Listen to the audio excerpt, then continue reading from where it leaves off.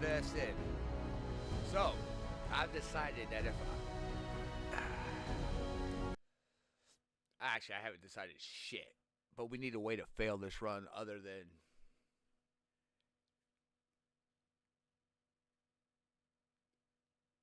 what it is. If you're watching this video from YouTube, when it's done, I don't care. But somebody should at least be able to comment what they think should be a fail on this. Other than it just being the video itself. I mean, I know I ain't that entertaining.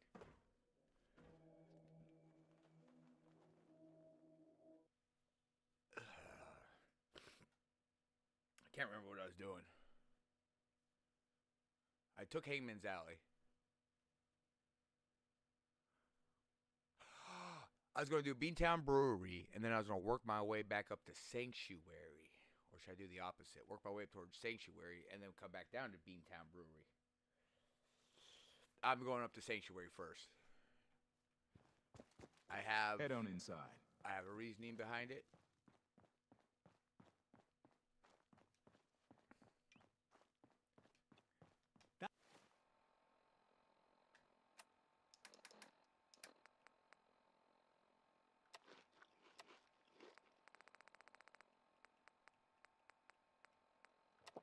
Diamond City is the place to live, I tell ya.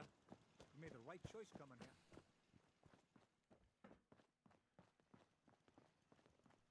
But while I'm marking my way out there,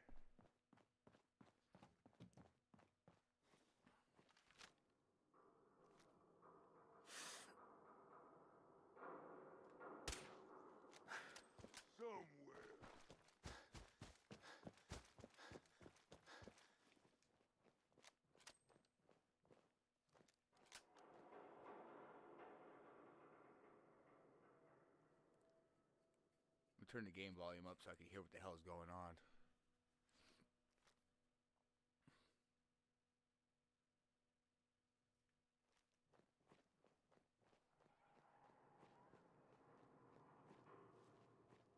Somebody please help. She's hurt. Empty beer bottles, that's water. She's going to die. She needs help. Wow, she wasn't lying. She must have been talking about herself, man. She must have like schizophrenia or something. Look at that. She seemed to have lost her head. What?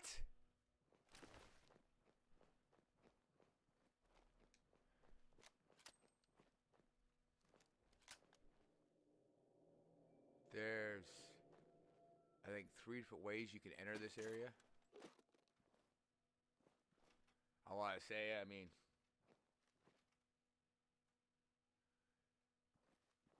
you got the back door, the front door.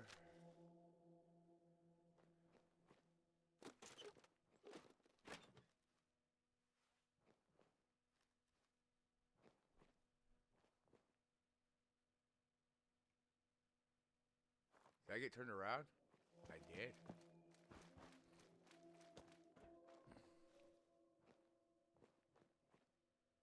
I love their dialogue right here. You see the last one we tried to pull in with all the grenades? So I do have the rules. Pipe weaponry. Well, Becca pulled him into the front of the store, and everything seemed fine, right? For melee, it's like pull cues, stuff like that. Throwing grenades everywhere. What? Laser muskets. What'd you guys do? That's the thing. It turns out they weren't grenades at all. They were just rocks. Molotovs. He was making the sounds with his mouth. Pins being pulled. Baseball grenades.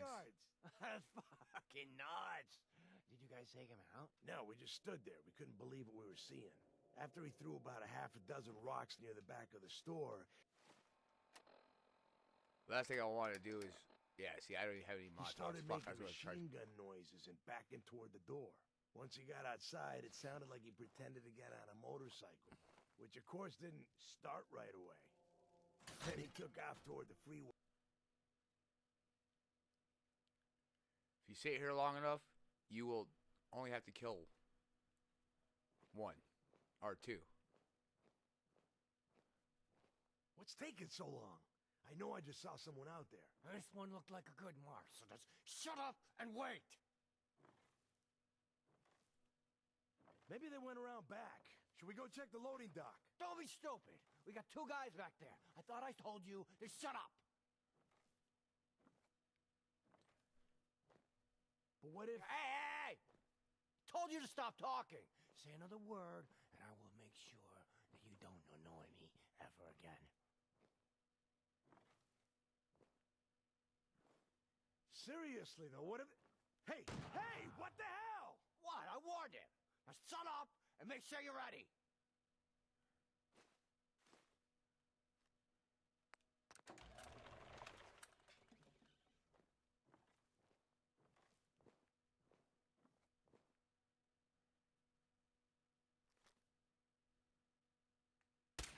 Who doesn't love some Louis Jordan? Am I right? I am, because Louis Jordan rules.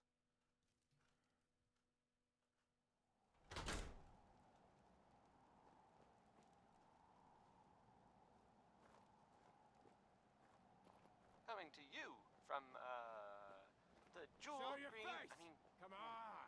the green... Dare you!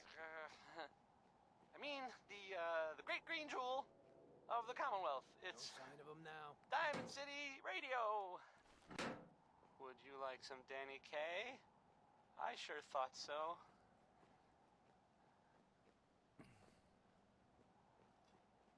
The crosshairs on the short scope, dude, are so thin, sometimes you can't see them.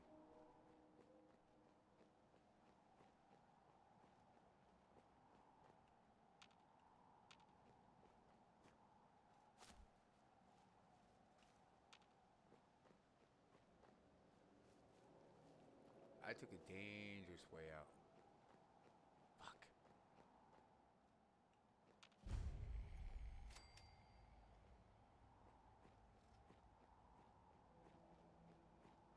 Oh, no, no, no, no, no, no, no, no. No, no, no, no, no, no, no, no. We're gonna go back down this way. We're gonna take the safe way.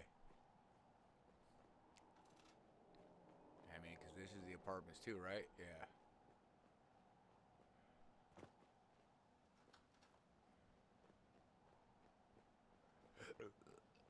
Well, the good news is there's fog, so...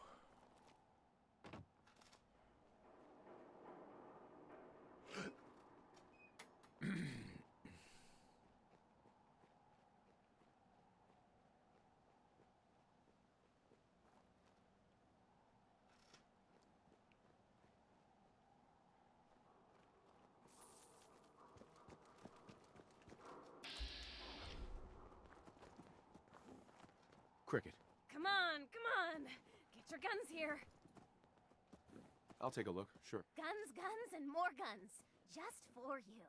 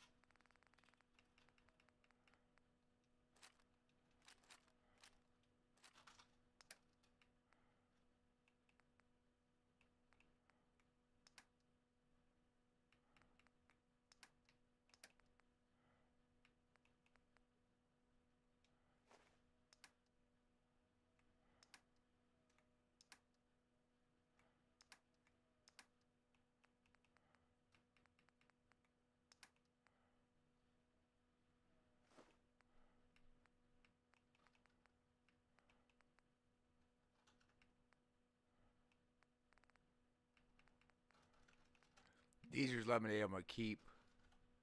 Let's see what else we can get rid of here that might help.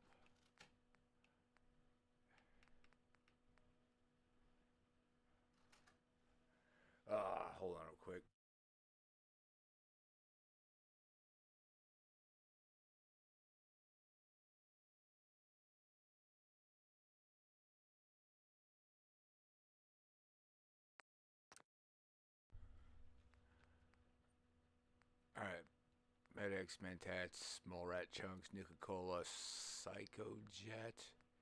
I'm not getting rid of my Psycho Jet for nobody. we could sell that. Let's see how much more we can bring this down. Sugar bombs? Fuck yeah, I sell them bitches then.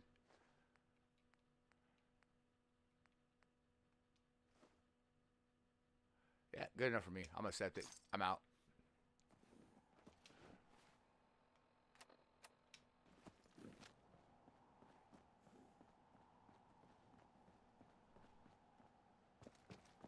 Feral ghouls like to hide in the dark. Makes night patrol. Real fight fest. Commonwealth's a dangerous place.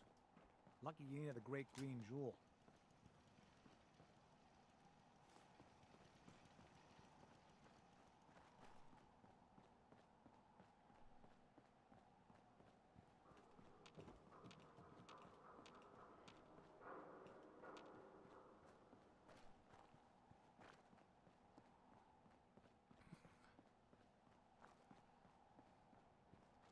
See, my problem is I need to get up to Sanctuary, send a supply line down to here, and then hit Beantown Brewery.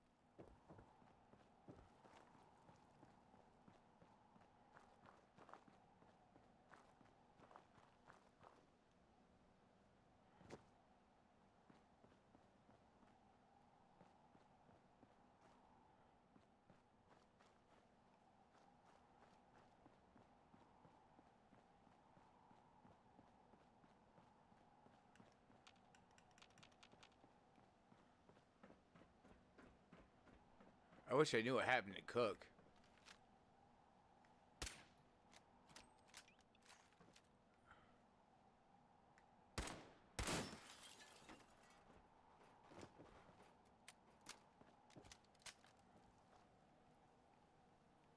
Last time I knew Cook was here.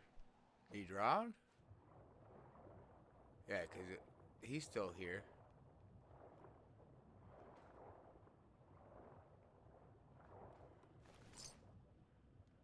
Cook drowned! Holy shit!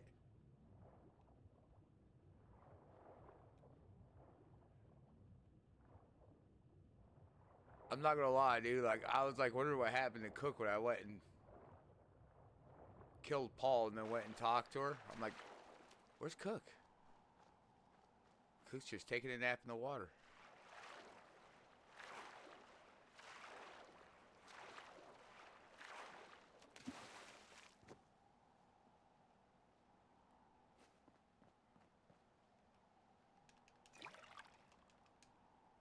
Yeah.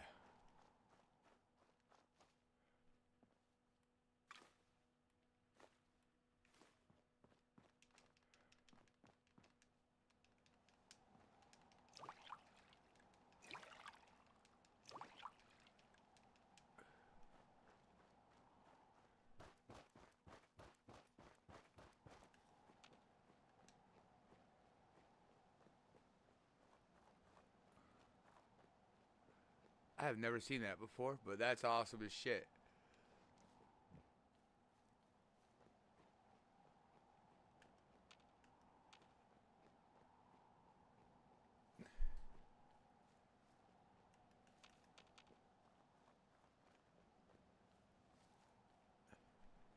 I mean, it's one thing when they get killed by other shit like that, but to literally fall in the water and then drowned, Connie Allen there with trying to get out. Rocket 69.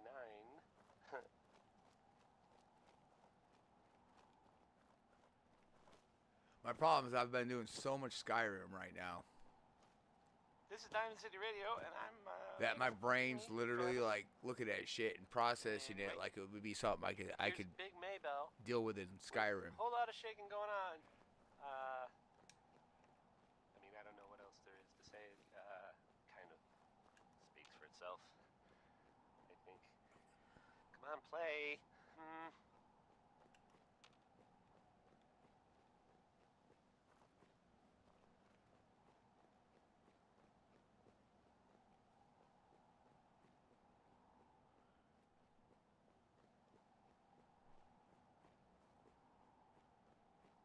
The fog's pretty thick though. I am liking this weathers mod I have. Like you can legitly see the fog.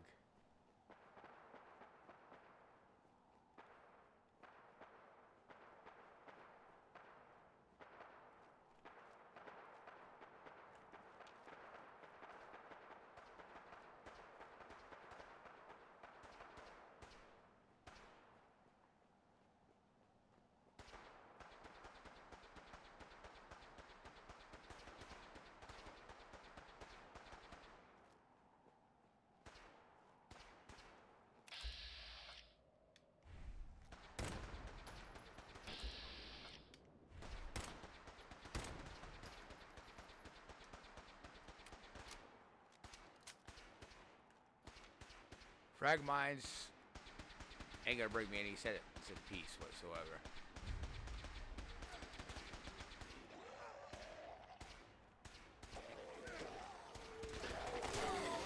Check your fire. Oh shit!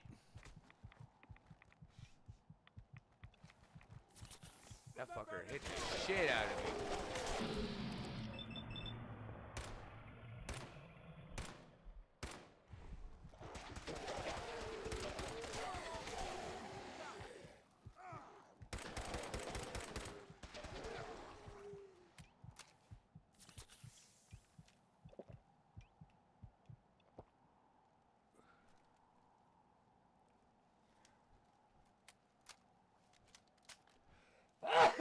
Oh, ow. I hate sneezing. I'm not gonna make this easy for you. I don't know if he's talking to me or them. Switching to search.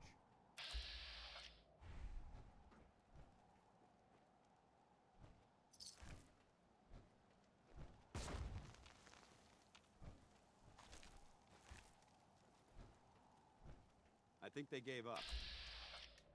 Wise choice. Move! Fucking asshole!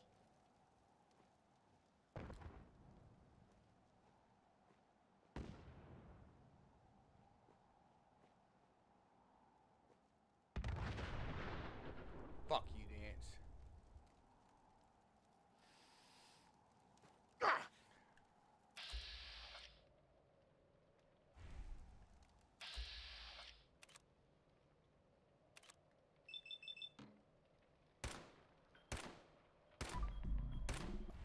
I think we're being stalked.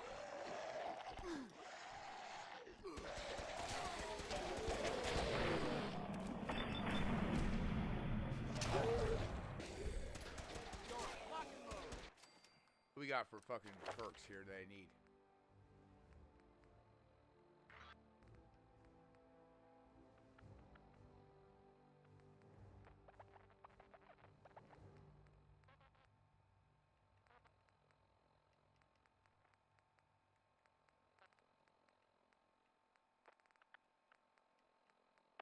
Already got one there for the extra 20.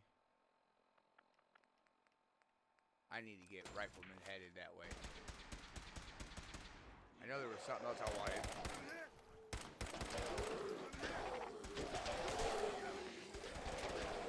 .38, not fucking holding it.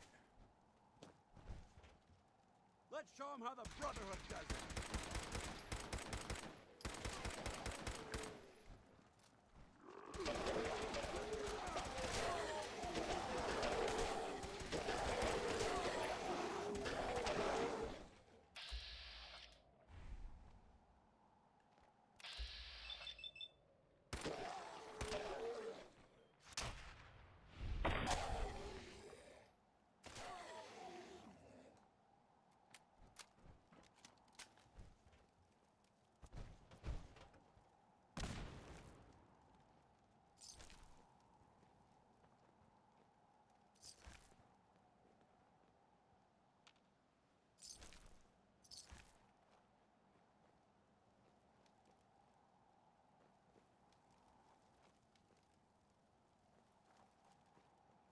Alright. Actually, I'm gonna start this quest. Excuse me. We appreciate the assistance, civilian. But what's your business This now here? becomes a save point. I'm just trying to survive. I'm just trying to survive out here, like everyone else. The way you charged in and engaged those ferals, I find that a bit difficult to believe. Are you from a local settlement? I'm creating a save point. Do all these questions really matter? After all, I helped you fight those ferals. You make a fair point. If I appear suspicious, it's because our mission here has been difficult. Since the moment we arrived in the Commonwealth, we've been constantly under fire. The If fact you want to continue that there's pitching one in, person we could use an extra in gun this on our game side. that I want to kill so badly that he's essential pisses me off. That all depends. How much are you paying? So you're a mercenary. Yep. Typical. Mercenary. Fine. You help us, and I'll see you're compensated for your services. I'm I do all Paladin kinds of work, Vance, man. I'll Brotherhood do of paint Steel. retrieval. Over there clean is water, Scribe fucking Halen filters. and Knight Reese. We're on recon duty, but I'm down a man and our supplies are running low. I've I'll been fucking trying creep to in send and a shoot a distress fucker call in to the my head. superiors, You but the name signal's it. too I'll do weak it. to reach them. Sir, if I may, Proceed, Halen. I've modified the radio tower on the roof of the police station, but I'm afraid it just isn't enough. What we need is something that will boost the I signal. might. Our target is ArcJet Systems, and it contains the technology we need. The I might give it a deep-range go. transmitter. See how We well I can infiltrate do the if I facility, secure the transmitter, and bring it back here. So what do you say? You willing to lend the Brotherhood of Steel a hand? to see how well I could deal with what's that place called?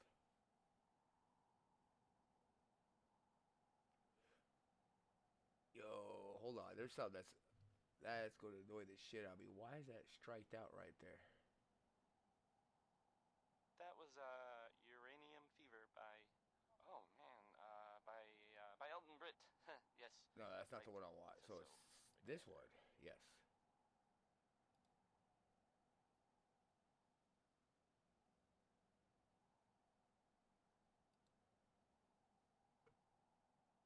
Where's the default? That's a Christmas one. I didn't know they had a Christmas one. That's kind of fucked up.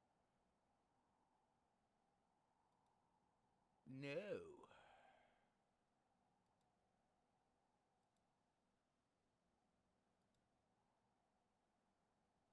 Apply that one. Yeah. Oh, it's still gonna have it. Motherfucker. You bastard.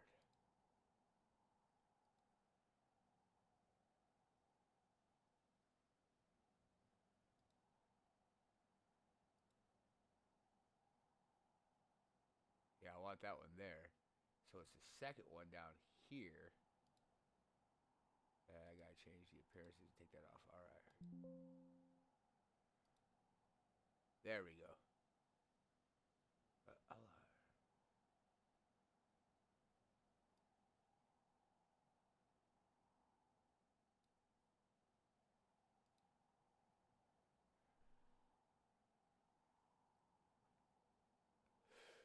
Let's see. Who are the Brotherhood of Steel? Yeah, I Our wouldn't order know that. seeks You to know. understand the nature of technology, its power, its I gotta meaning take to that. us as humans, and we fight to secure that power from those who would abuse it.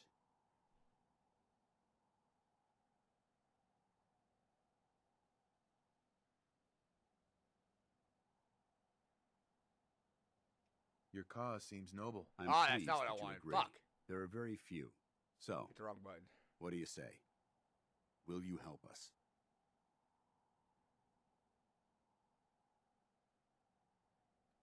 No time to waste. You're Outstanding. listening to Diamond City Radio. If you're listening at all. The first time I made it through here, man, I didn't survive so Now let's long. enjoy another one from. And it wasn't even the ghoul's St. fault. Thomas. It was my dumbass fault hopping around and then. Once you're on your feet, I want you to make certain the perimeter is secure. I'm on it. All right, civilian. It's time to prove your... Yo, what are these fatigues, man? What they got in there? 10, 10, 10? But they don't have... Head into the police station and resupply yourself. Then let me know when you're ready to begin. Let's move out, people. All right, big guy. Let's go.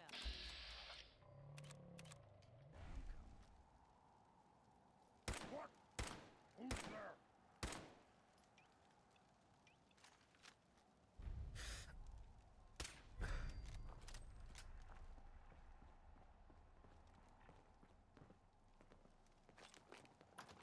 There we go.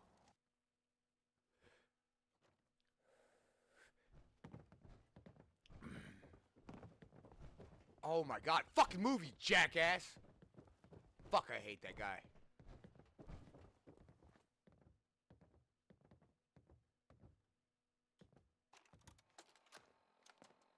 Field scribe Halen, personal log entry 324A.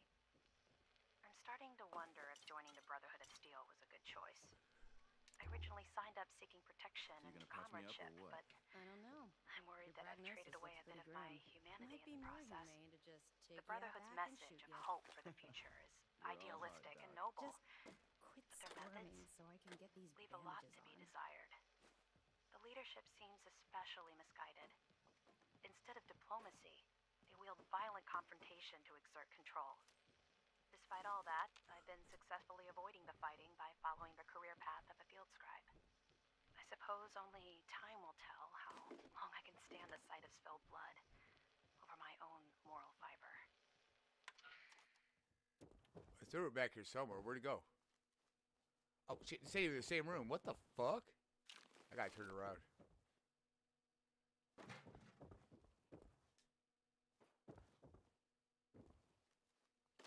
Buff out Rad-X. We got duct tape. Is that aluminum? That's aluminum. Braxo cleaners, fiberglass. I need fiberglass. Take that. Aluminum containers have fiberglass. Adhesive.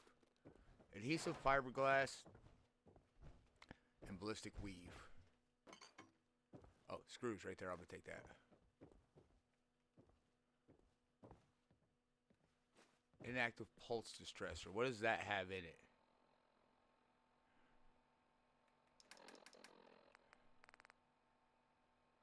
Circuitry.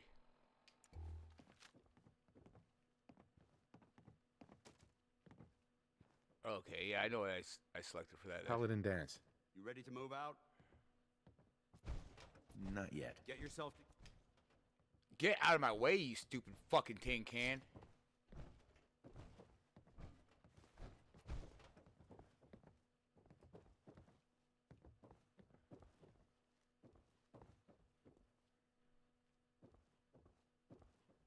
Cigar boxes have fiberglass. Pre-war money's cloth. Lock's really strong. Alright, I can come back here at a later time and pick that. Because I am taking lock picking. I know a lot of people's like, oh, it's just a waste. No, it ain't.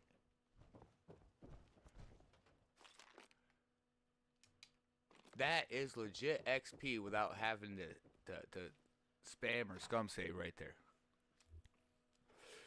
I could run over and build 600 fucking shells in Sanctuary. And I probably will do that when I get up there just because I can.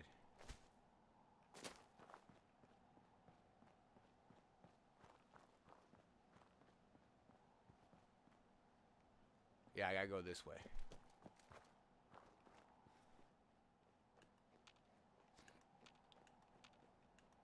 Now, the thing is, there's like one guaranteed random encounter in here, this area.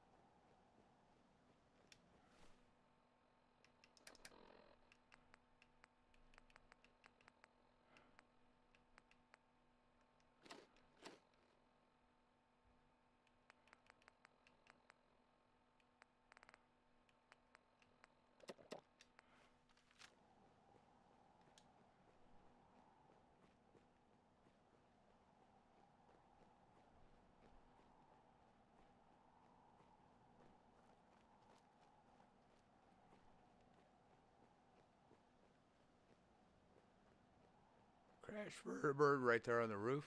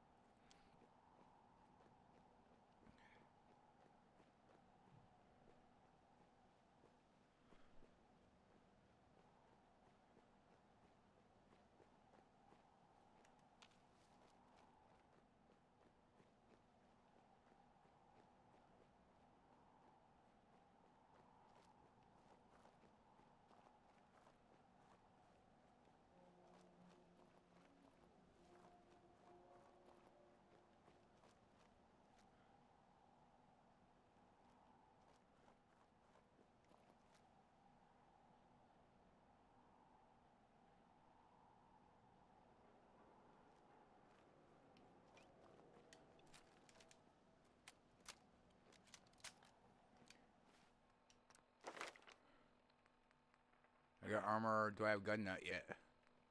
Nope. I gotta start taking gun nut because I only need gun nut 2. That's the best part.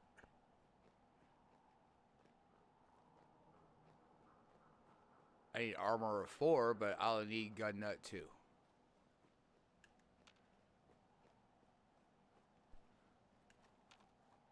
Alright, we got roaches in here.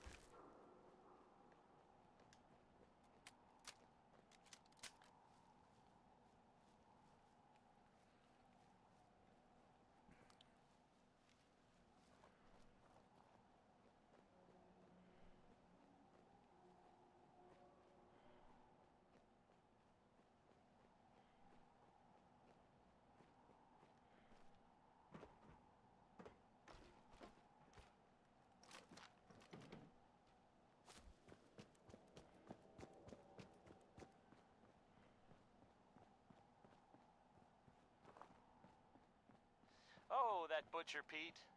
Just doing butcher sorts of things, I guess. If anyone's family has recently been butchered, I am sorry for what I just said. Okay, that was Roy Brown.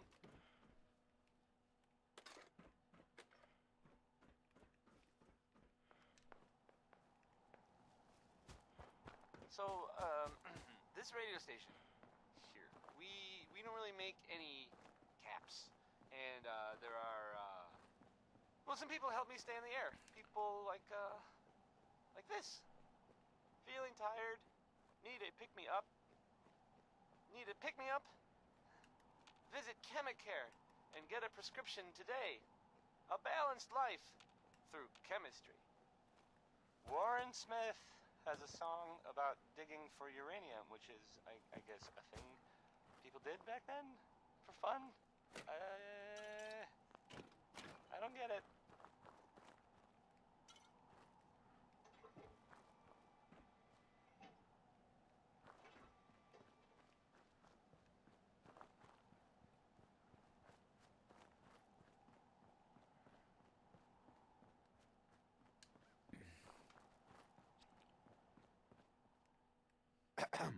Shop's open. What do you want? You got things covered from here? Yeah. It's gonna take my son a while to get off the chems, but we'll make it. We always do. Now, let's get back to business. You need anything for the road? Let's see what you got. It's all worth every cap. Uh-huh.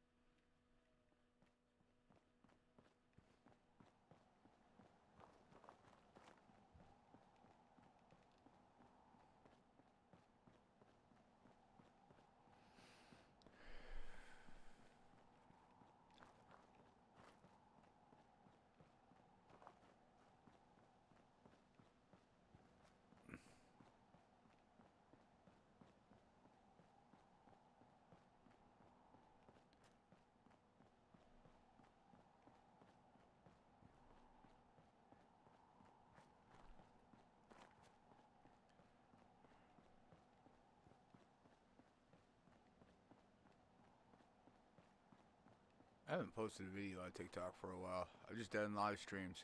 I should post a couple more videos, see what happens. I got a couple of them I could probably edit on my phone and do.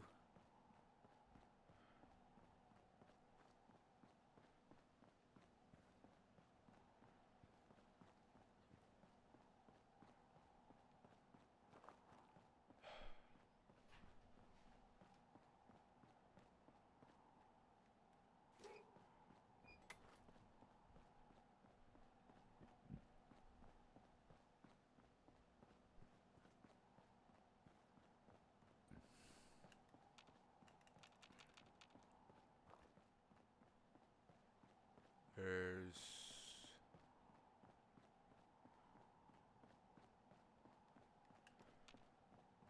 that house there. I know it has a bed in it. There's Red Rocket, which I haven't really done fuck all for settlement building yet. Keyword yet.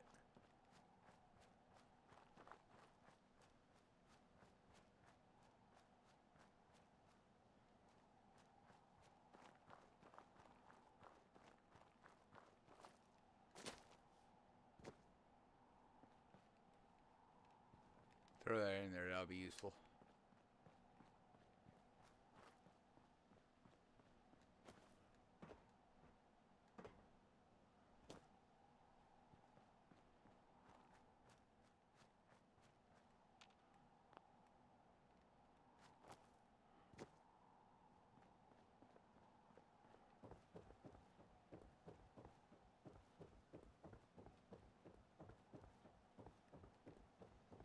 There's Preston.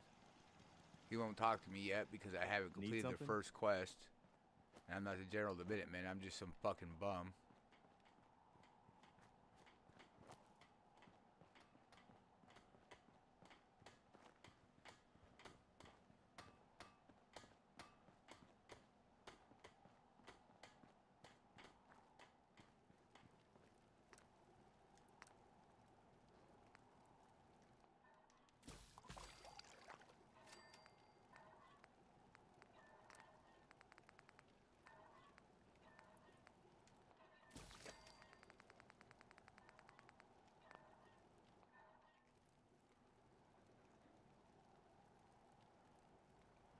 I want my Poochie.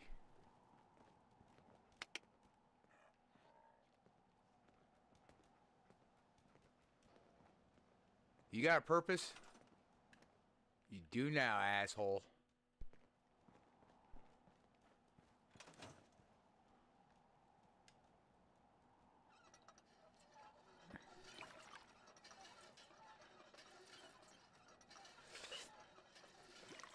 All right.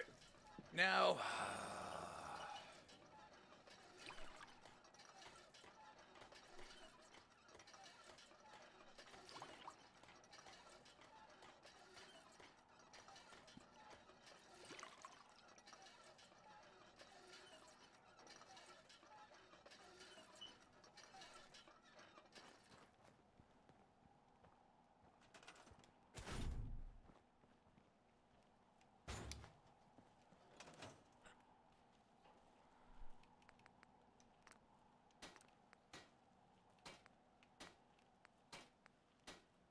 yeah.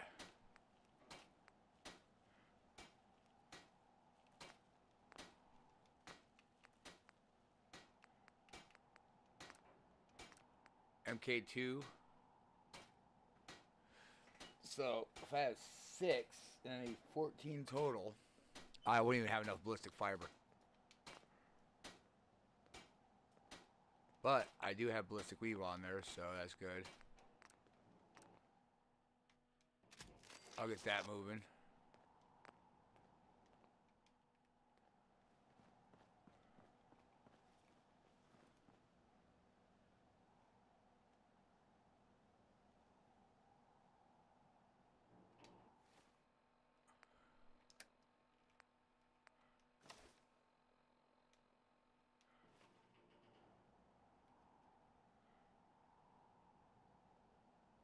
Hell yeah. Now I just need to get some leg armor.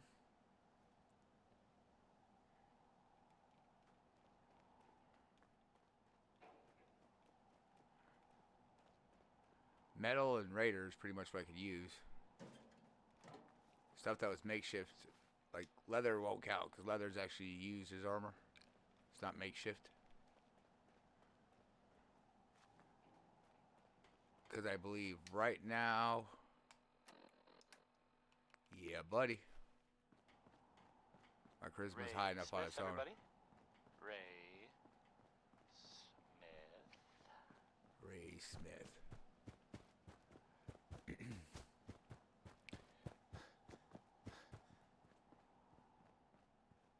Now here's another, well, it's some news about things in the world that have happened. That, I don't know, maybe Nice you guys job with already those defenses. heard about. I've got nothing else I need right now. Sounds like from I think what Preston may want to chat, though. heard, people saying in the bar the other night, there was a,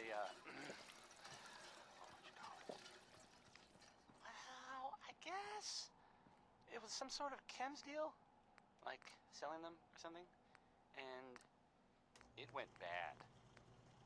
Gunshots, people dead, that whole shebang. It's weird, but this happened at about the same time that Henry Cook went missing. Is that a coincidence? Maybe. It's unclear whether, I mean, no one knows if everyone involved died or not. Probably though. That's usually how these things go. Just another day in the Commonwealth, am I right? Right? That's the worst thing about asking that question. No one ever answers. So I always wonder if I'm right. So, right, okay. Let's do a song by the Three Sons, because, well, there's three sons will be dead soon.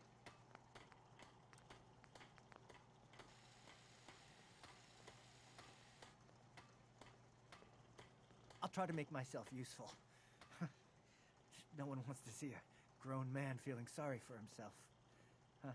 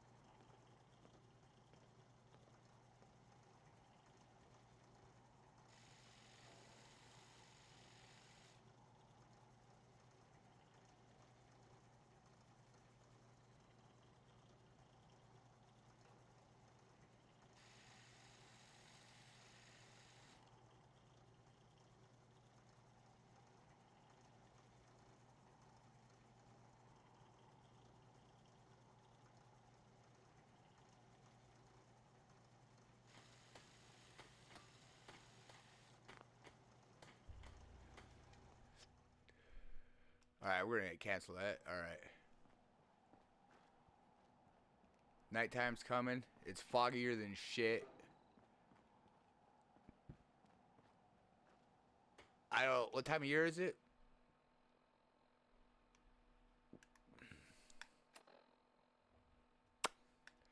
Get off of that. There we go. November 1st.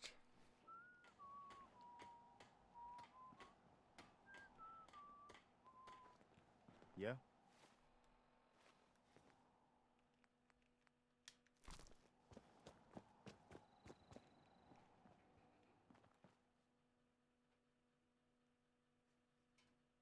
I wonder what would happen if you spec'd out in fucking agility. Like, You would need agility, intelligence, luck, and a bit of perception. And he created just like a thief. Pickpocket everybody.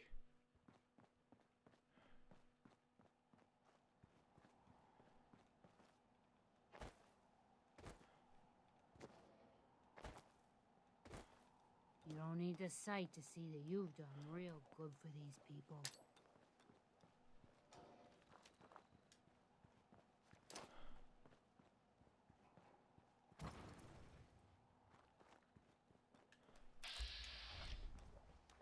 Easy living, this ain't.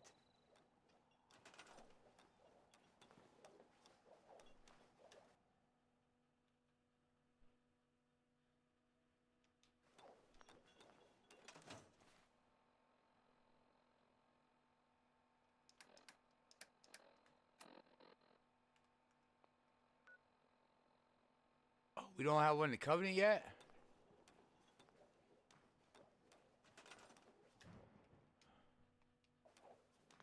Get your ass out of here.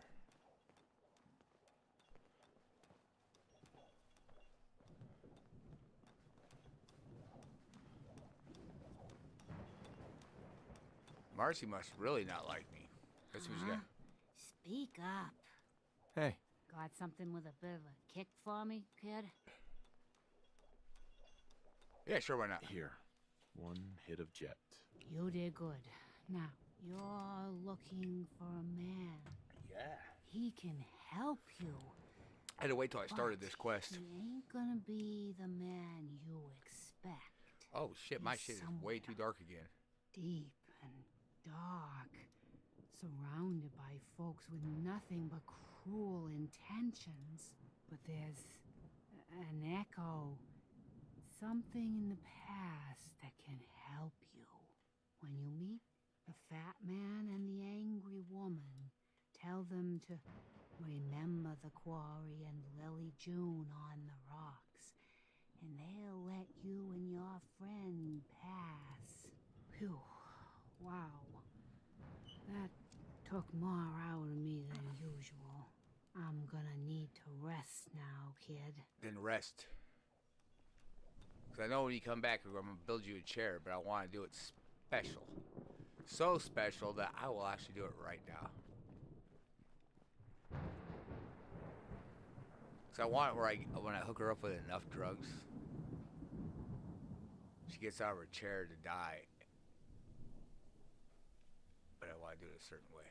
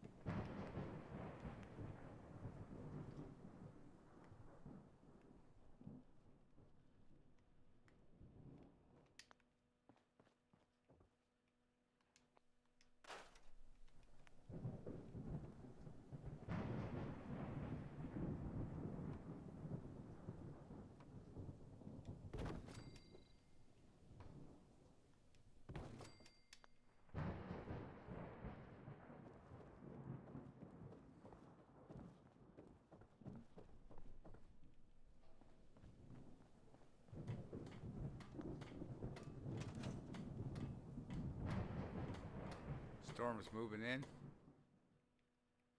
It's 10. Sleep for 8 hours. That'll get me up at 6. Sun should be rising. I should be able to move quickly. I'm gonna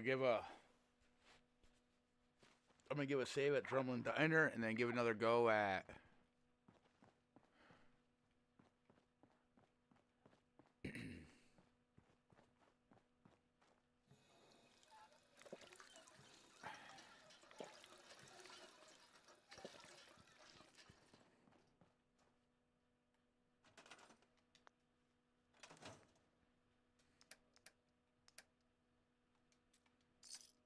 Who doesn't love some Louis Jordan? Am I right? I am, because Louis Jordan rules.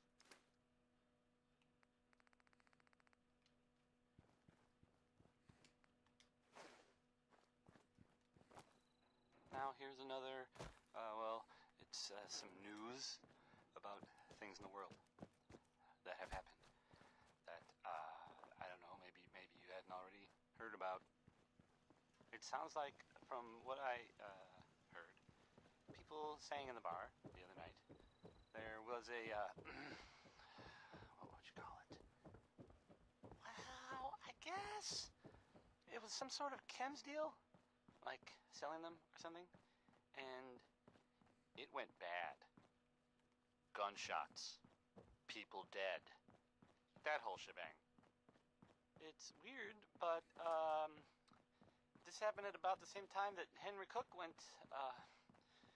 missing. Is that a coincidence? Maybe.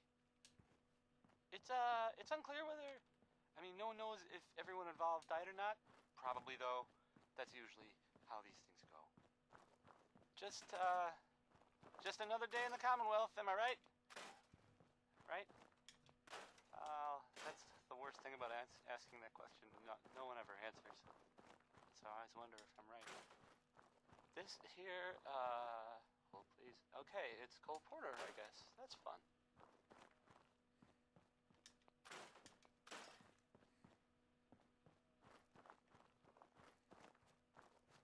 Worst part about asking that question is nobody ever answers. I'm just curious if I'm right. Fucking Travis. He beat a guy up because I didn't hit Bull. I hit Gouge. So Travis, he rocked the shit out of Bull on his own, man.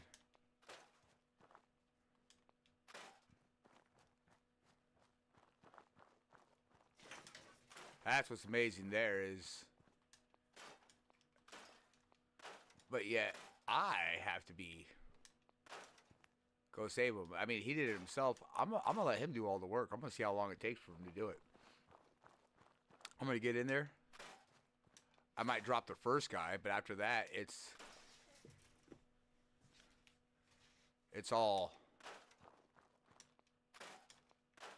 Travis. This is his fucking problem. He started it by being a little bitch in the first place. His buddies tried helping him out, build his confidence, and it backfired where that dude's now getting fucked up somewhere. So yeah. Travis can get his ass out there and deal with it on his own.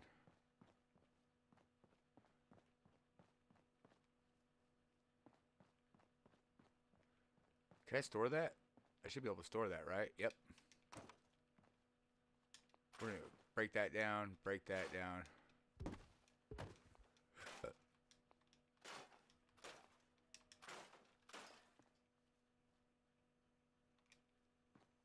That's a good one, right? I am not scrapping it. All right. I think that's... Oh, wait. There's some tires here. Try to scrap everything that I can get the fuck... Scrap-wise.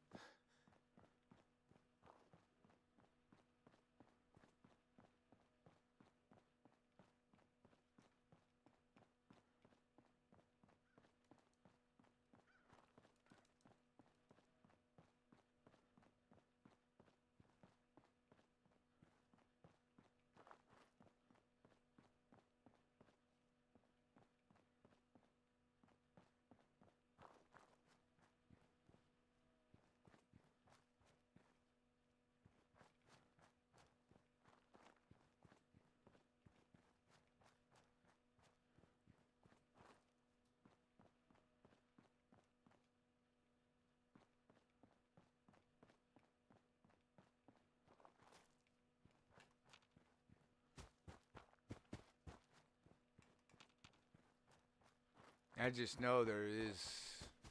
I'm just not sure where it's at.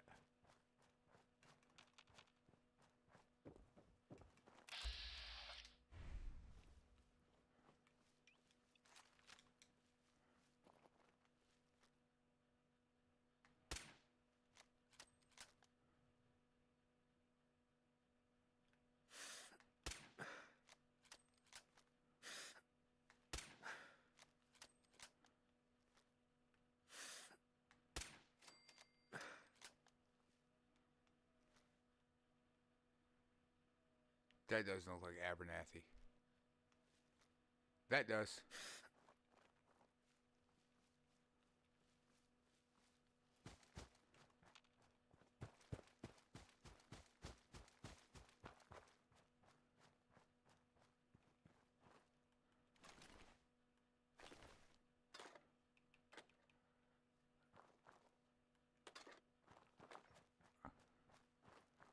The problem is the rules I impeded upon myself that even my armor has to be makeshift. That doesn't mean I make it particularly. It just means that it's an armor that's designed to be... That was pretty much... Oh shit, I hit the fucking tree. God damn it.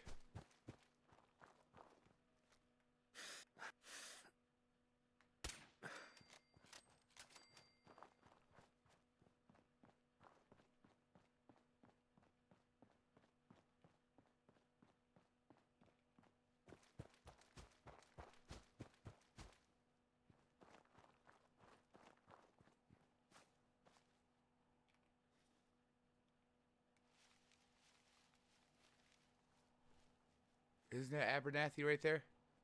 Or am I completely wrong? Those tree branches are freaking out, man.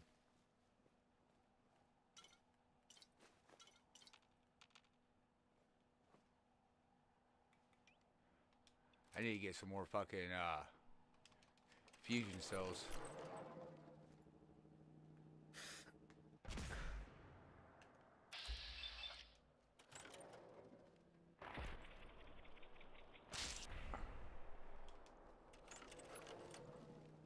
Shouldn't have done that.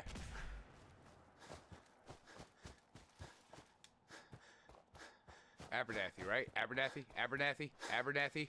Abernathy? Kitty?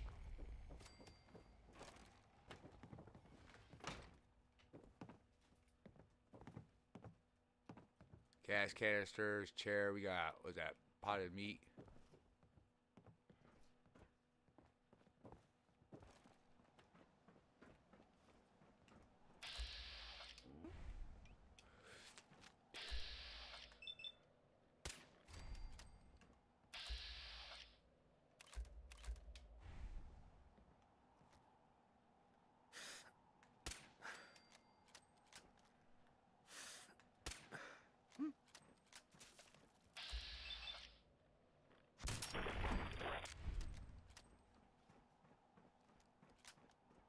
To be honest, I never even knew you could get up top here. Holy shit.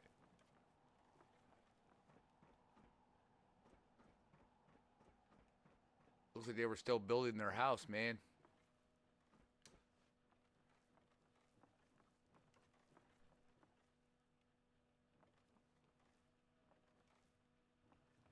Fuck Dang 38. spots. And that was them. I mean, there they are. Singing, I don't want to set the world on fire. Irony.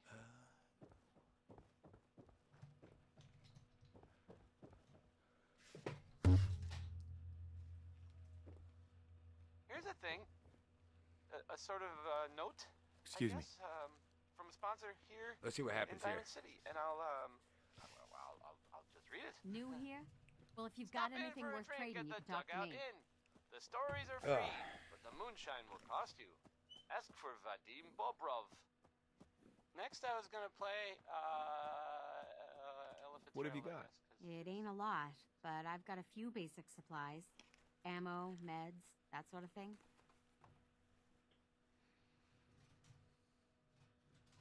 Ammo and meds. What kind of basic supplies are those? Very basic. You want to survive out here? You need ammo and meds. Right. So, you up for...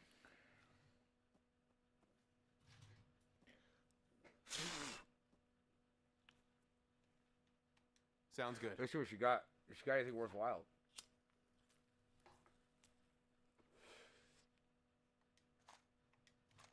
I'll buy those. Shipment of cloth, fertilizer, yada yada yada. Wood, potatoes, psycho.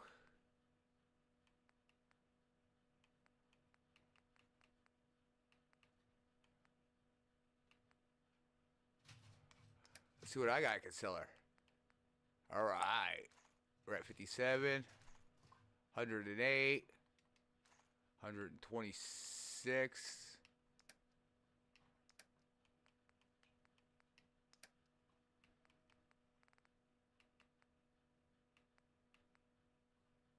Those give me one.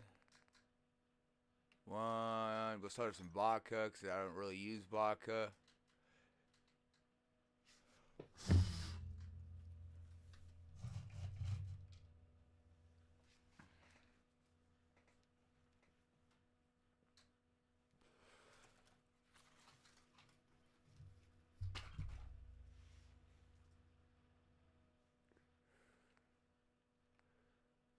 These, I don't want to sell her any of those.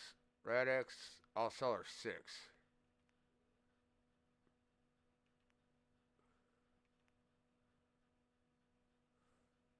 No, I won't. I'll sell her 5 because I ain't losing money. Fuck you. I don't think so. Great. Maybe next... Hey there. Here for work? We could use some help picking melons if you've got some spare time. I'll give you caps for any... Uh-huh.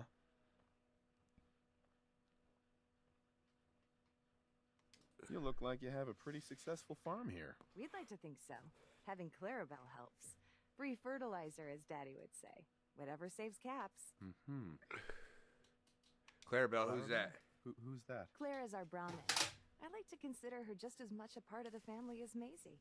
She's our cat, in case you were going to ask about her, too.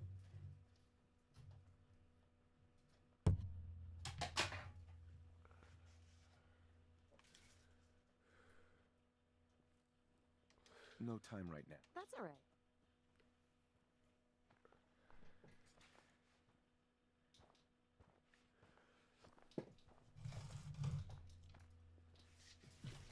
Hold on.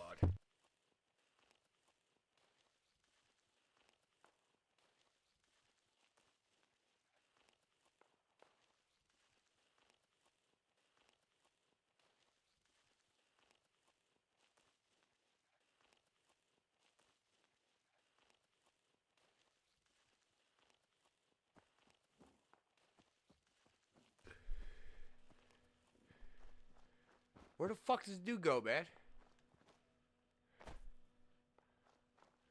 Yeah, here you are, you piece of shit.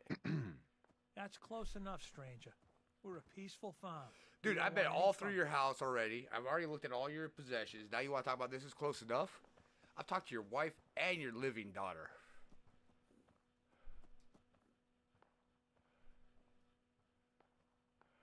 It's okay, I'm friendly. If you say... Let me tell you.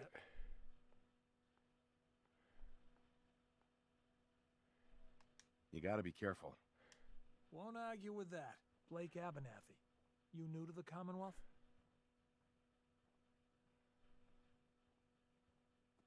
Yeah, you can say. Yeah, you could say that. Good to see a new face. How about you? I try to avoid as much as possible. I'm having fun trying to avoid as much as possible talking about my past.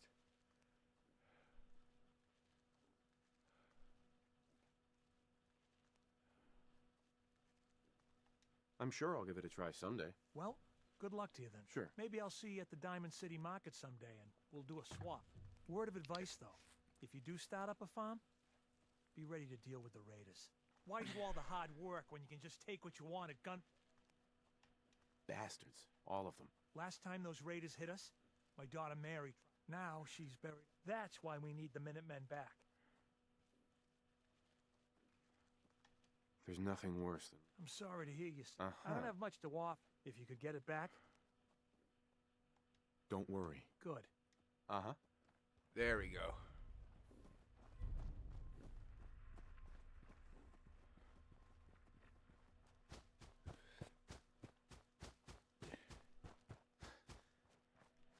There is like no clear way to get in and out of there, I don't think.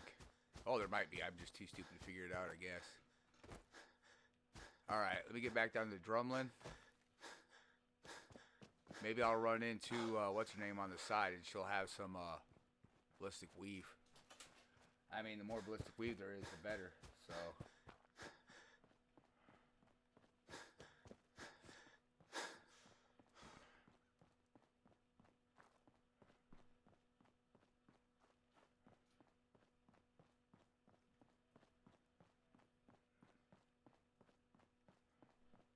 I didn't miss her, did I?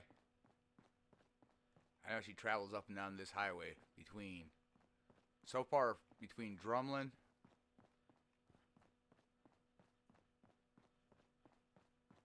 and Sanctuary. Ah, there she is.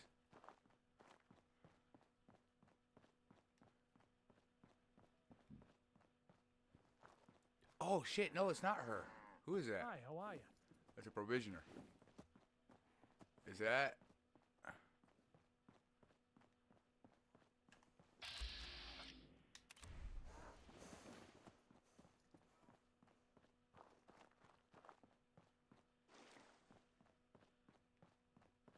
Okay.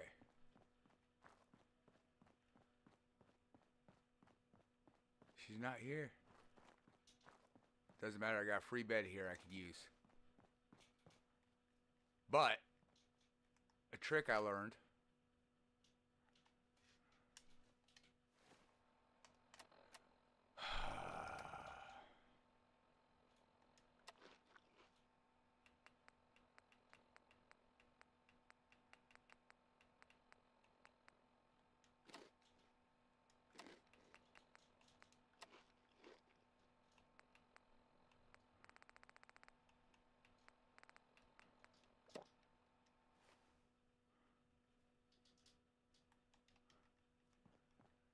To decrease the chances of,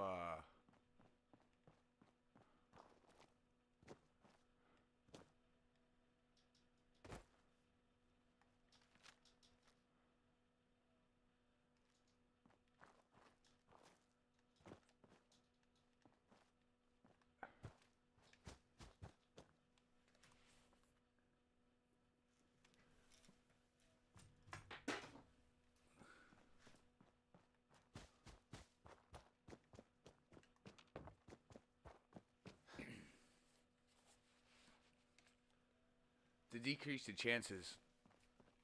Billy Ward. If you're fed and watered They were there too. before you go take a nap on a dirty somewhere that's not a settlement or This is Diamond City Radio. a motel, pretty much. You know, this is me. Place you Travis. could actually pay to sleep.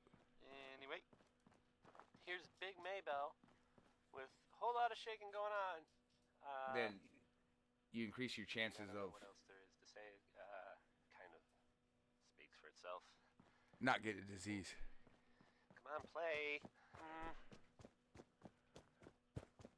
The reason why the radio sounds so weird is I have a monitor here that takes off copyrighted music.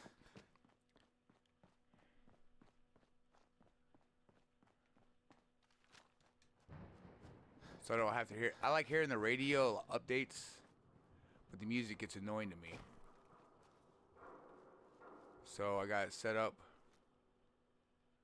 I've been plinking these guys off as I pass through. What we got here? Anything? Nothing?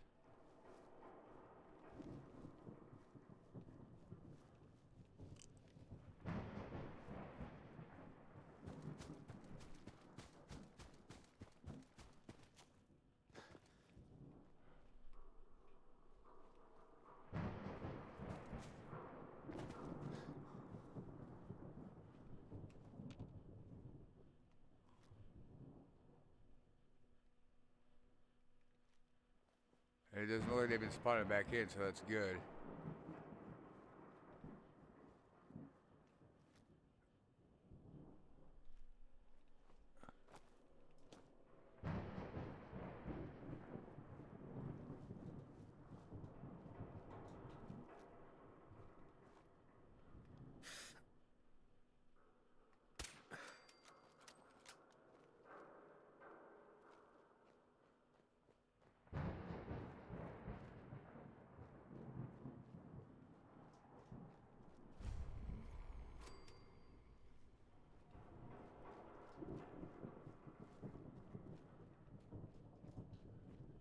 just trying to figure out how to get in here safely, quietly, quickly. I want to pop in through a top entrance.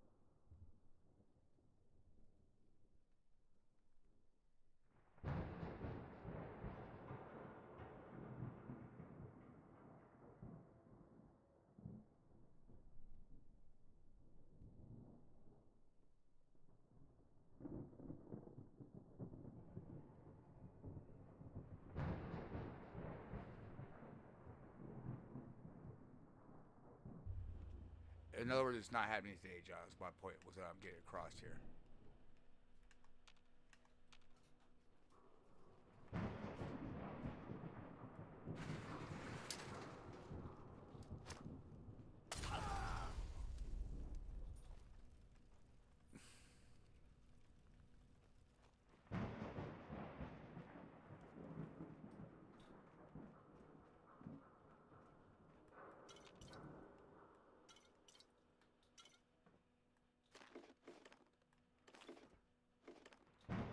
You didn't even have a chance to get out of this. Wait, you got legs? No. Hold on. That's going to drive me fucking batty.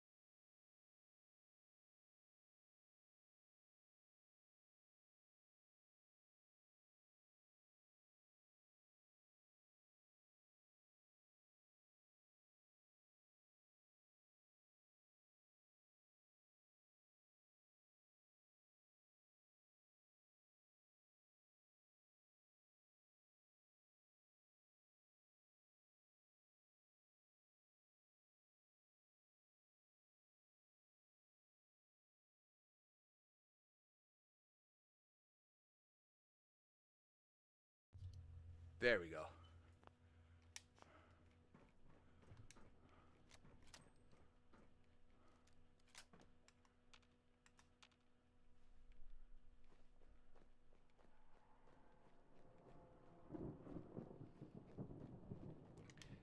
How's my armor looking anyway? You piece of shit. That should automatically be across the bottom. 67, huh? I got a 67% damage. Alright. 67 damage resistance.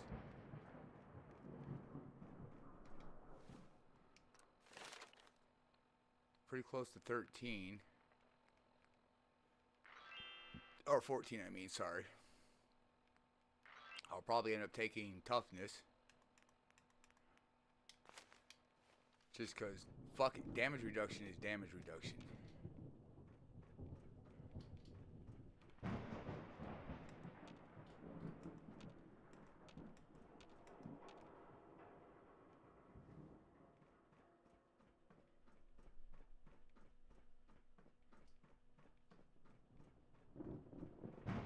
probably going to turn that laser one. I'm going to take it off, probably off the sniper. So, turn that into a close range one.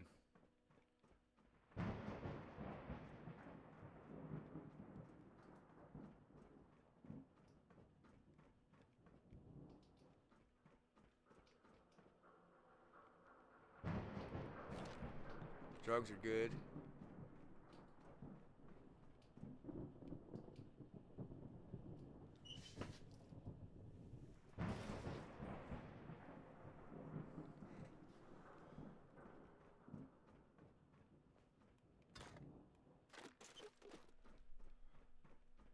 What else we got here? Anything?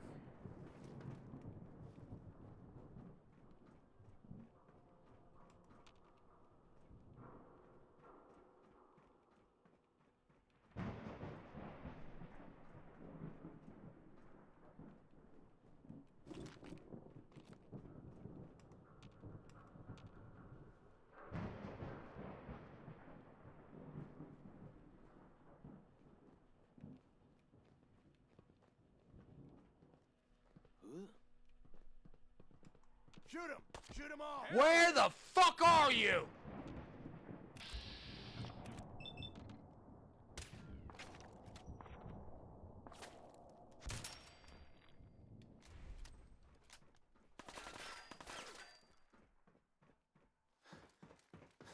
Hey.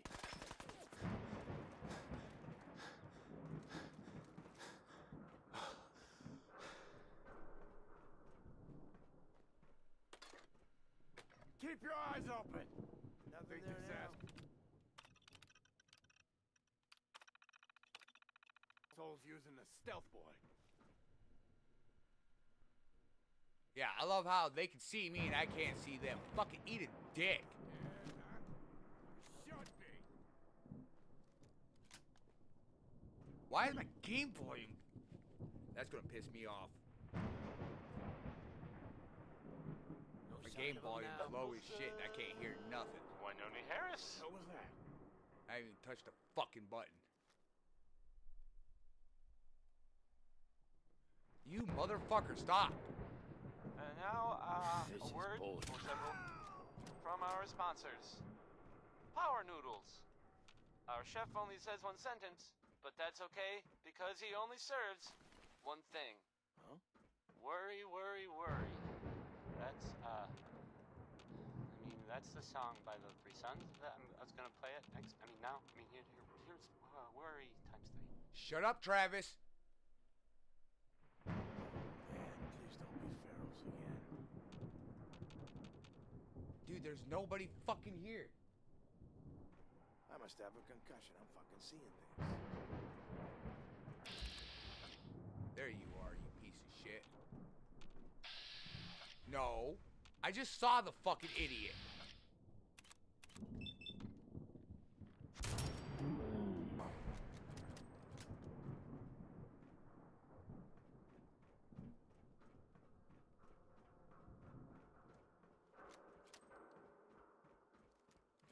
I'm sick and tired of these assholes knowing I'm here and I'm not even able to see them. Oh, I can see them. How? How do you fucking see me when I can't see you?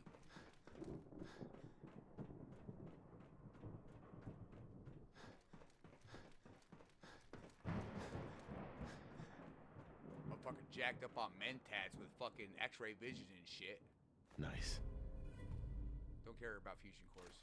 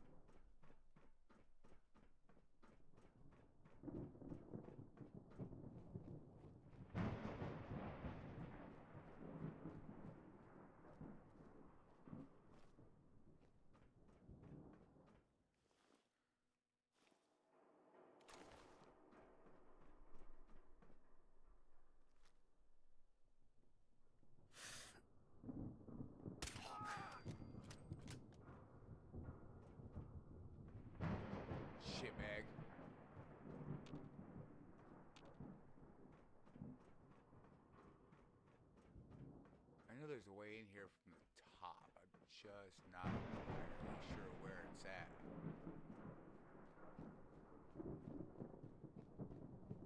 But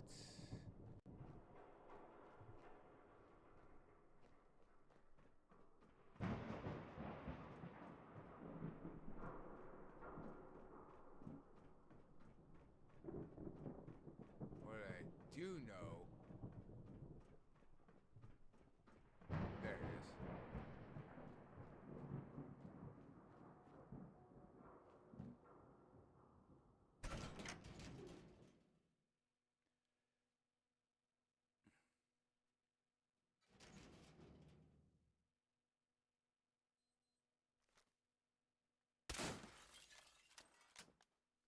I hate those.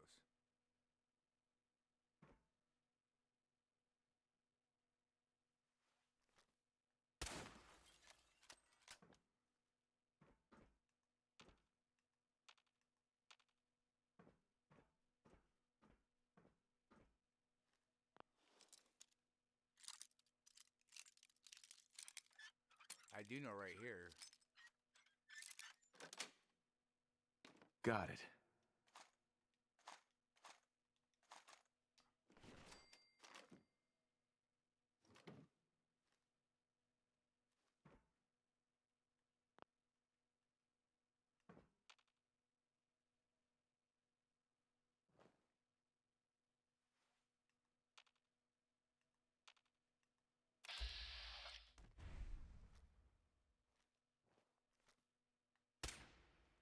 Fucking A. I wish the sway would stop.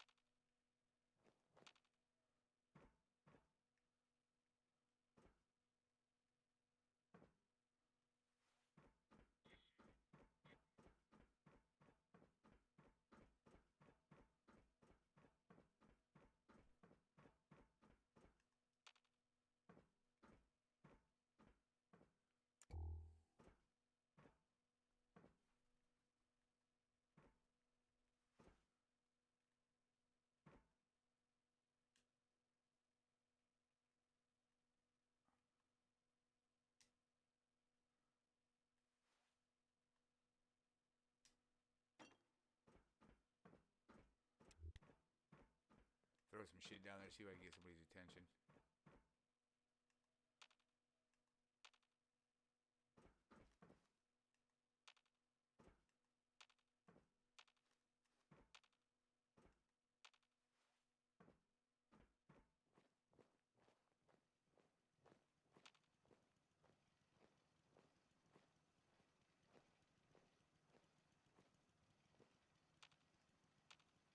You know, I've been going.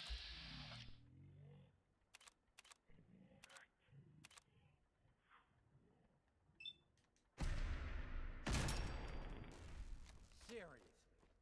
Backstreet Apparel? You know it. You're seriously gonna jump ship? Join another crew? Hell yeah. That close to Diamond City, Clutch and her folks must be raking it in. It's at least gotta be better than here. Yeah, well, good luck with that. Why do I even bring these things up with you? Oh shit.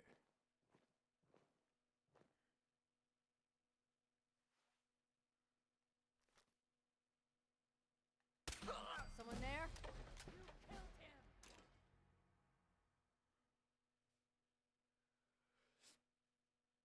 I don't know.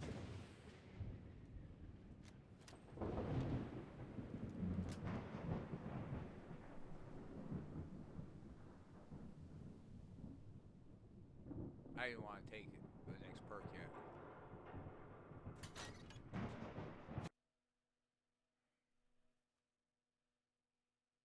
No need to hide. It'll all be over soon. Chicken shit.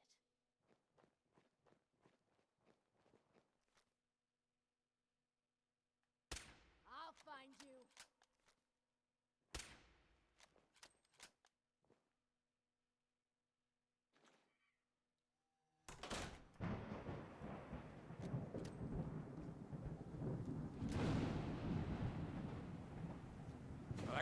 on, even though I turned it off, but go fuck yourself.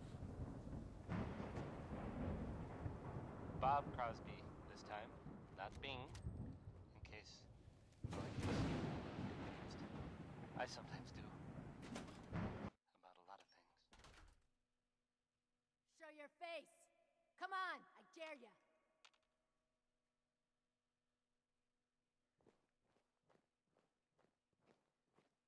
Here's a thing. A sort of note, I guess, from a sponsor here in Diamond City, and I'll read it. Oh, I know you're here. I'll find you. John and Kathy Super Salon invites you to try out the latest innovations in hairstyles. Look good. Make people jealous. Oh. I just broke what I was going to play. So, I guess I'll play Danny Kaye instead.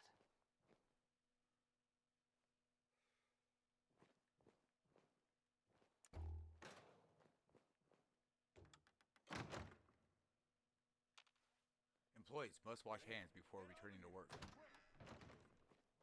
They build cars. Who fucking cares? Oh, shit. What do we do? What do you think, dumbass? Everybody up, we got trouble.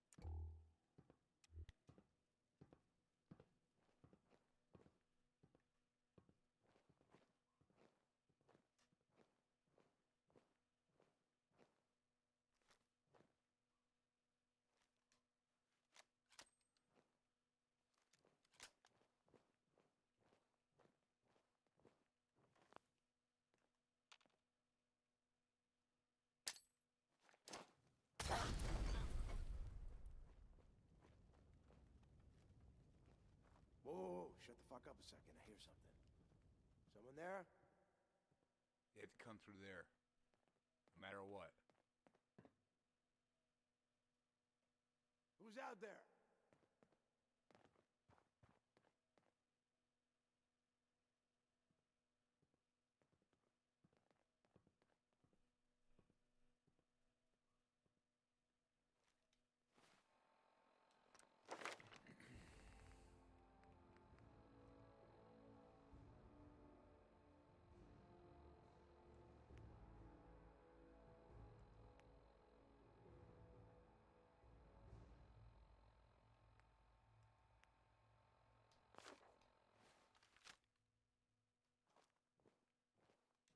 The jet will make you jittery. Guess she was right.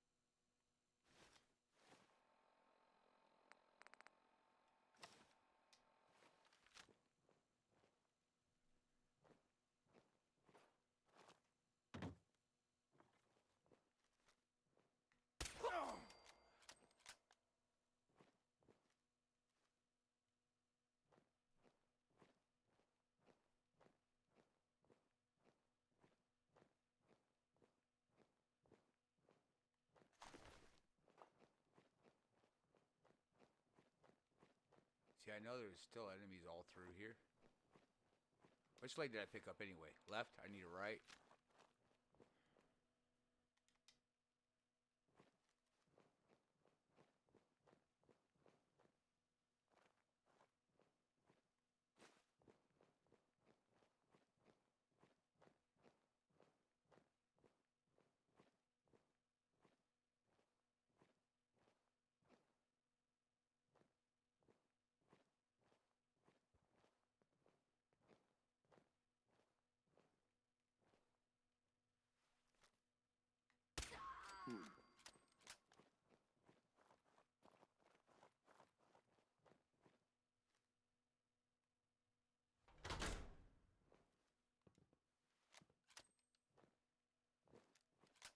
Nothing.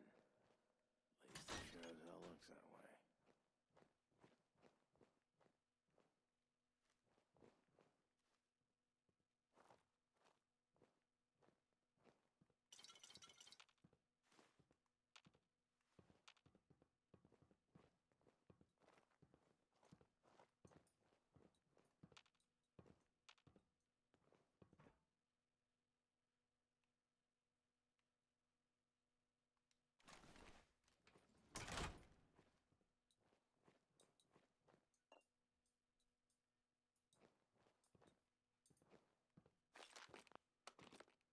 Going down. Lower level. Lower level. Going down. Main assembly line.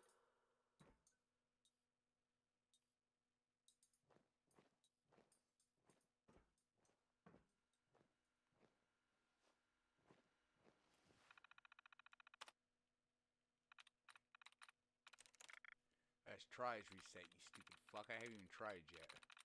I wanted duds.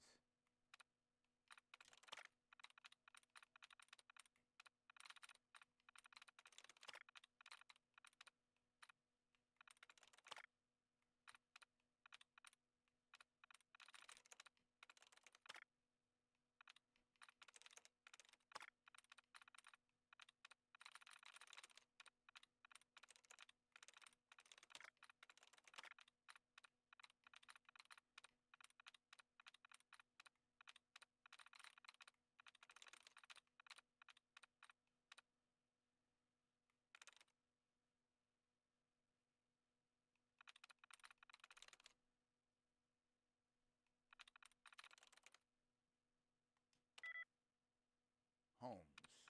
So it's not this one. So it's not H. It's not this one. It's not that one. That's it.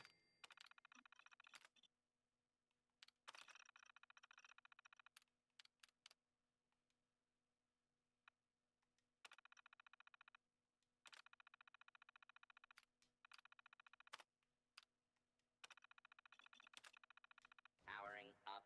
Protectron on duty.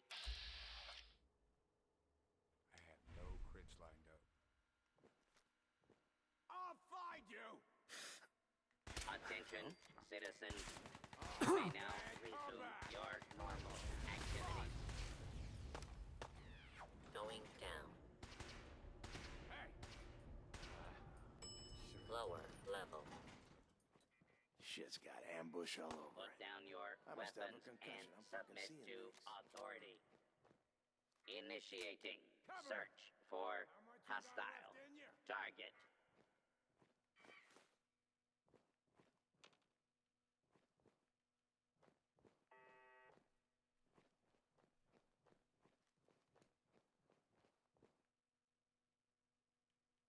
Shit.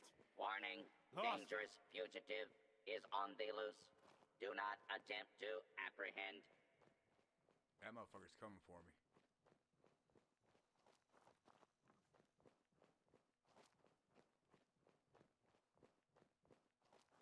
So I'm gonna sneak outside and Continuing search for fugitive. When you turn up, Hostile you're has dead. escaped. Transmitting description. I just realized there was a trap there. Undecided This by is gonna be fun. How the fuck did you respawn?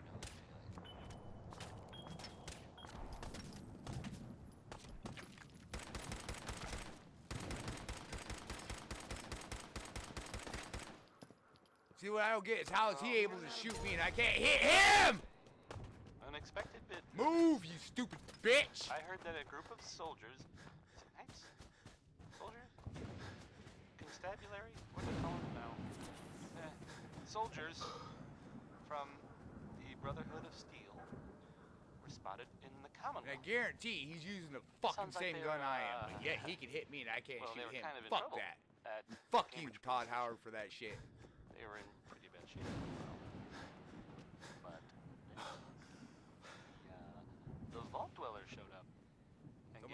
badass when you go to shoot somebody with an arrow in gun. Skyrim and they fucking Or dodge it some of the mid vault will fucking help flight them, of the arrow. is what I'm trying to say. Guess they'll But probably you be on their can't way dodge soon, an then. arrow. You can just move side or left. They can just literally jump out of the way like it's mid sprint. Oh, we're gonna die! Ah!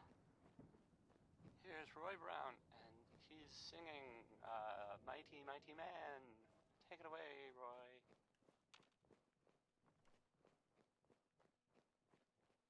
Fuck 'em. It's done. I'm gonna go down here. Then I can circle around somehow to 10 Pines Bluffs.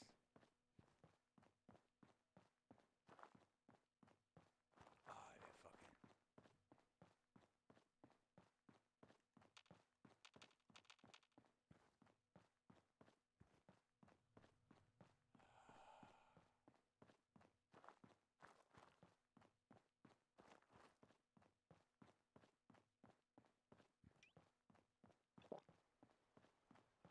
Get that going that way.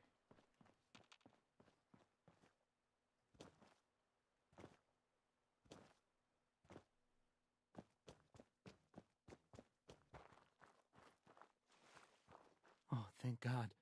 You're here. So this... Odds are if they've got Vadim, he's inside. We're gonna be okay, right? Definitely. Okay. Uh-huh. Just stick. Right. I need a hell of a lot more ballistic weave. I don't even know what gives ballistic weave, to be honest. But I need a lot of it. Oh, fuck you and you're tired.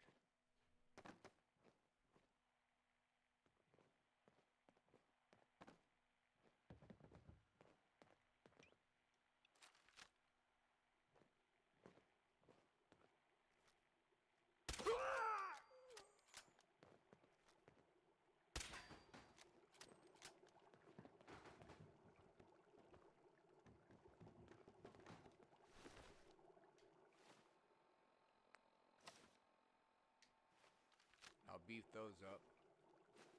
Next time I'm at an armor bench.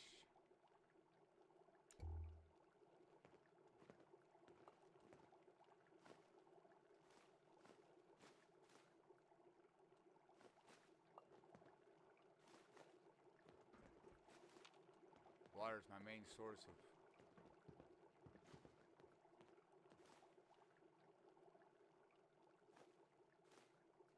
Great, I now need to eat.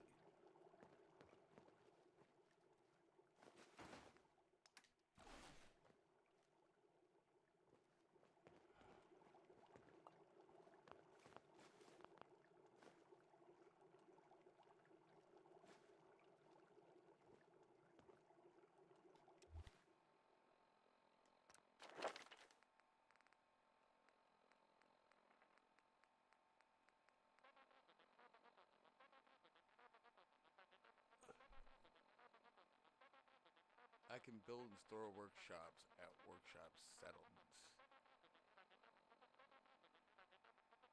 Or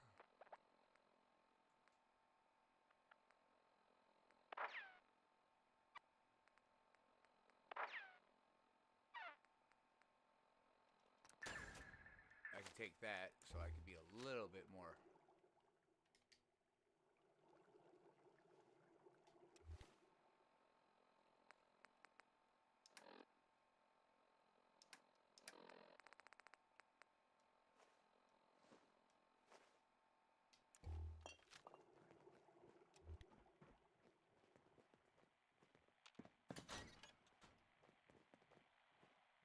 I got 12 shots left in this bitch.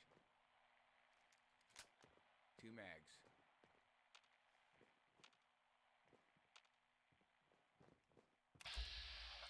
Towering Tom.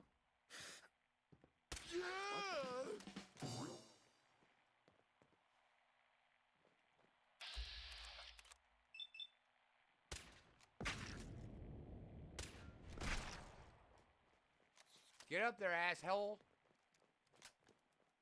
Oh, I know you're here. I'll find you.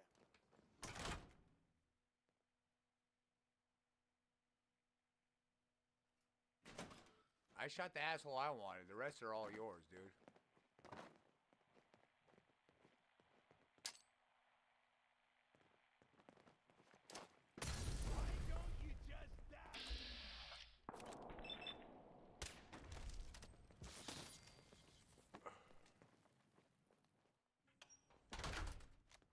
That's the dude I knocked out. Travis, go fight. This is your fight, not mine.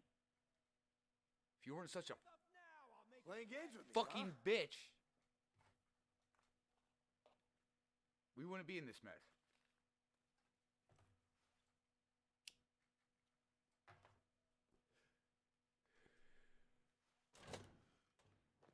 Come on out.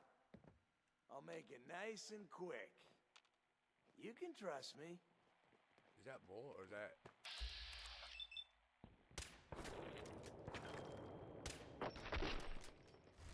Not my problem. Stubborn. I'll give you that. There you go. What the fuck, Travis?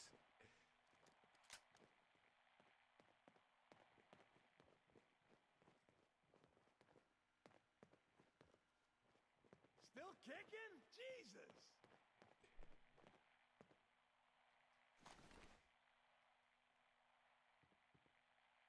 Oh, man, come back! I was having fun!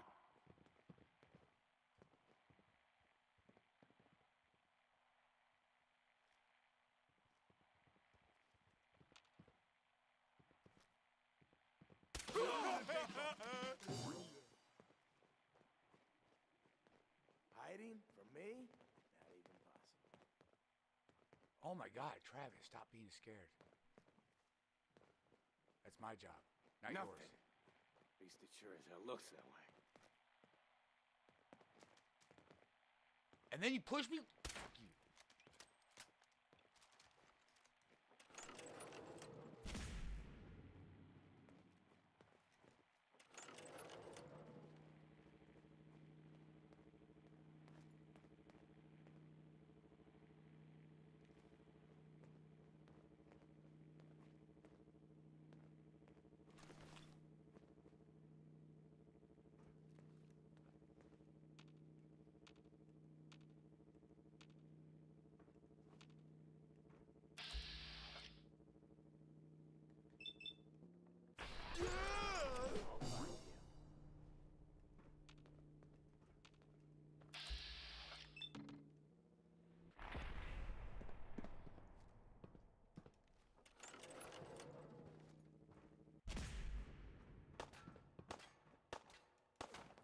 That was the ink spots with "It's all over but the crying."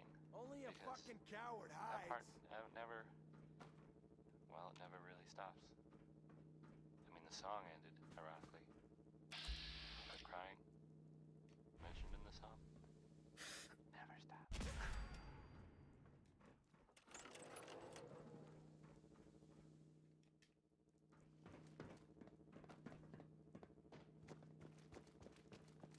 See what you got for here's ammo. a, 38s? I Alright, guess no it's 308, huh? Unexpected bit of news. I heard that a group of soldiers, is it knights? Soldiers? Constabulary? What are we calling them now? Soldiers from the Brotherhood of Steel were spotted in the Commonwealth. Sounds like they were, well, they were kind of in trouble at the Cambridge police station. They were in pretty bad shape for a while.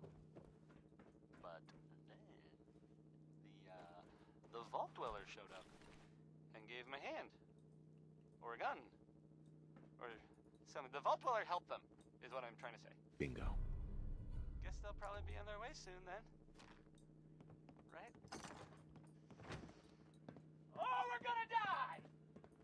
Oh! No way I could pick this. Now I'll, well, I guess I'll play some Billie Holiday. Alright, let's see what we got here.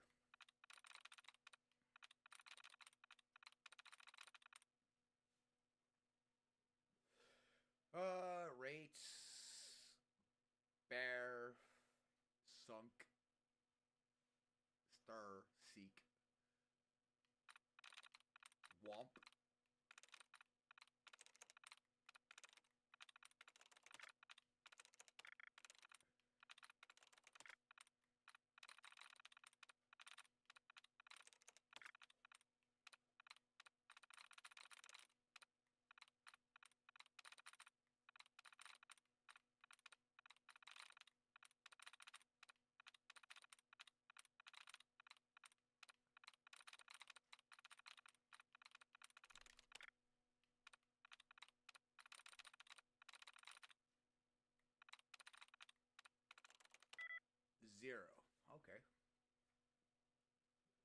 That did me no fucking good, you stupid pile of shit.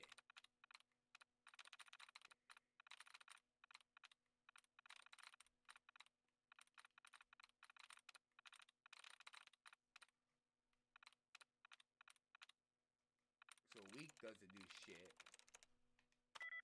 Bear doesn't do shit. What about sunk? Nice.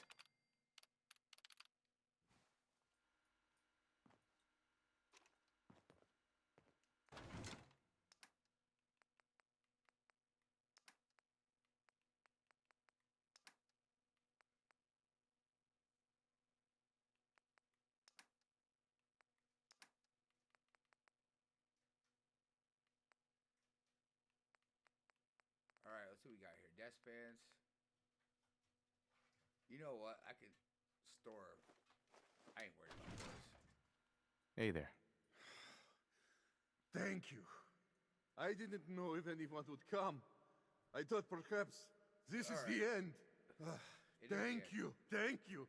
You. Mm-hmm.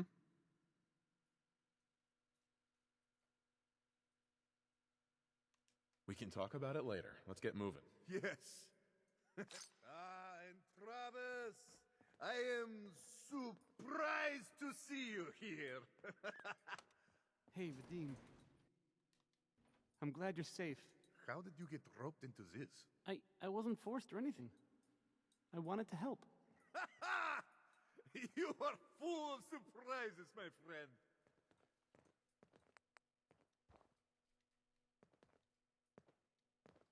Back out! Back! Has to go through the complete animation before you're allowed to back out. Yo, Travis, get your stupid ass here. What the fuck? Man, what a day, huh? Hey, yeah, we're listen. talking here. We're finishing it here. I wanted to say thanks. This has been...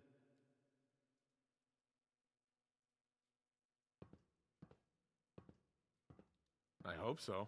I'm tired of your shitty, whiny attitude. Yeah. I know.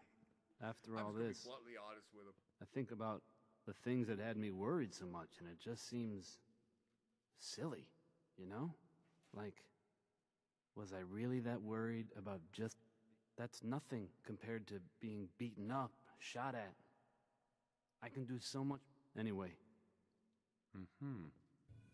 Confidence man completed. Not enough.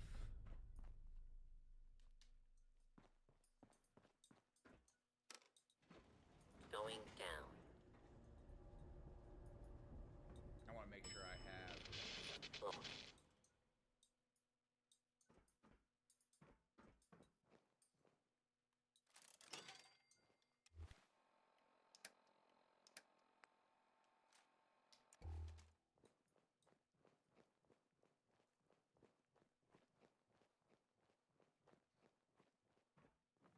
I will be back here to rape it for bottles. Not gonna lie, I will. As of right now.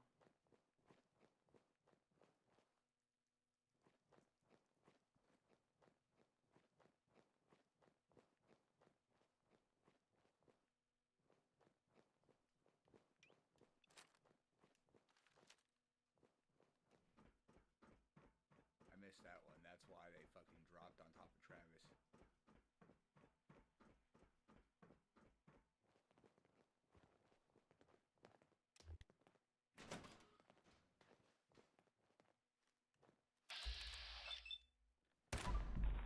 To reel him in.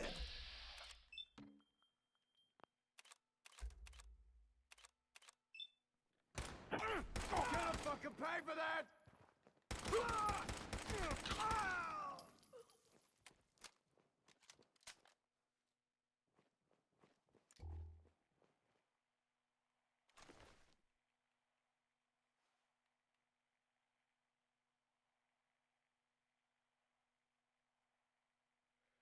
Alright, let's see what this is. This is a +6 compared to... What's my right leg? So we'll store that one there. I mean, we'll take that one.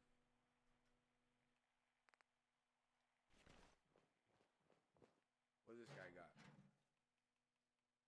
His left leg's leather. Can't use it.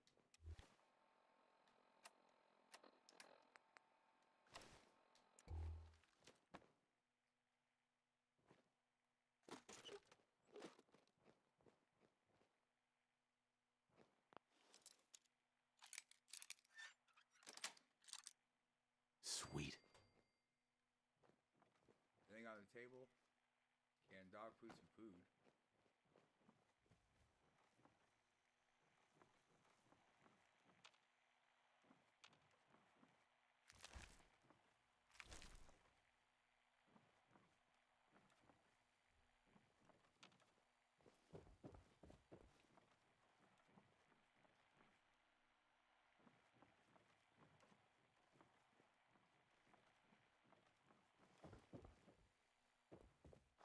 Hearing the fucking goddamn thing, but I can't find it. Is it down here?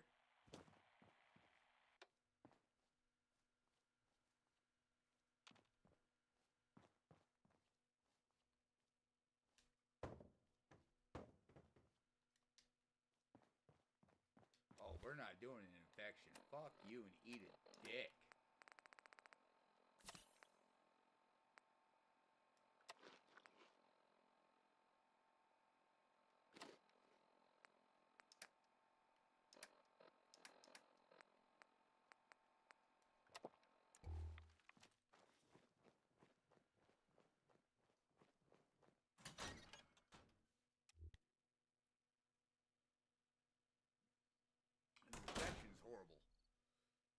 Connie Allen there with Rocket 69. We're gonna move up towards Cambridge again.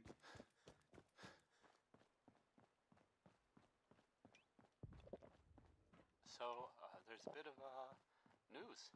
Well, more of a, you know, a rumor, really.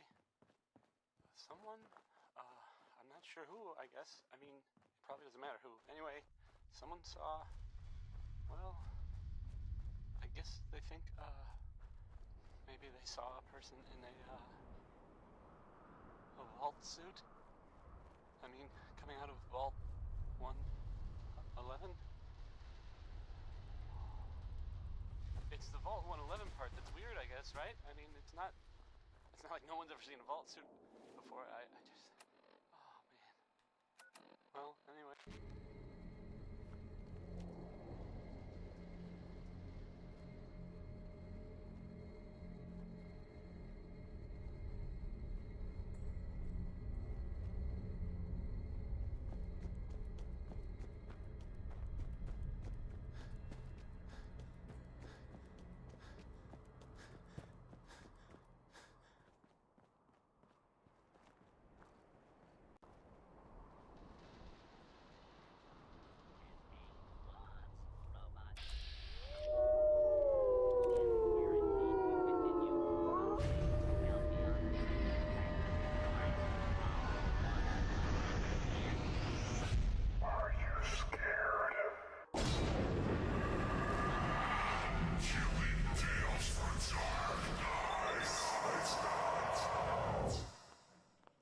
There is a Reaper by Charles V. I'm DeVette. talking about Hester's robotics. Doctors had given him just 1 month to live, a month to wonder what comes afterward. There was one way to find out. Hospital.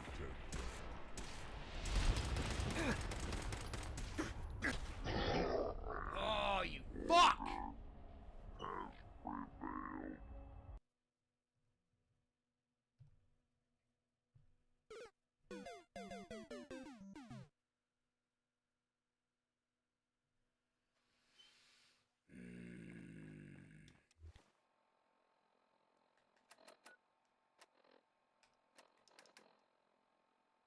Oh, I love fucking...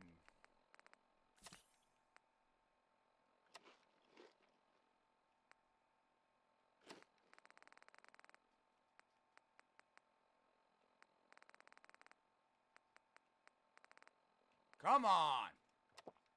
I need to get somewhere I can put all this shit.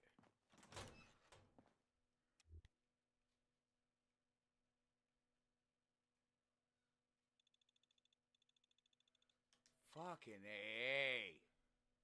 Fuck super mutants, they're bitches.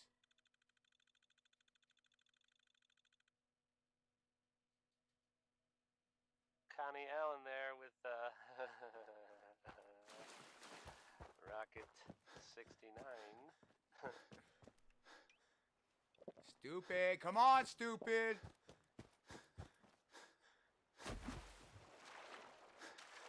Now here's another, well, it's some news about things in the world that have happened that, I don't know, maybe you hadn't already heard about. It sounds like from, well,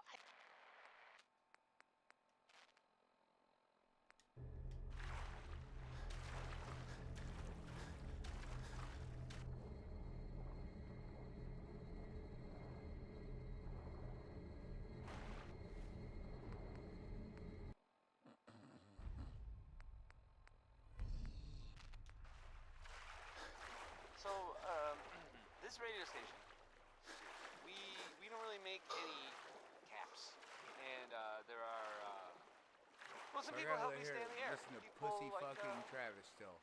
like this. Even though I completed The the Colonial fucking Tap story. House wants to remind everyone that you are not welcome there. Upper stands residents only. This here, well, please. Okay, it's Cole Porter, I guess. That's fun.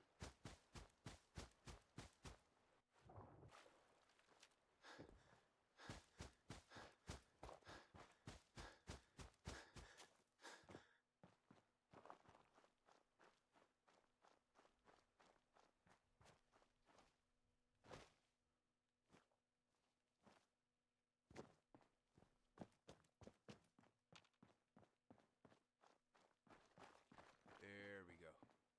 Come on.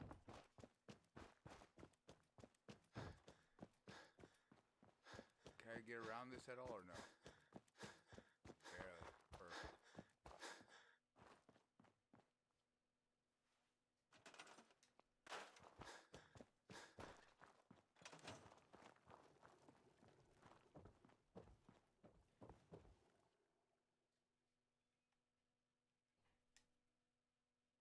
Do 6 hours of sleep. Fuck adrenaline. Because I don't have any anyway. Now we need to make storage.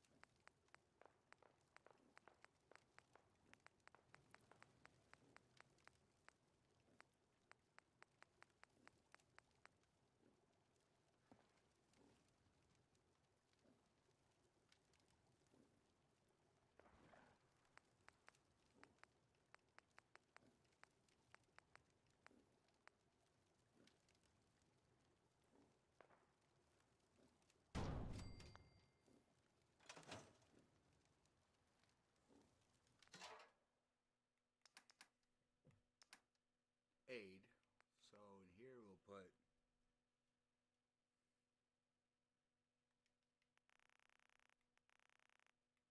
I got 76. So we'll put 56 in there.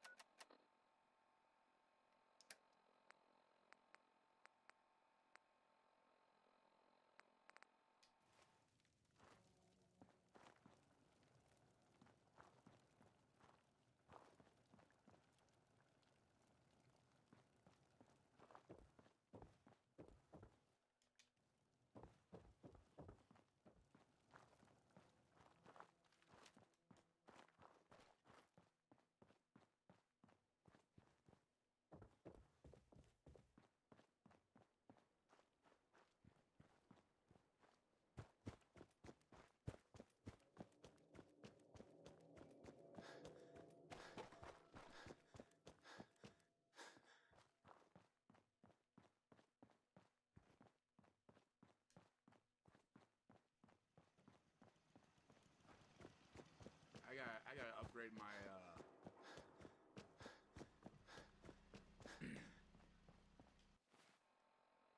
I gotta get gun nut 1 at least. Next level up.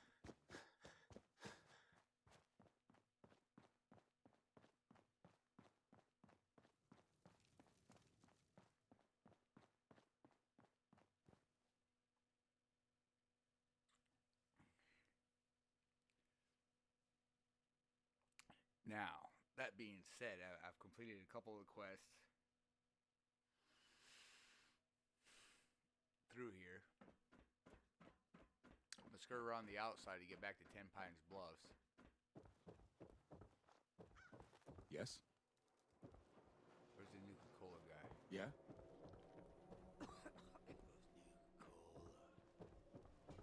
You know what you're looking for? We have everything.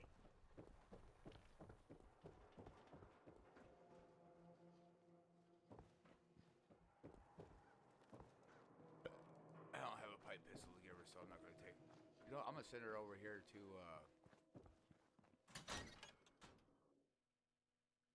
fuck alley. Hangman's Alley. Let's see where she at.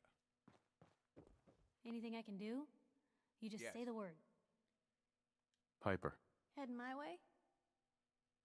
Sure, let's go. Will do. Mm-hmm. Hey. What can I do?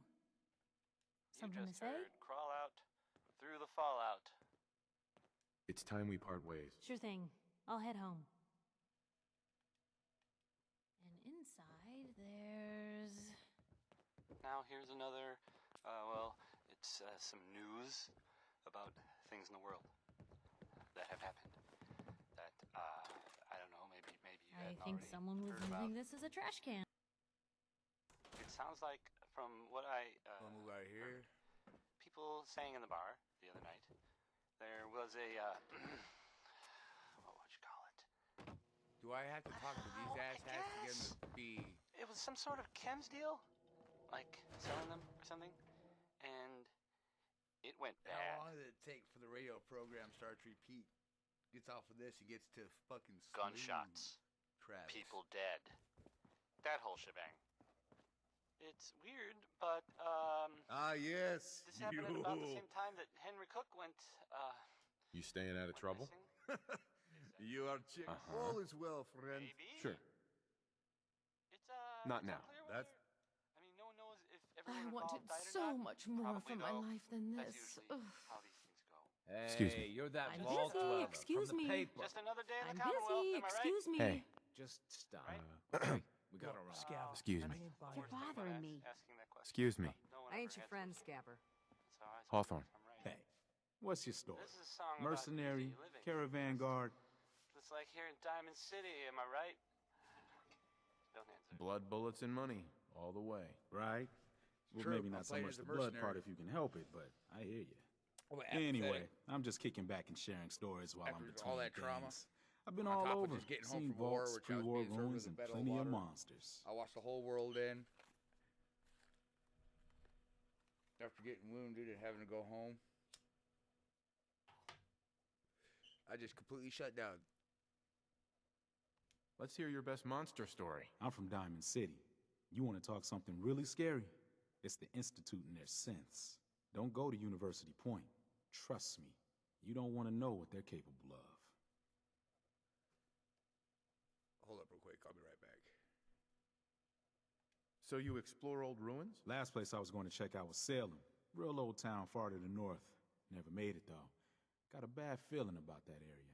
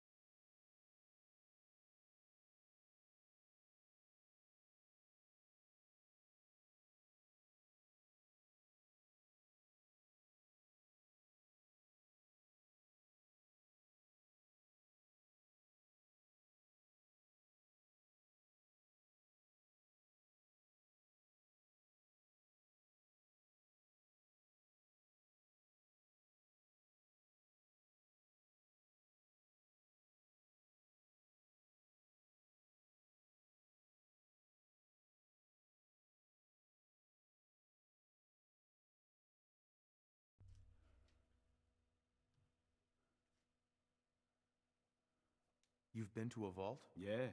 Ever heard of Vault 81?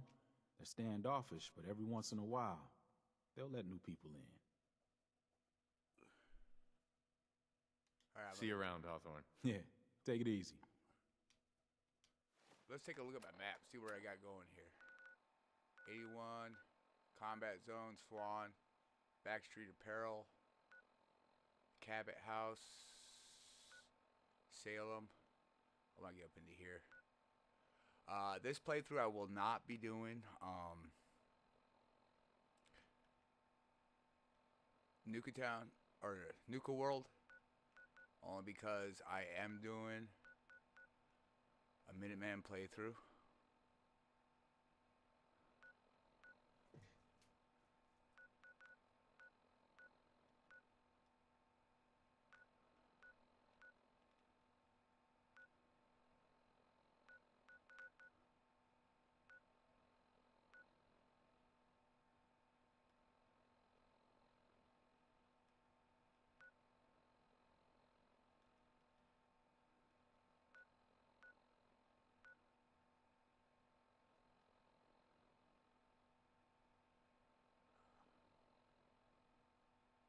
I gotta get up there to do that one. I gotta get over to 10 Pines Bluff anyway, so let me switch this.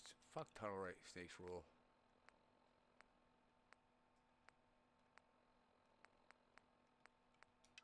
Put the first step on. And we're gonna do a quick save real quick. Glad we haven't scared you off yet. Need a room? Oh, fuck yes I do. Fine. Here's your caps. Room 2 is yours. Enjoy.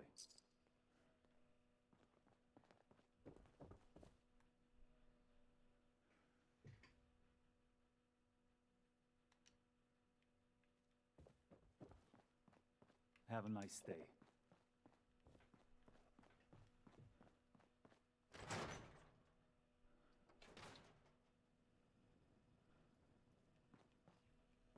Nice pip, boy. Shut up.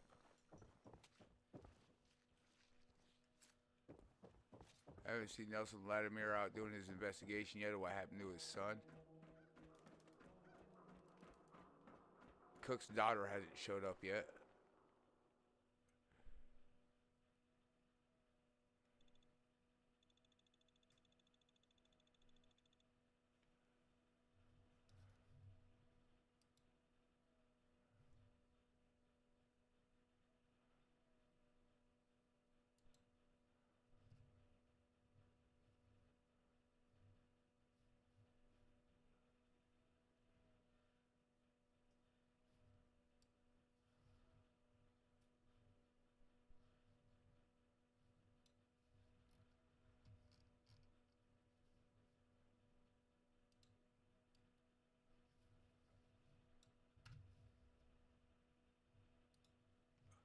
There we go.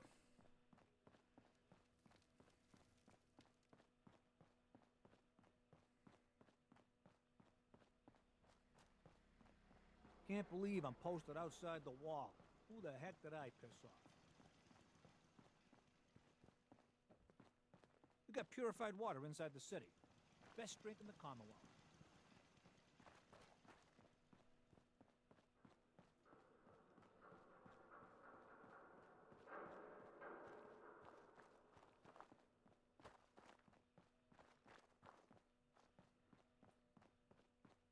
Connie Allen there with Rocket 69.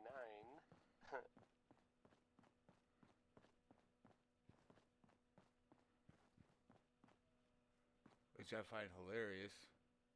So, there's a bit of news. Driving a Well, little more slow of a, past my house, ain't you?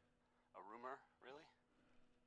Someone, I'm not sure who, I guess. I mean, probably doesn't matter who. Anyway, someone saw, well, I guess they think, maybe they saw a person in a vault suit. I mean, coming out of Vault 111. Yeah, we're turning that off.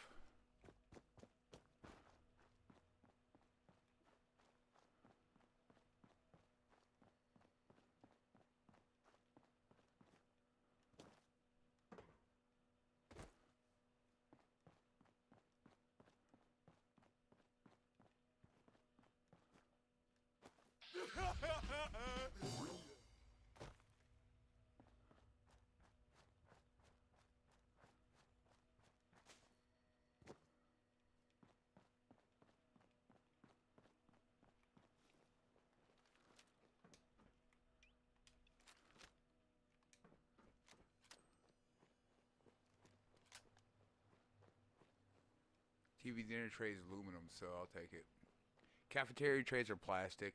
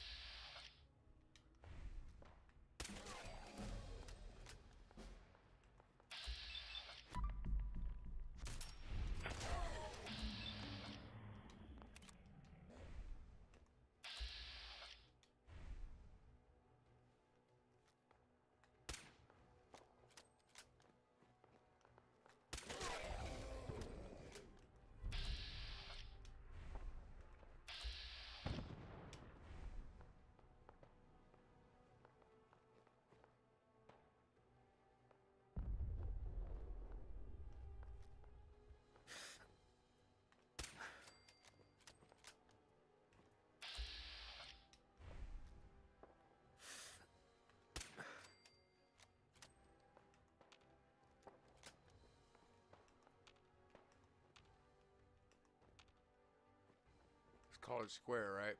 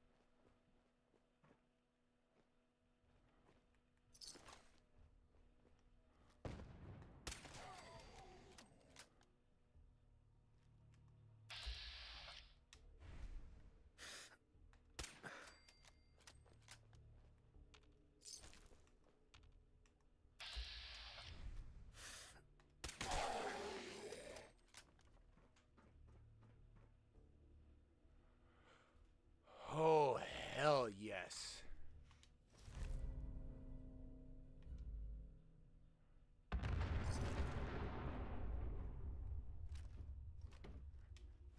Alright, first and foremost. Right leg? Do I got a right leg? No, I don't. But this is acrobats. Which means you could get dropped. Which means now I only take half damage. God forbid if I had a raider's right leg. Or even a metal right leg would be nice.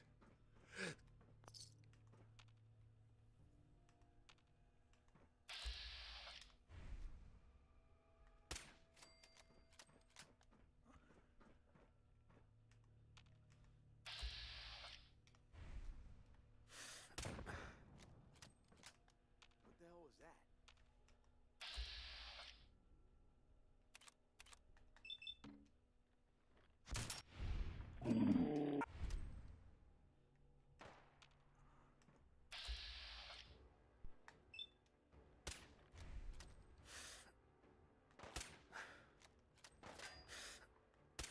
Oh my god!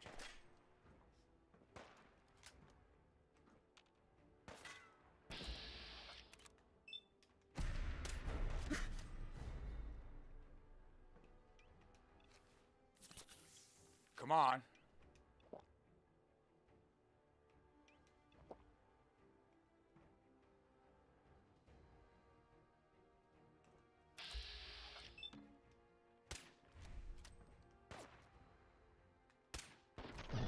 What?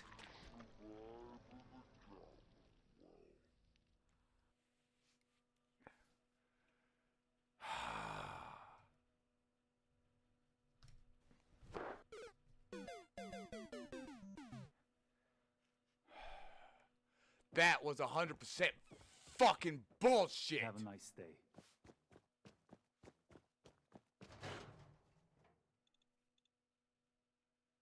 Why do they gotta do me like that, man? Fuck, let's go, man, with a fucking loading screen, you piece of shit. It's the same fucking game. You ain't gotta load in fucking assets. Whatever it is, leave me out of it. Bethesda and their fucking loading screens because they eat fucking dick at making a fucking flush game.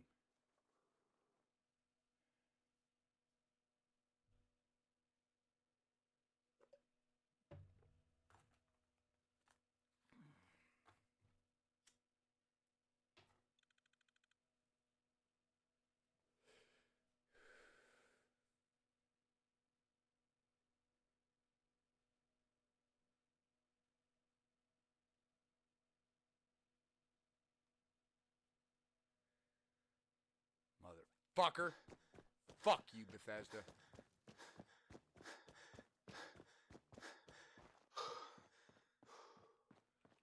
How the fuck am I thirsty, you stupid bitch?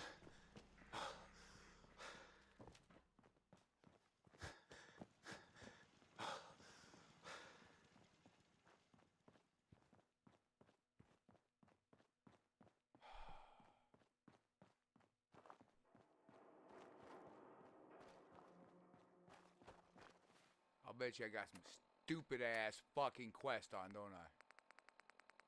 No, I got the right one. I'm amazed. Connie Allen there with Rocket 69. Well, I think it's 100% bullshit that should have been patched when they did this game is the AI for fucking their shots. Well, there's no reason that should have been a critical hit when I was in caution, which means that dude did not have a direct line of sight on where I was at. Soldiers, is it knights? Soldiers? Constabulary? What are we calling them now? Soldiers from the Brotherhood of Steel were spotted in the Commonwealth. Sounds like they were, well, they were kind of in trouble at the Cambridge police station. They were in pretty bad shape for a while. But then the Vault Dweller showed up and gave them a hand. Or a gun. Or something. The Vault Dweller helped them, is what I'm trying to say. Guess they'll probably be on their way soon then. Right? Oh, we're gonna die! Oh! Here's the, it's the...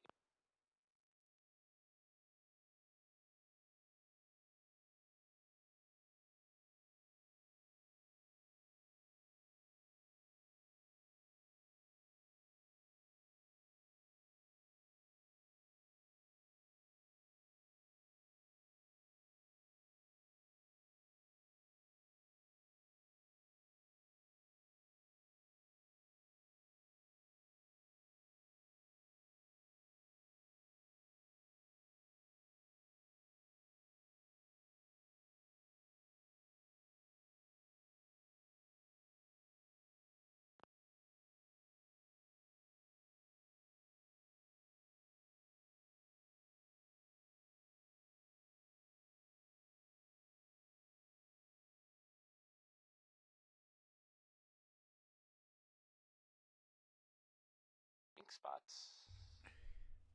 I'm my son read her up and tell me how much fun he's having in the game. I got him in, both of them into play. I've been trying to get him for years to get into it. And they're finally getting into it. My sons today have discovered Skyrim.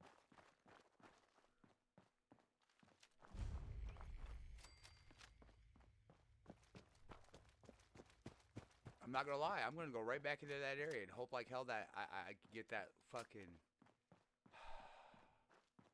I had a great legendary drop I lost on that, man. That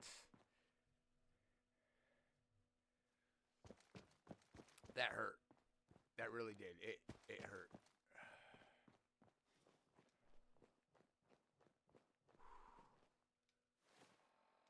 How? I got crit. I want to save that crit.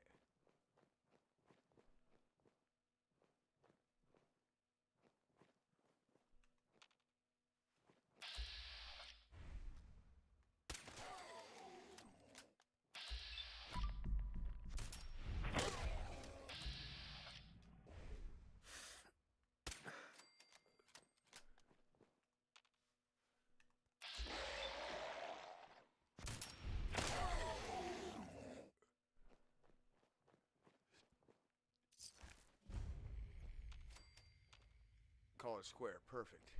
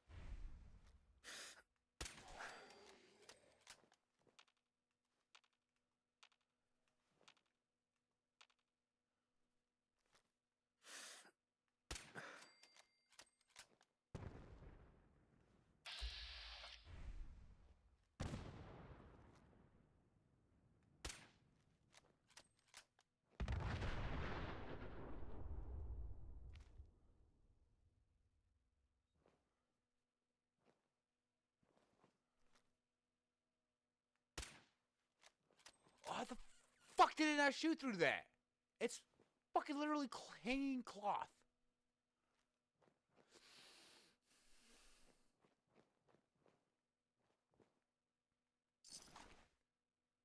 I never thought I'd see the day.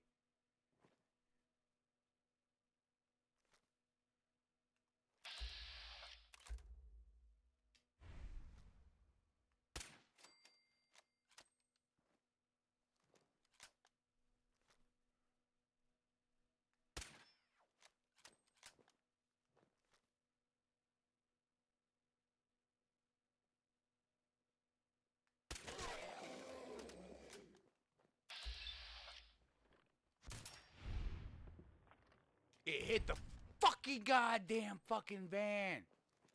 Reload.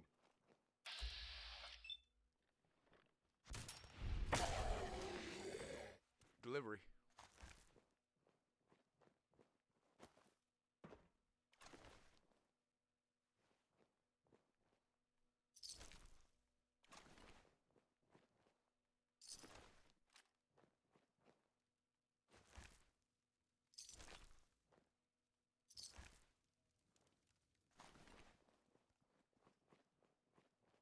Oh, dead raiders here.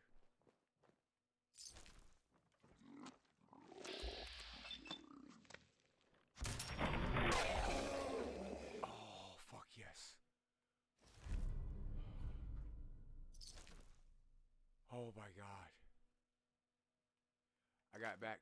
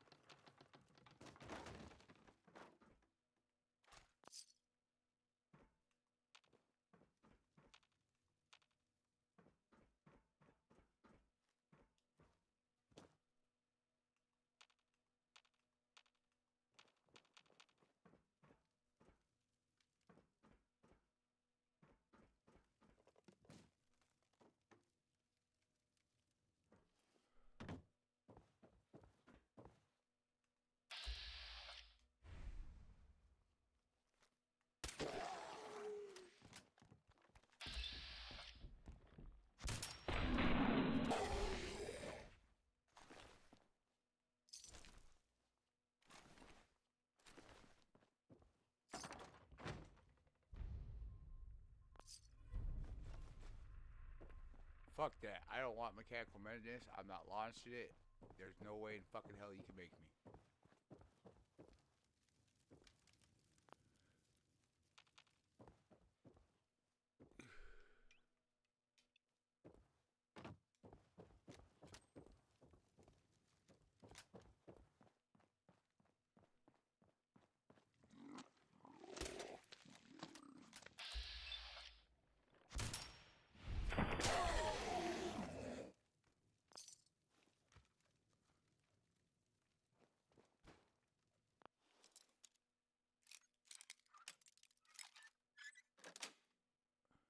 That's it.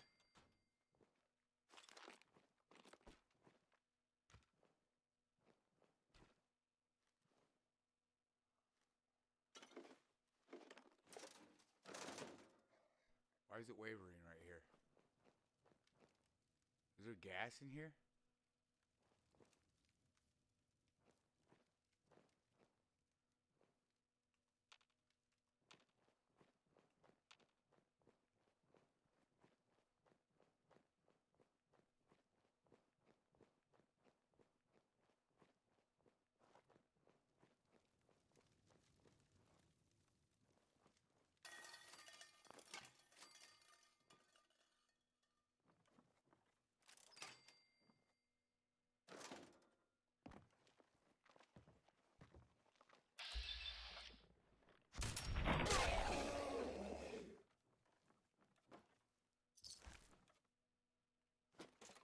Watch him being the one to fucking cock block me this whole time from being able to fucking sleep. God, I hope so. Undecided by Ella Fitzgerald. I know the feeling, Ella. I know the feeling.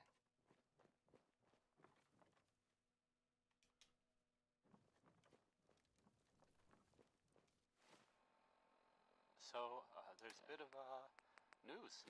Well, more of a, you know, a rumor, really.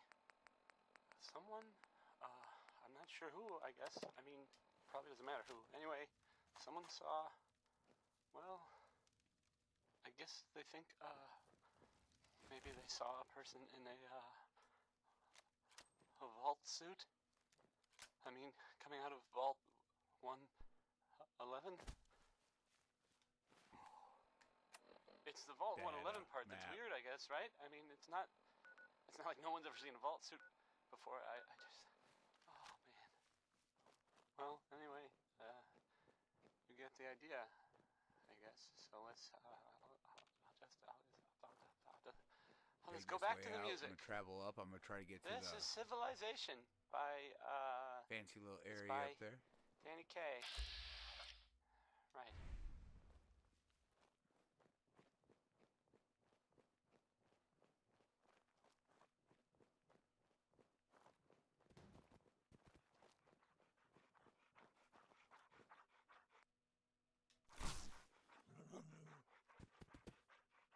Easy there.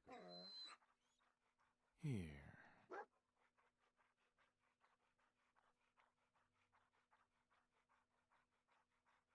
What's your name, girl?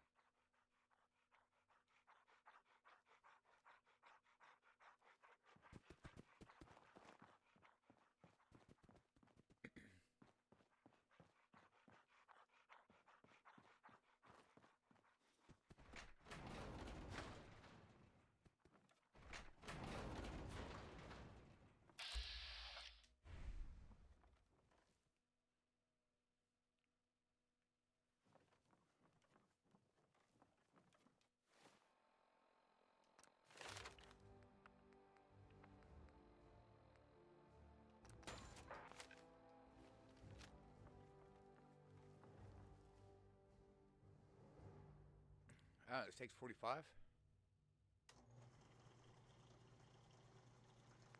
Oh, let's see what we got here. Well, I could probably make the marksman.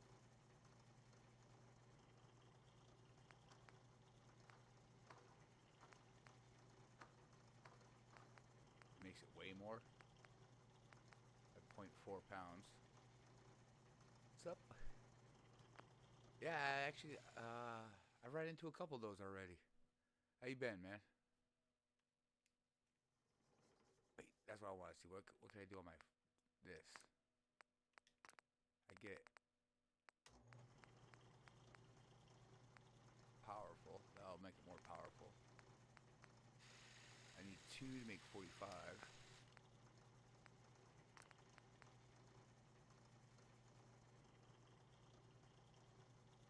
That brings up the accuracy.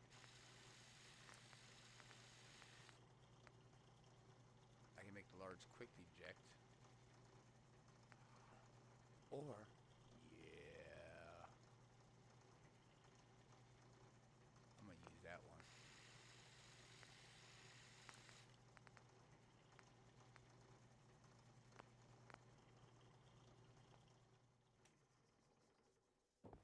Sooner or later, I'll get them all down to where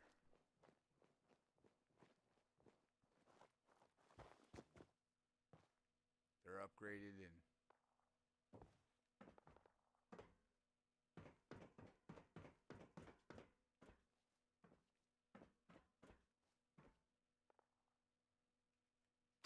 those are 38s.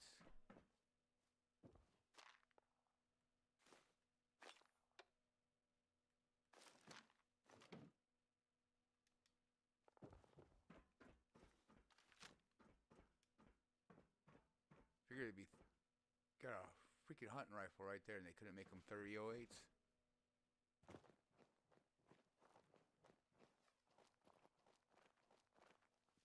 Yeah.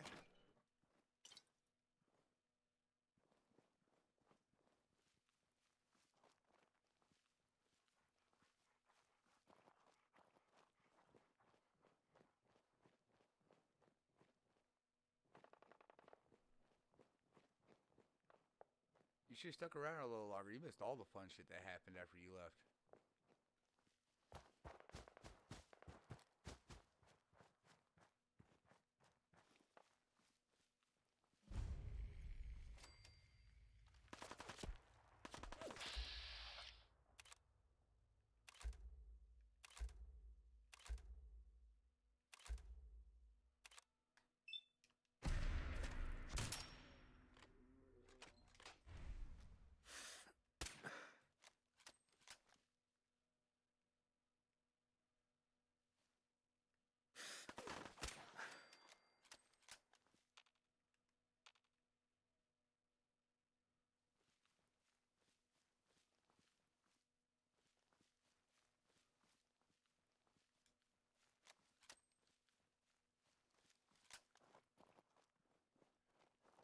Oh, the amount of drama that ended up popping off, it was even funnier.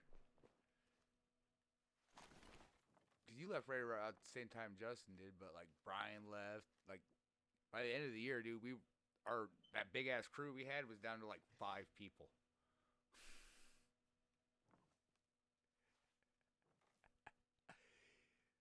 Yeah, it was a shit show. There you go. See? Giddy up Buttercup right there. That's a back leg.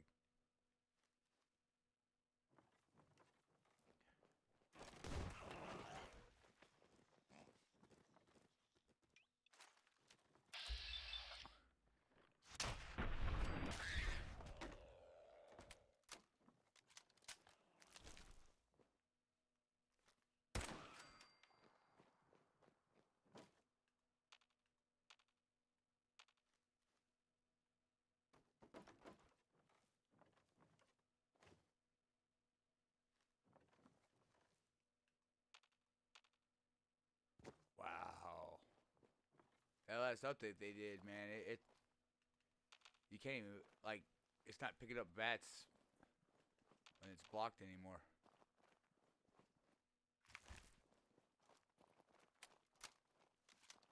So I guess there was something good about the anniversary coming out.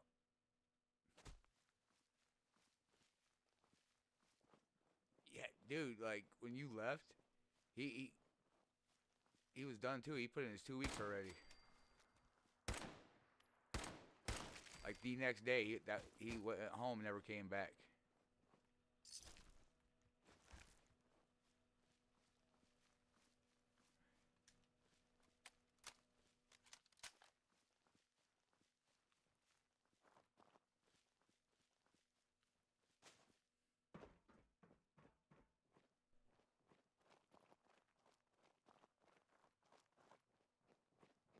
him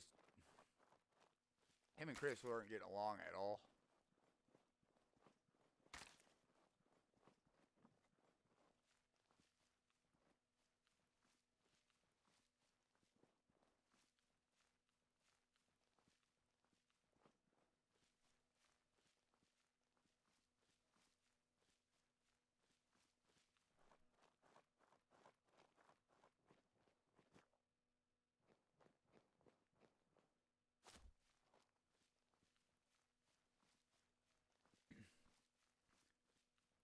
Jesse got fired. Mario waited about 2 months later when he was able to get rehired at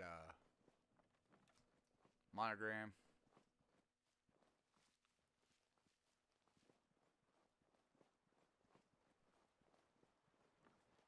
I think by this season it was just me, Snowgren, Cody, Scuba, Ray Smith, and everybody. Chris. Ray Smith. And everybody just kept quitting.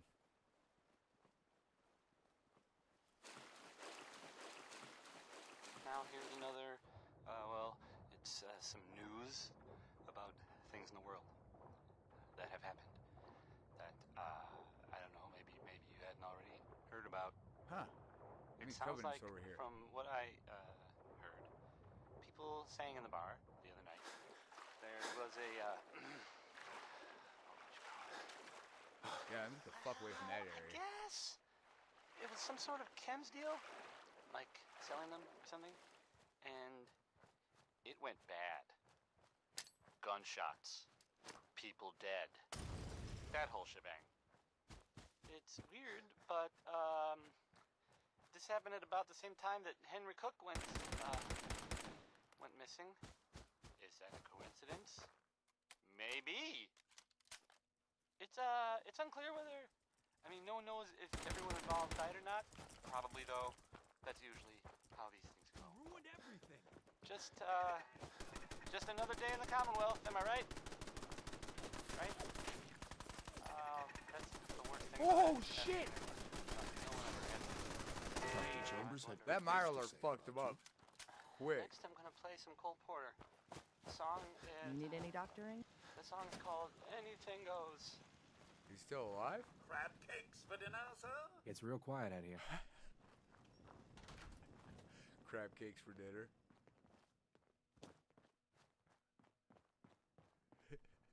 Naughty word, but wouldn't want to leave the good stuff.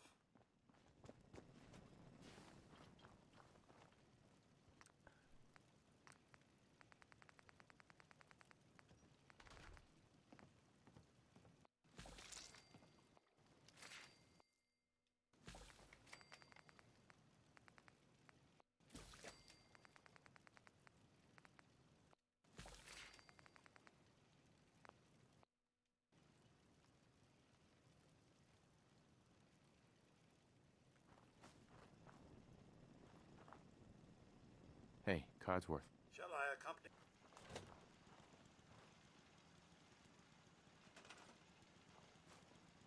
Good, he's still assigned this supply line. That's all that matters. I was wondering why it sounded like Codsworth. No, they killed the kitty. No, they didn't. Okay.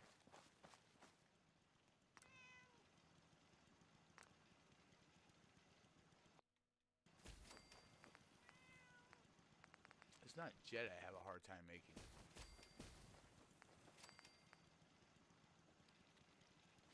It's usually Psycho.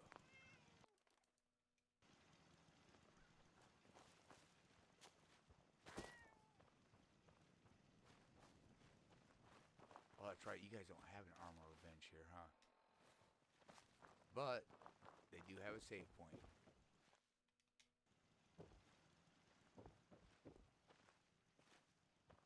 We get some more Penny's Deezer's got some lemonade. extra Deezer. Fresh lemonade here! Thank you for the rose.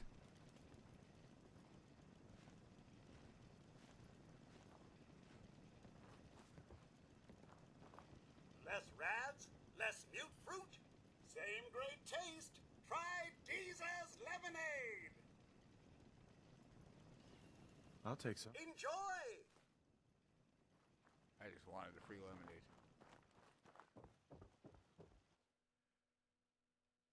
Gotta get 12 hours of sleep.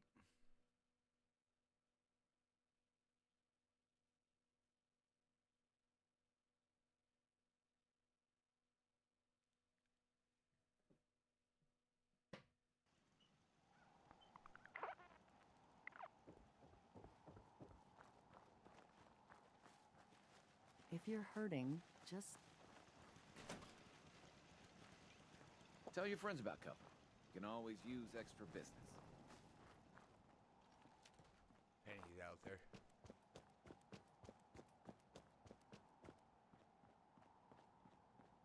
Try to remember how it went last time. I think I cut up by the tracks and I ran away scared while shooting ghouls.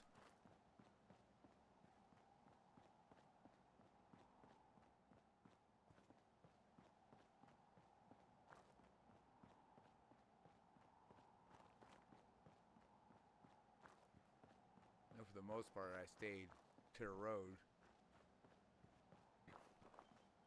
Early game Fallout 4 survival. Sticking to the road is probably your safest bet.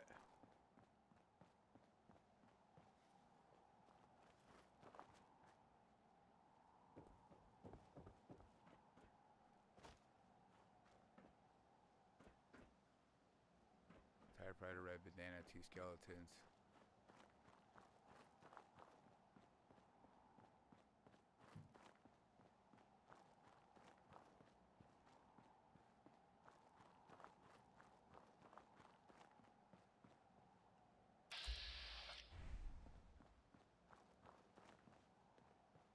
Looking to trade? What's the news? Ever seen that old sailing ship on top of the building in Charleston? Well, apparently some crazy robot has moved in and started building something in it. Nobody knows what it's up to. Robots. What are you gonna do, am I right? Now, did you want to trade at all? Anything else? If you haven't stopped into Covenant yet, you're missing out. The only civilized place around these parts, if you ask me. Now, did you want to trade at all? Anything else? You know, weather's terrible. Folks are barely scraping by. The usual. Is that gonna be enough? Did you want to trade at all? Anything else? You know, All right. weather's... Now. I'll take a look, sure. You got some 308? Oh, you suck. No, 308. What do you have for shipments? Nothing useful. Overdue bug.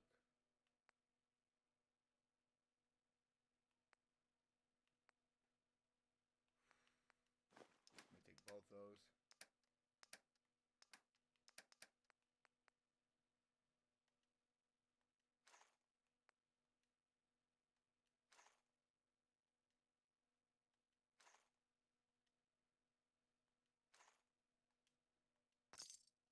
I got Maybe we'll enough where I cross should be paths able again to sometime. get a couple of shipments. I need fiberglass and ballistic weave so I can improve my armors.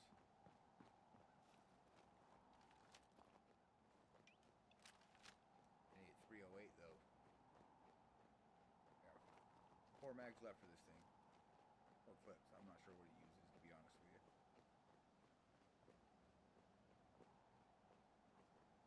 Bethesda, I'm not really sure if they know what it uses.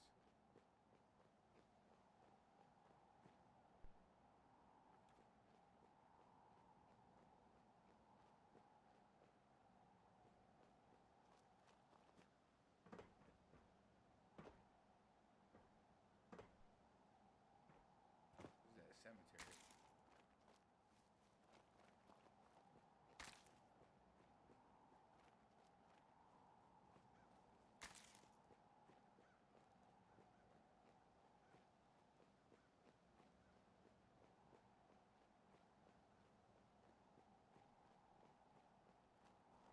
I'm thinking about taking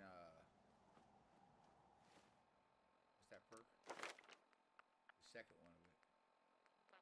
There it is. Local leader.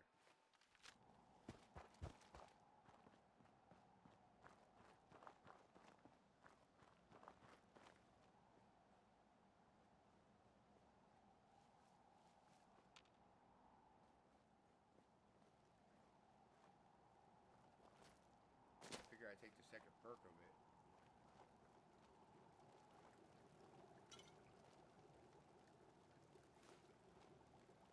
I can use and store workbenches. And then when I move to a different one, I can pull the workbench out of there.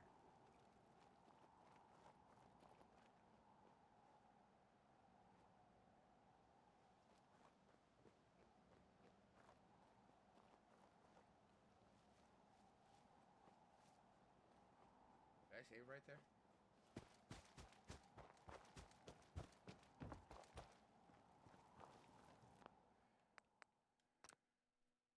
Nope.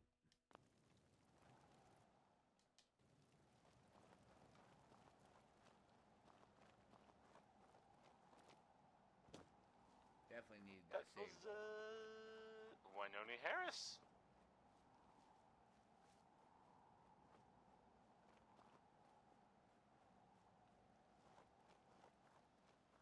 Hey, have you seen the, well, there's this article in, the newspaper, Public Occurrences. Boy, I mean, it's something. I mean, I'm not saying anyone is a saint, you know. I'm not saying it's correct at all. And you know, of course, the mayor. I mean, I was as to read. I had a statement from the mayor's office. You know, it's well, I mean, it just says here there's nothing to worry about. That it's, you know, safe and all. Everybody. Kind of. It's crazy stuff, right? I mean, weird. Anyway, it's well, it's something to think about, I guess. Now, okay, let's play Worry by the Three. You find those raiders? Find those raiders? No. Yeah, I took care of them. No kidding? That's the best piece I of news left we got most around of here them for a alive. good I long shot time. one dude and So ran we've been away. talking. We decided if you came through for us, we'd join up with the Minutemen again. If we want things to get better, so we're in.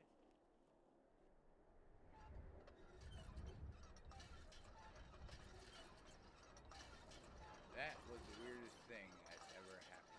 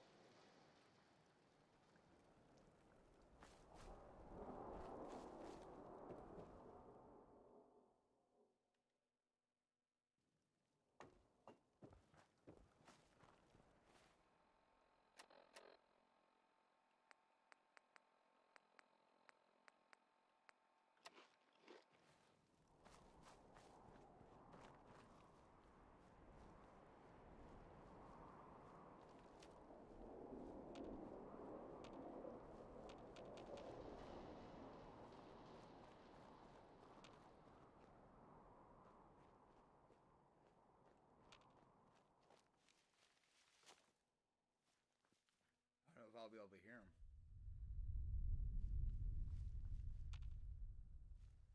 I'm hoping so.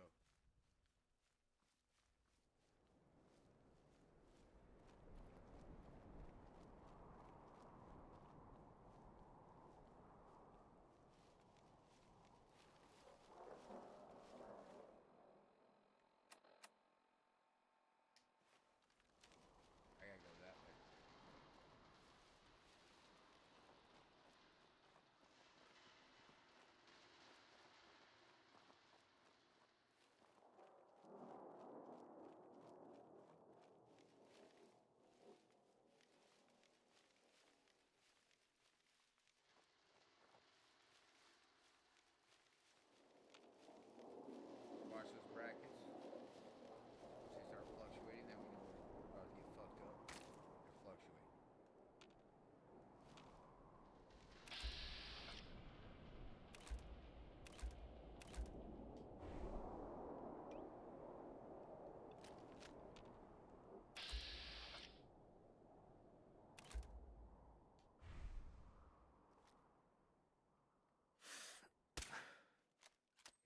tree, you stupid.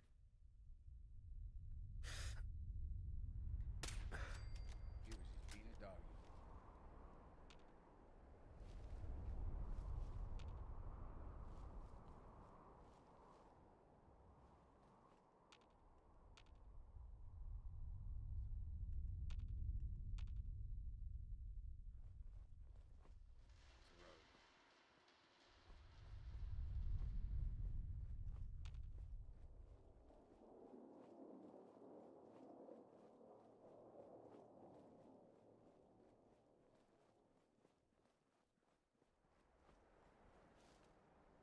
Tucking in, but they're not.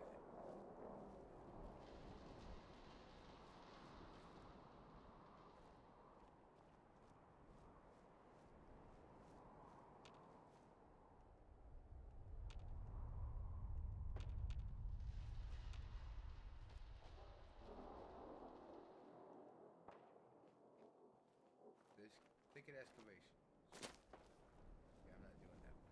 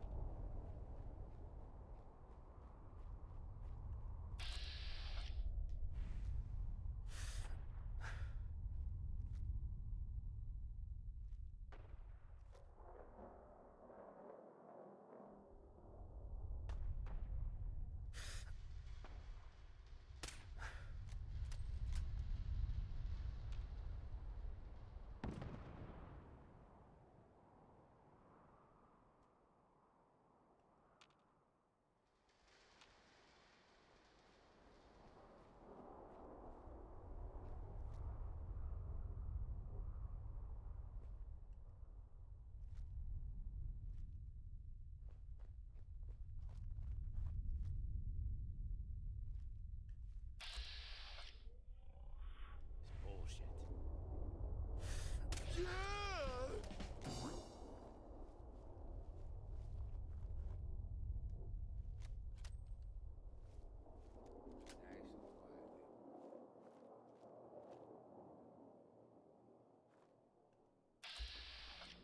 What the fuck?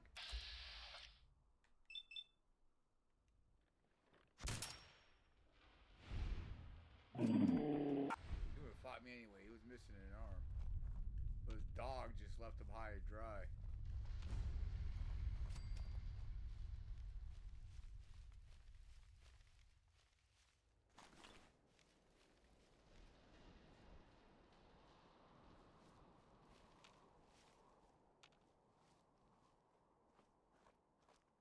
Unless that was a wild mongrel or something.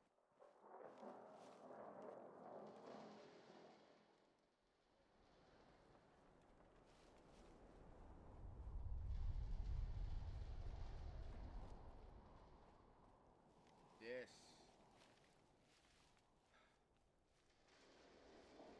This one I'm gonna have to be as stealthy as a motherfucker.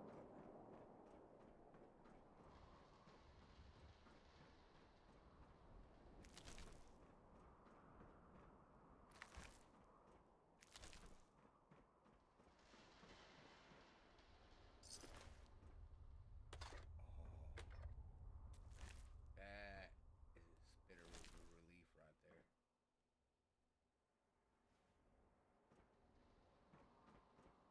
So much so.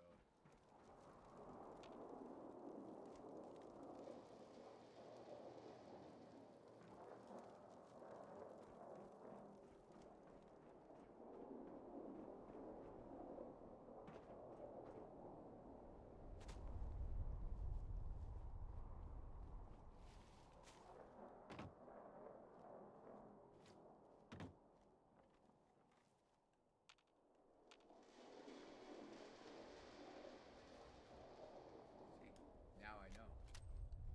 Nothing going worse out there with the 308.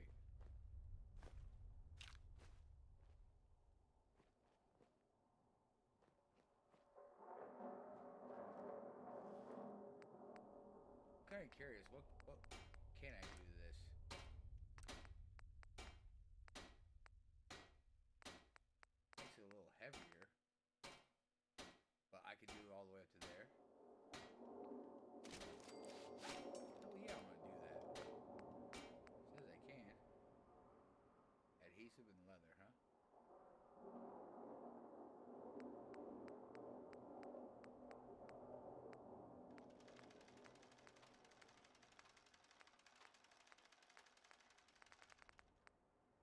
lot of shaking.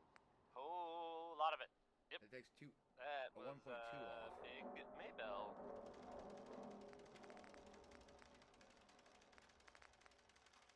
This adds 5.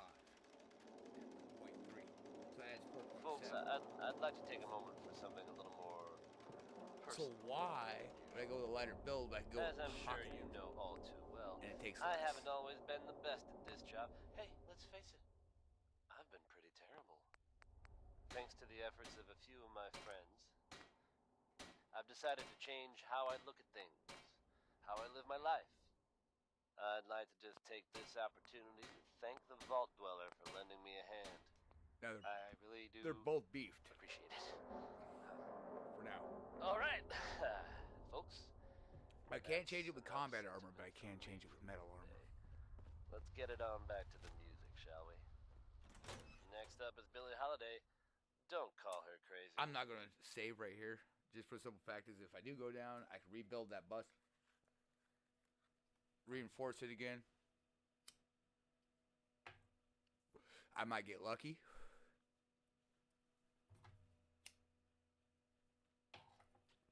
Idiot Savant might pop. It'll be 15 instead of 5.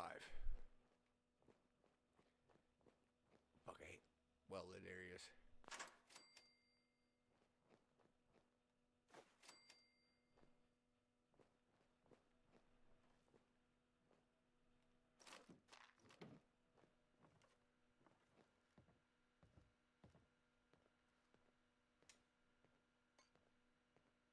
Security's too tight.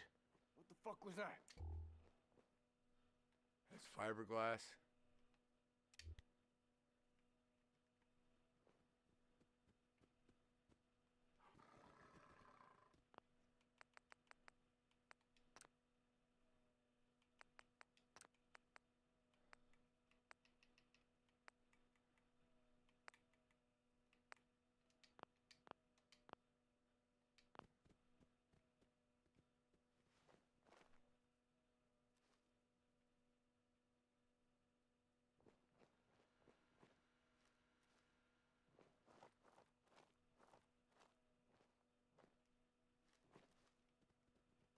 Hear about Beantown Brewery?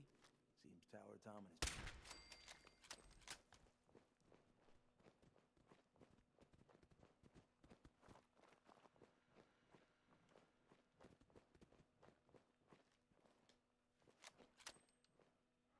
Only a fucking coward hides!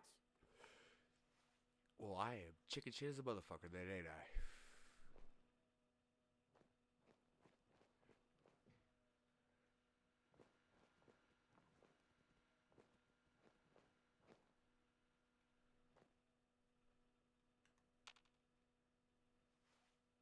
When you turn up, you're dead. No sign of him now. Thank you for the likes. I appreciate it. How you doing, Rock?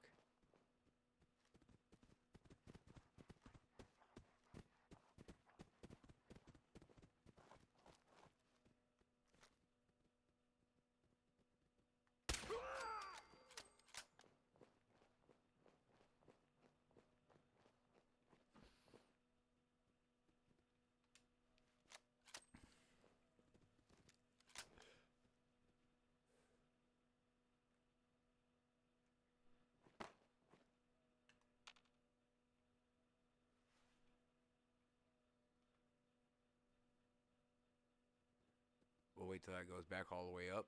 Maximum damage. Get a clean shot of that dog is going to be a pain in the ass, though.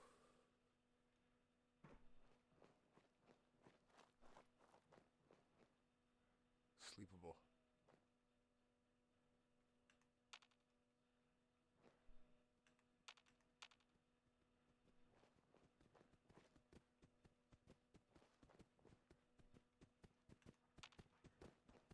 Looks like a VATS it.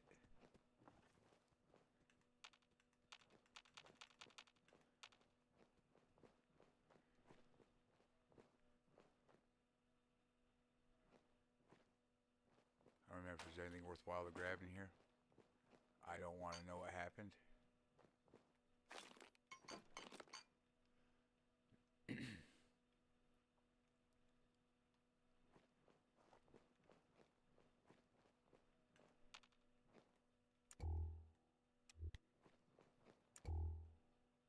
Fiberglass. No aluminum.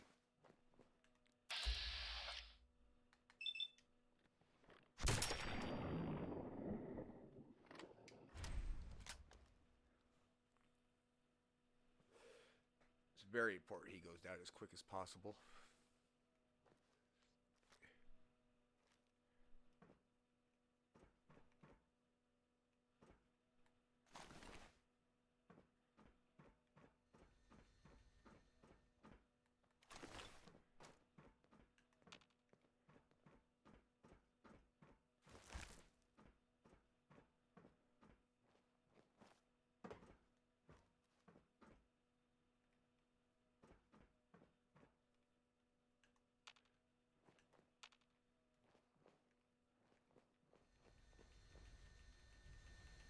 Do I have the space? Yes, I do.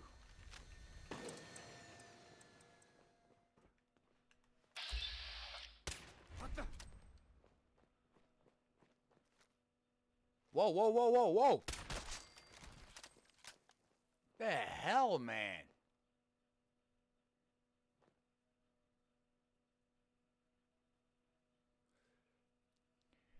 God, I'm glad I was able to get that shot in quick. That almost screwed me up right there.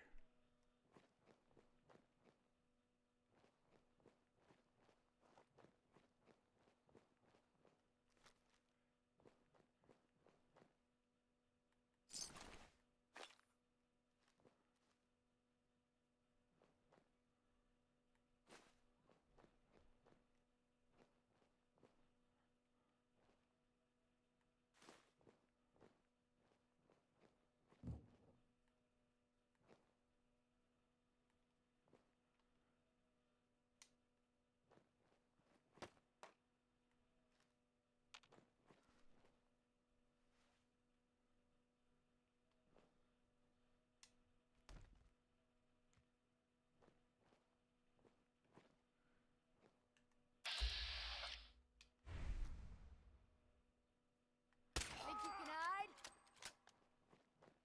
Not from you, bitch. But I'm gonna try.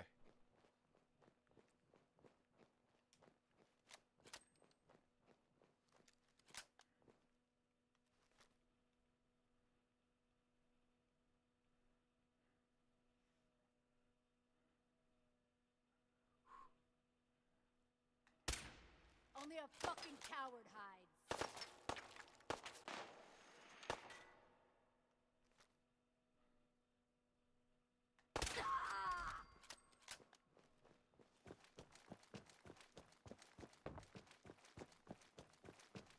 I just want the locket, man.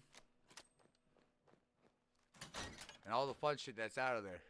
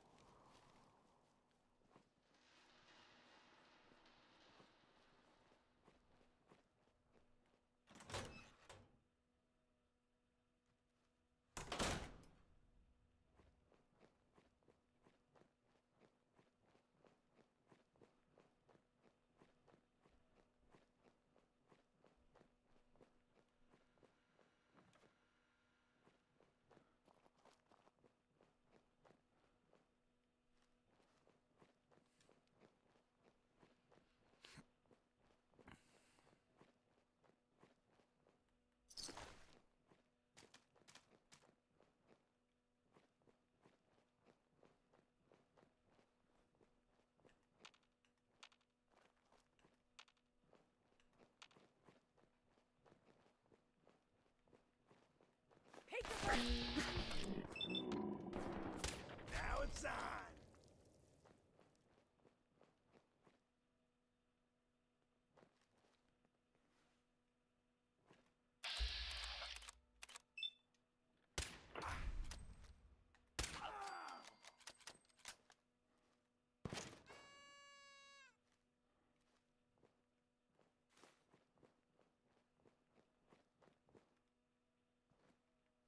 just heard from the ink spots with maybe.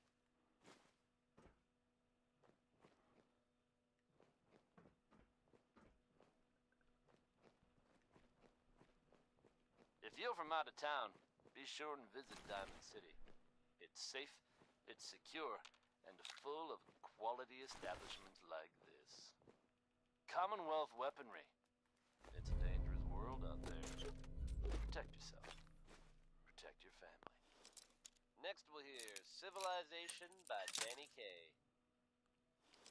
I'm gonna do a quick save before I leave this place so I can head straight over to Sanctuary. Sweet.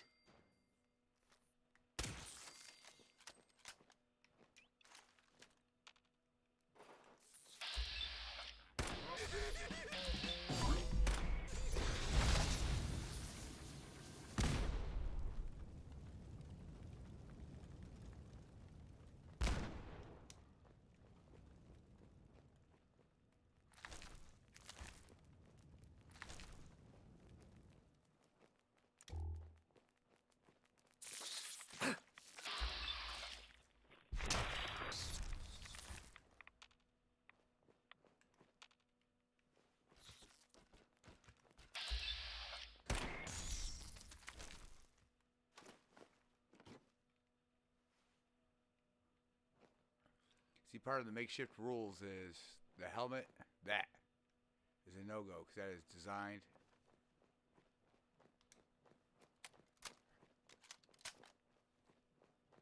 just for that.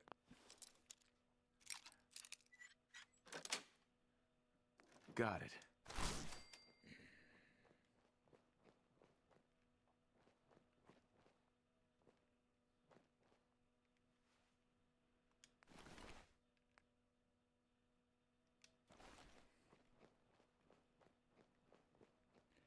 And right now, I got lightweight clothing on.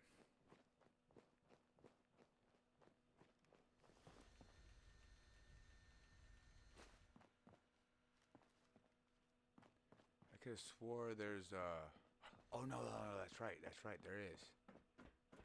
But they moved it from when the game first released because it used to be on a desk. Right there. I know that because I have the Prima Guide. Terminal somewhere. They moved it to inside here so people would have to fight the boss. Where the hell is it now?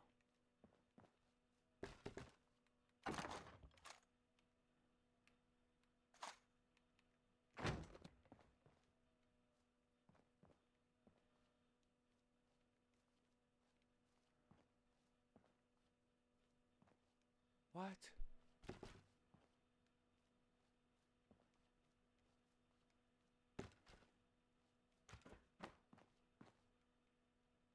Nice.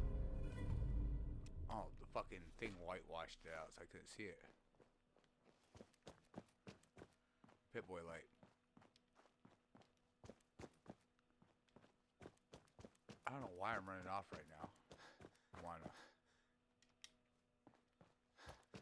And then run off.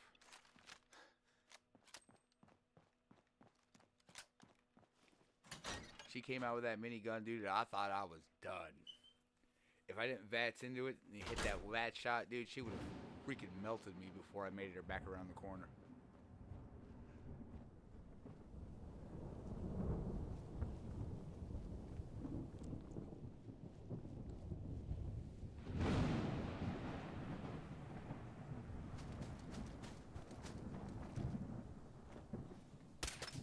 Why did my headset turn off? Disconnected entirely. Thanks, Xbox. Run updates in your own fucking time.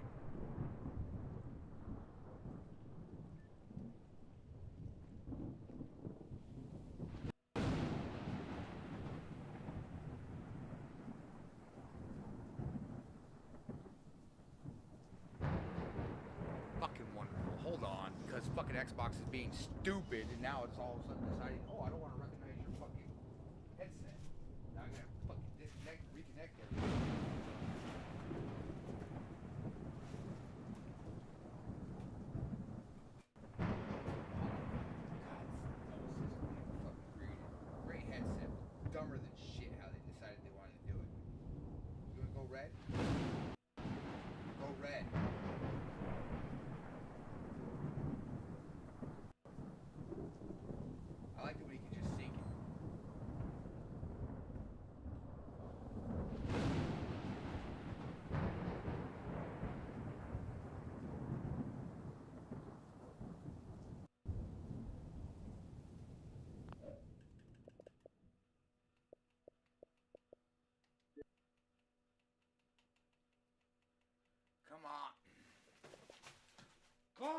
Damn it!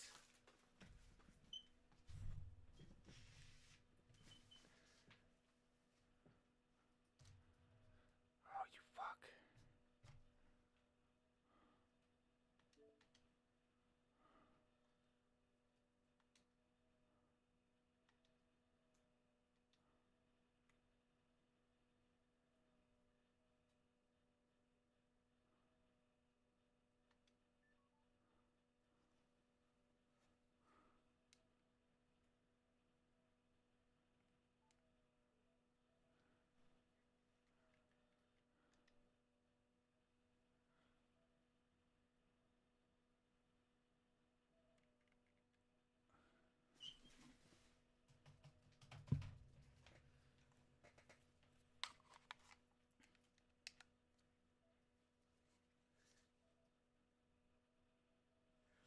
Come on, you stupid motherfucking piece of shit.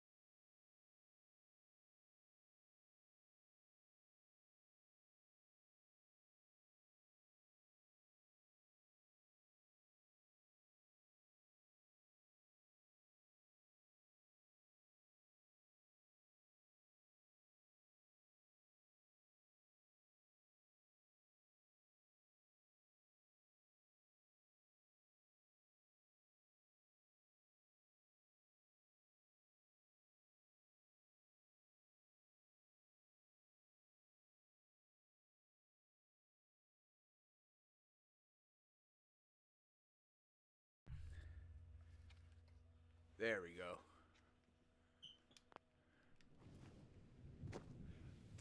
Why would it? Why?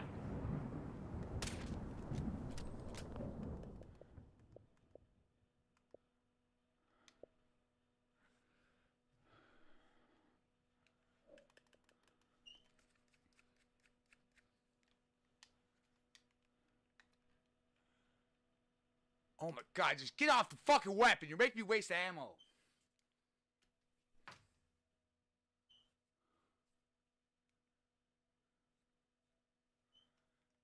God, this fucking headset's being dumb.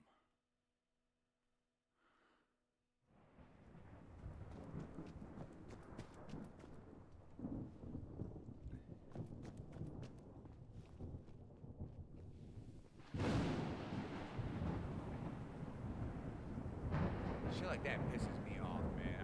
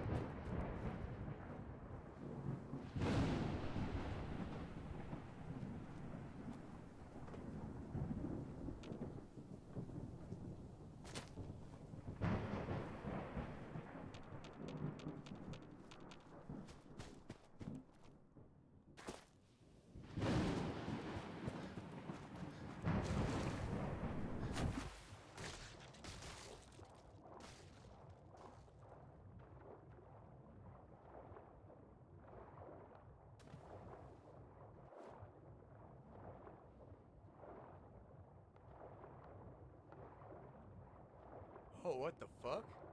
I'll take that.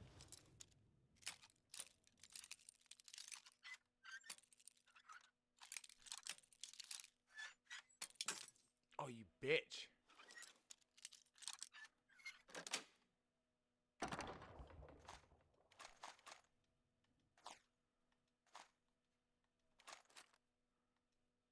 Tex Beneke, folks.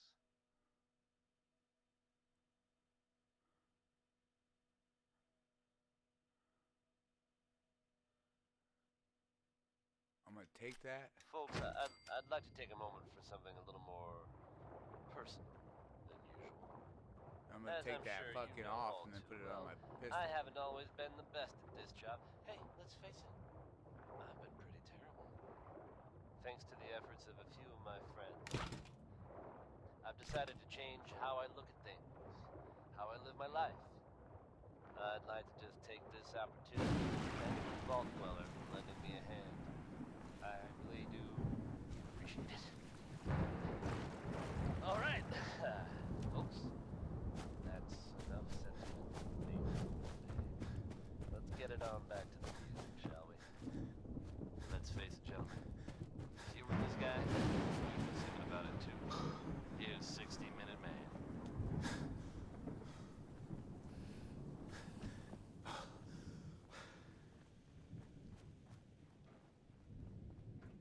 I'm gonna change the names of fucking this character here. What are Stay these sharp. guns? Don't let your guard down.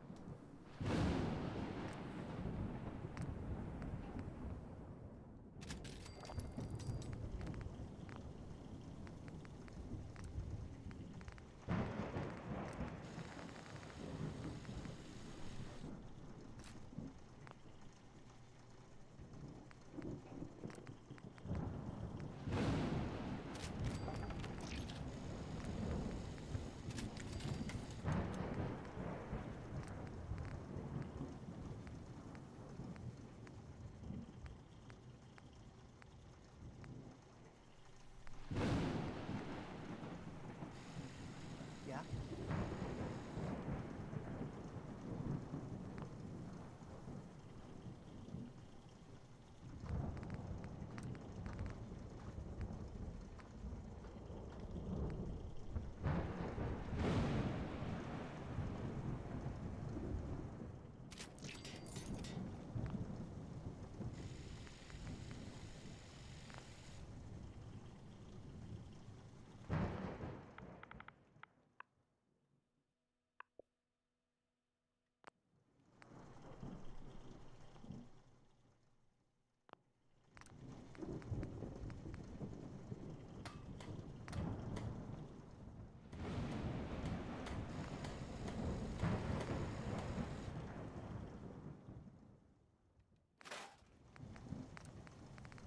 I mean, if it's free, I might as well throw it on there.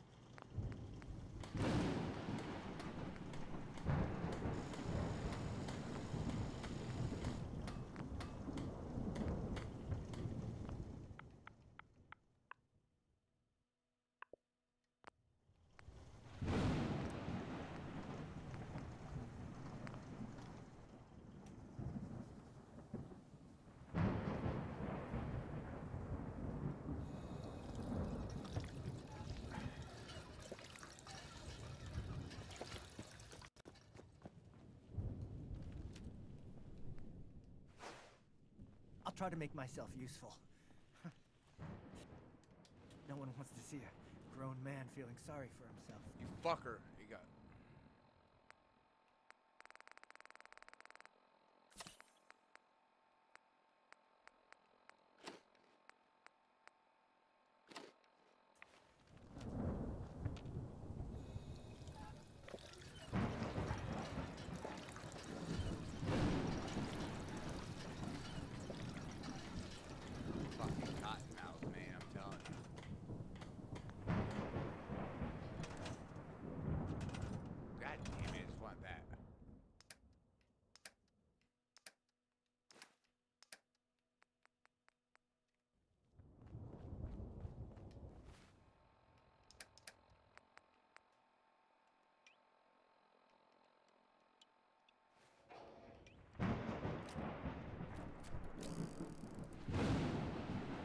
Glow sights, you stupid fuck.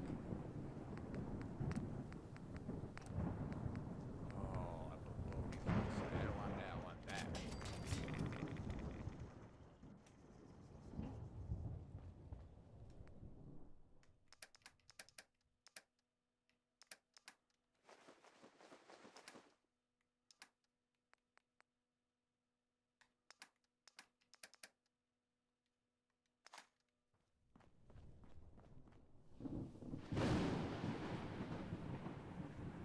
Really?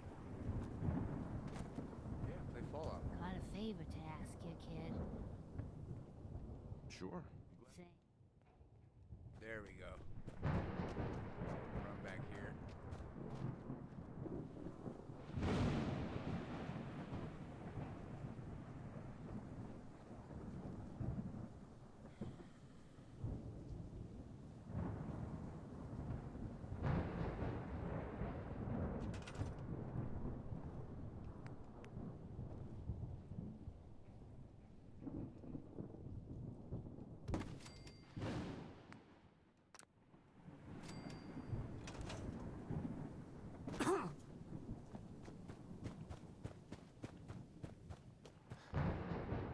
Hey.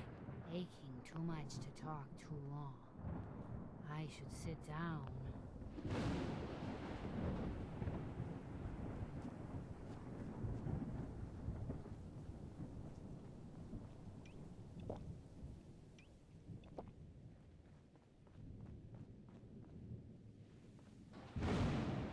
Haven't scrapped this house yet.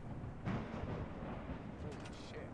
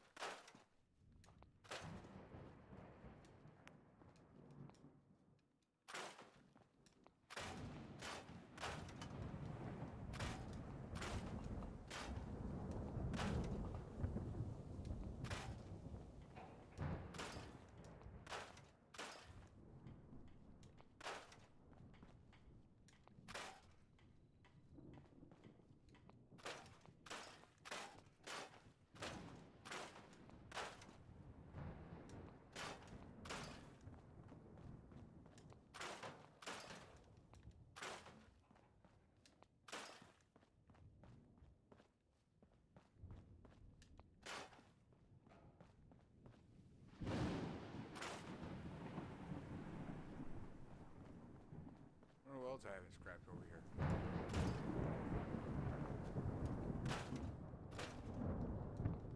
Rid of the gate.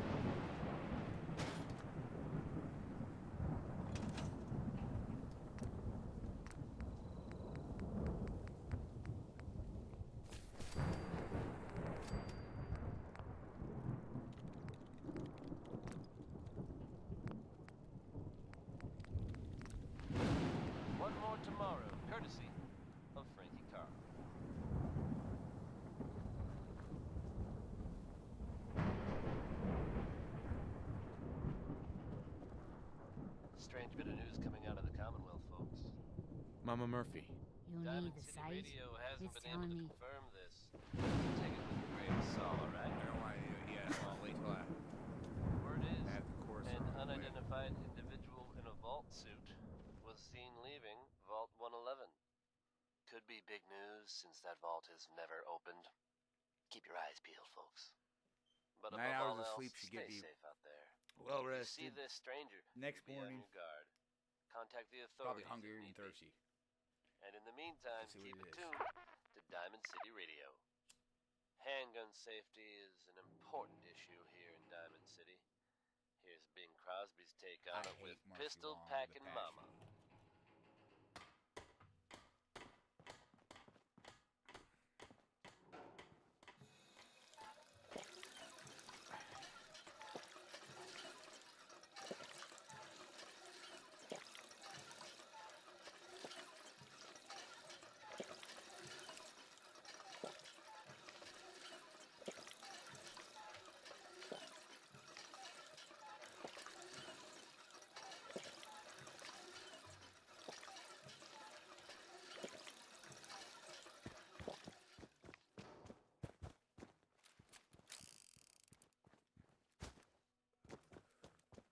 Easy living, this ain't.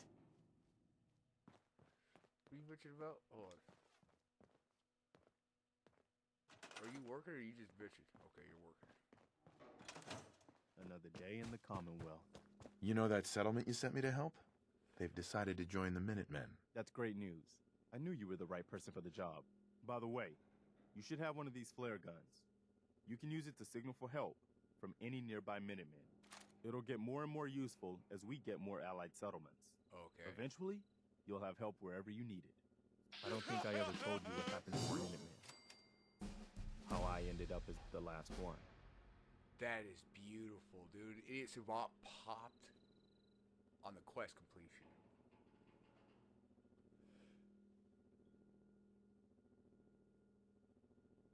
Are you really the last Minuteman? Maybe not literally. There must be a lot of former Minutemen out there who gave it up in disgust after the Quincy massacre. But we were the last active group of Minutemen. And now, well, it's just me.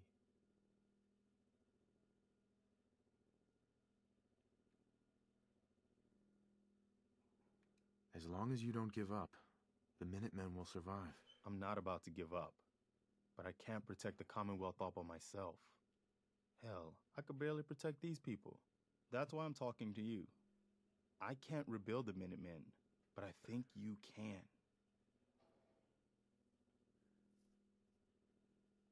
I gotta rebuild them? Hey, that means a lot coming from you, Garvey. I appreciate that. Does that mean you'll do it? Yeah, I suppose. What makes you think I can do this? You saved us and conquered. There wasn't anything in it for you. You had your own problems to deal with, but you did it anyway. That kind of selflessness has been in mighty short supply around here for quite a while.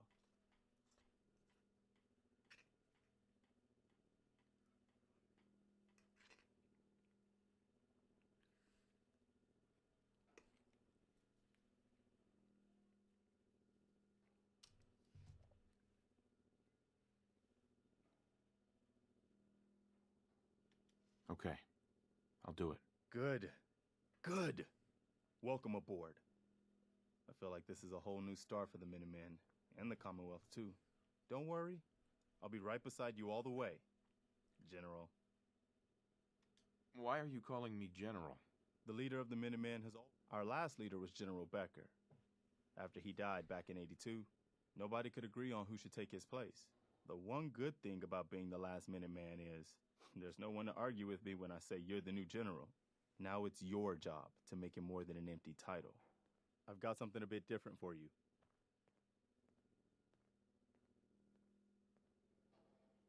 Our scouts have found a promising spot for a new settlement. The trouble is that some kind of vicious beasts are lairing there. Once you clear it out, set up a ring. Before you know it, we'll have a thriving new farm instead of a waste. Hey, wait. Can I... Hey there. I've heard that folks at Finch Farm need some help. The Minutemen should be the ones that answer that call. Is there something you need? Come with me. I need your help. Sure thing, General. Hey, Just point me to it. What is it?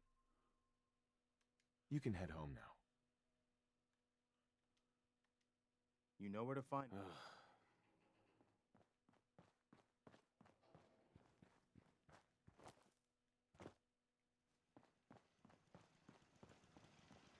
That means I gotta come up here now for Sturgis and Mama Murphy.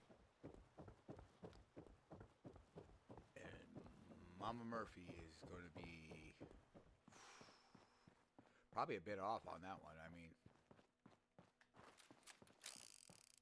she's not an easy. I have a feeling that freaking glowing sea's going to be a bitch.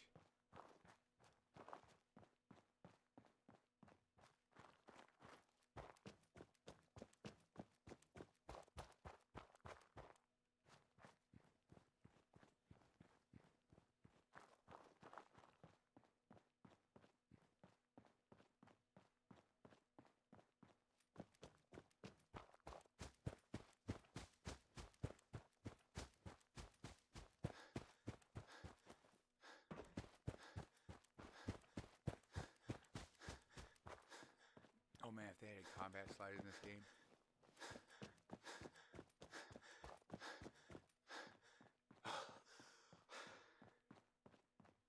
I think that's why none of the Bethesda games have slide though, because of their physics. You go, wait, what the hell is this? I did not know there was an access point there.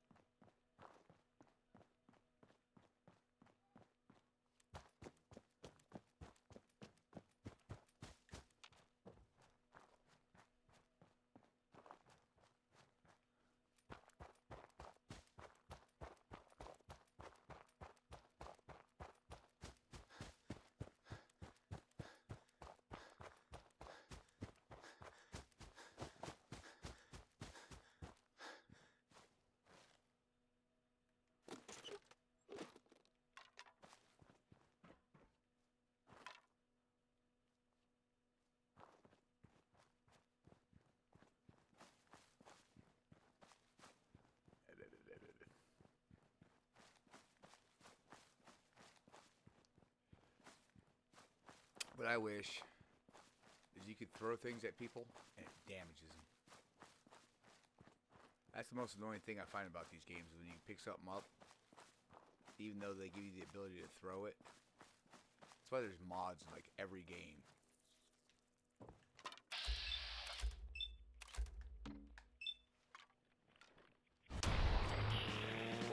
Points of damage on them. Holy shit.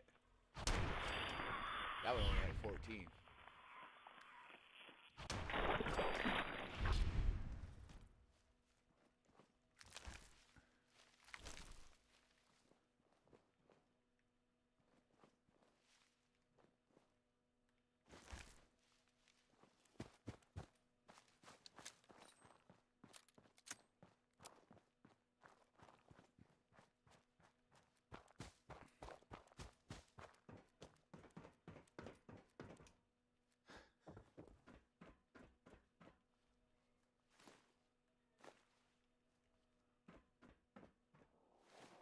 Betty Hutton there with It's a Man.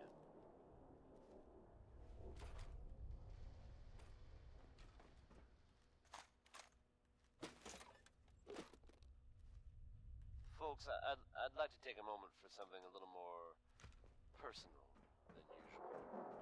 As I'm sure you know all too well, I haven't always been the best at this job. Hey, let's face it, I've been pretty terrible. Thanks to the efforts of a few of my friends, I've decided to change how I look at things, how I live my life. I'd like to take this opportunity to thank the Vault Dweller for lending me a hand. I really do appreciate it.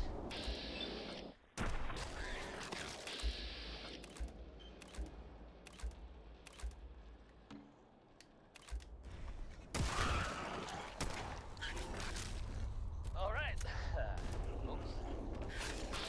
Enough sentiment from me.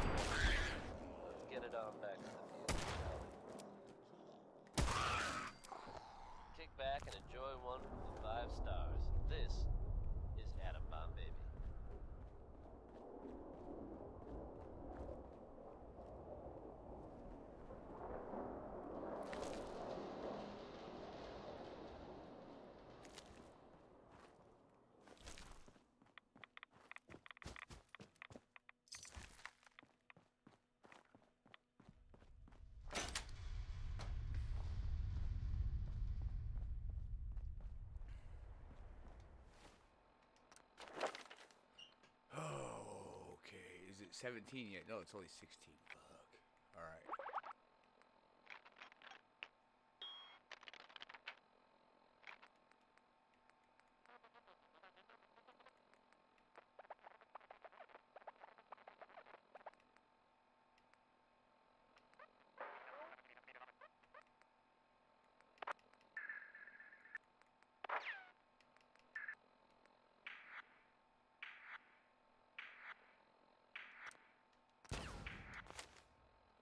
That just starting to seem like it's a very...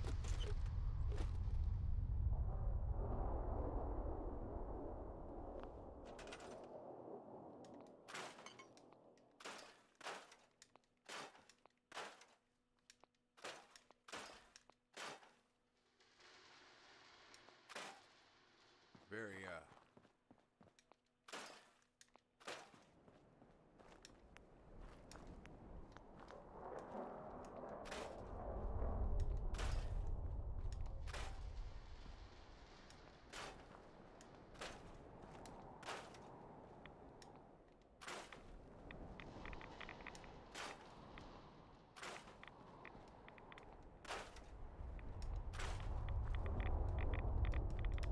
Come on! You're making me take all these fucking rads and you won't fucking pick up the car.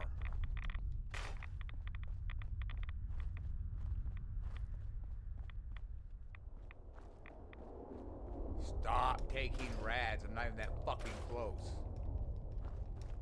Get the fucking car. Yeah, they broke some of the fucking goddamn settlement building shit, that's for sure.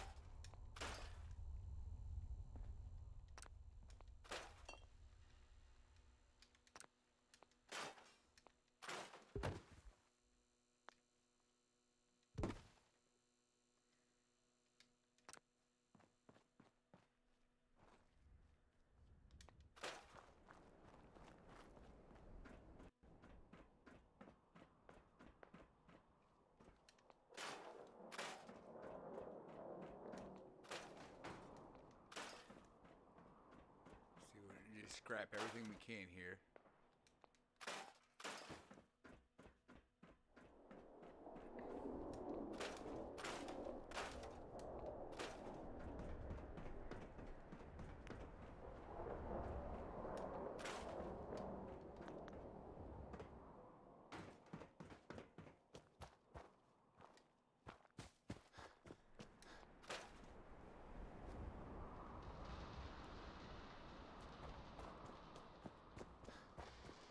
says it's water, but it doesn't show I have any water here.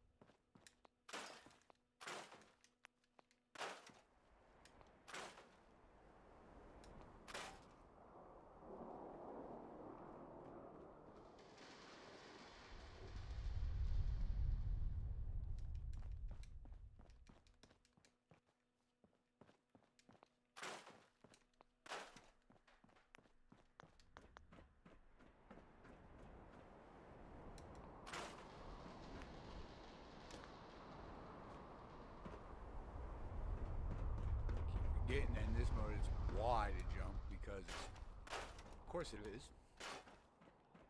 They didn't want to program it to match everything else, so they're just like, yeah, fuck them.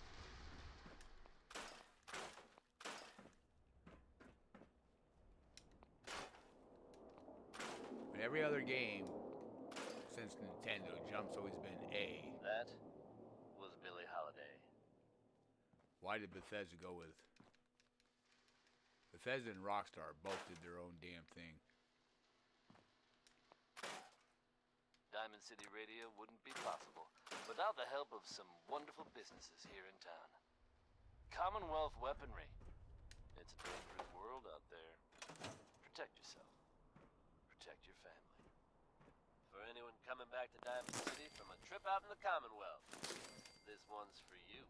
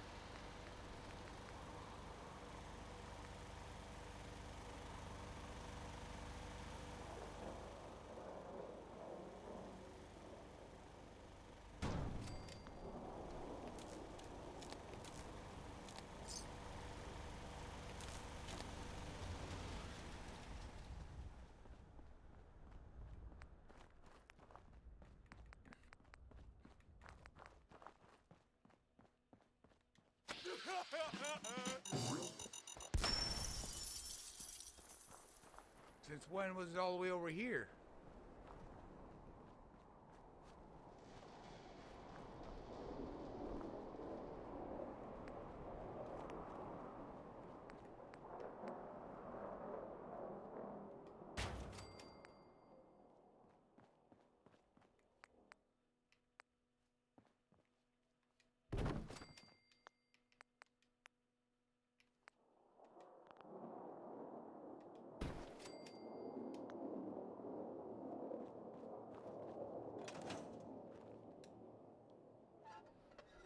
We're just gonna sit here and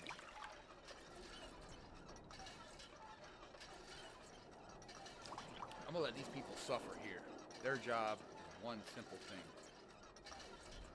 Get here so I can send them to fucking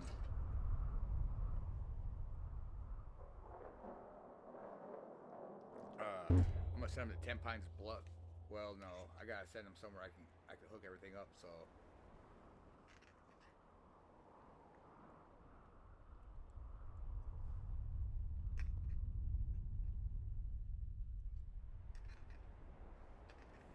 I'll send them to Covenant.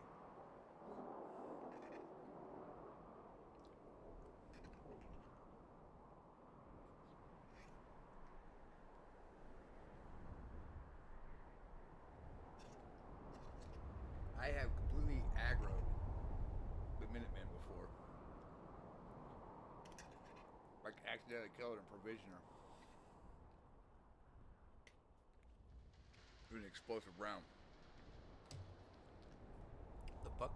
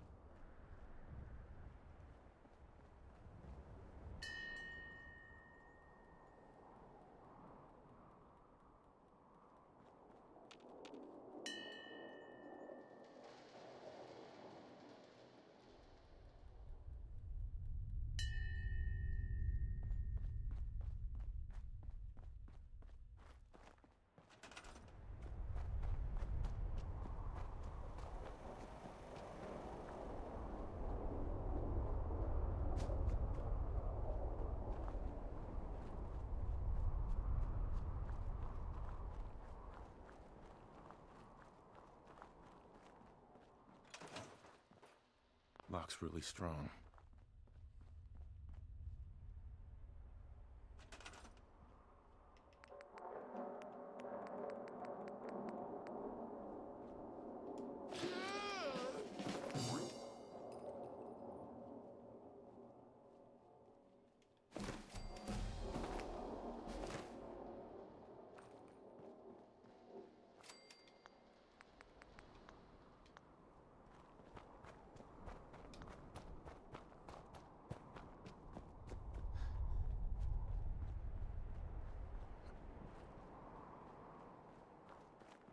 Text Beneke, folks. It's showing that I have 2 people here. Where?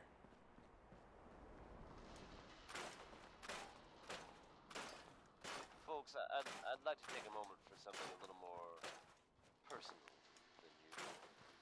As I'm sure you know all too well, I haven't always Don't care, been you're the best going at this job. Covenant. Hey, let's face it, I've been pretty terrible. Thanks to the efforts of a few of my friends, I've decided to change how I look at things, how I live my life. I'd like to just take this opportunity to thank the Vault Dweller for lending me a hand. I gotta get I toughness. really do appreciate it. All right. I should be able to get it up. That's enough sentiment from me for one. All right, let's see. Hold on. Let's get it on back to Review the music, map, shall we?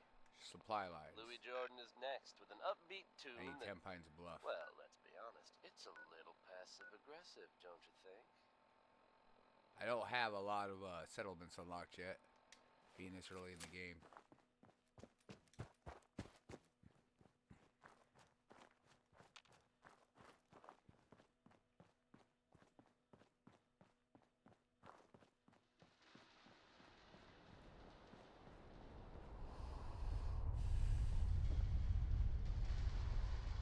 have zero plans to deal with the Minutemen at all. Even though it's XP, I might find the church, but as far as doing the Minutemen quest line, no.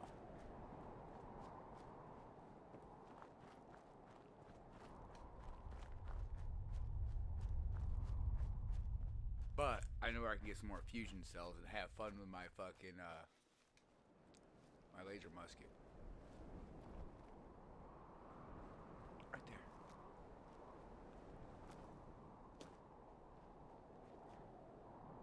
Because they talked about how they thought they were safe in Lexington, and then the ghouls ran them out of Lexington, and then the raiders pinned them down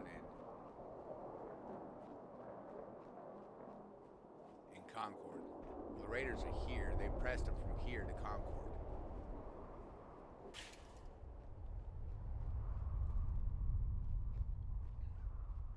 So they chased the Minutemen down, or what's left of them. See, look, danger.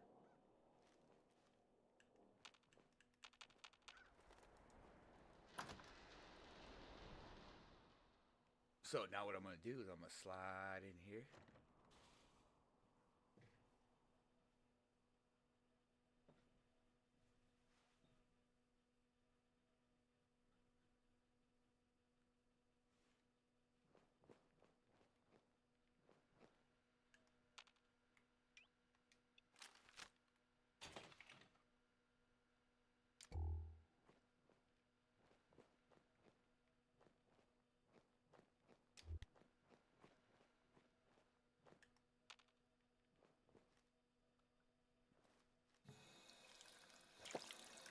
No more rads from food, which means I no longer have to hunt.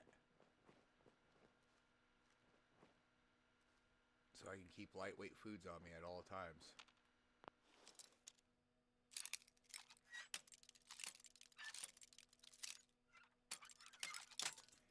I should get this set up so I can open expert.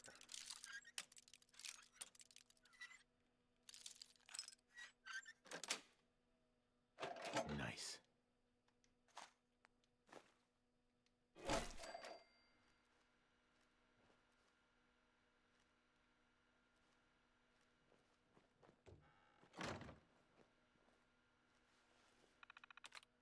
All right, let's see what we got here.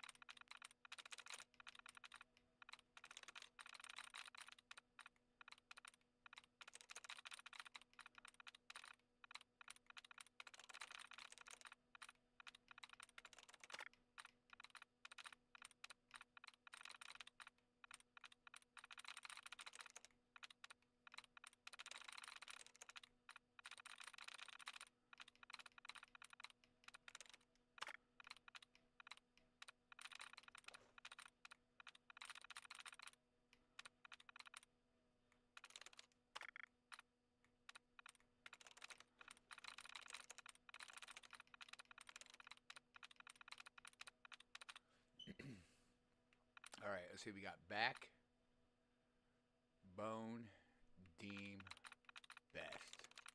I'm gonna go with bone because that could that eliminates a lot.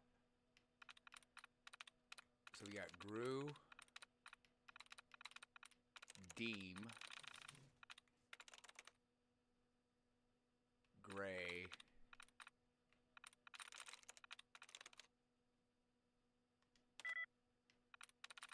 well, that eliminates grew, which means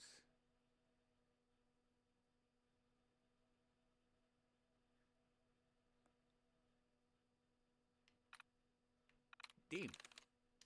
I'm in.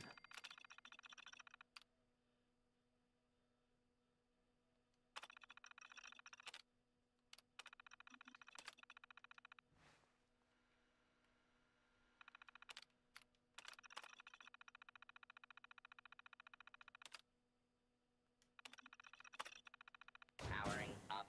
Protectron on duty. I'm gonna save right here.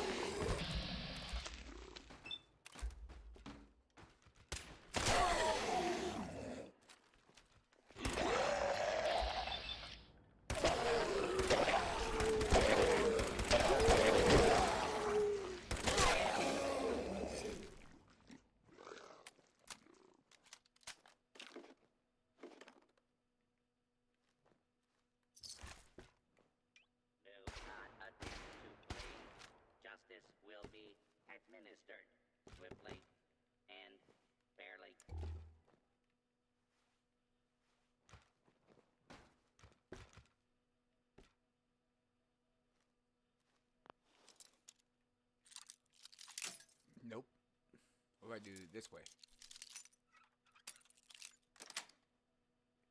That's it.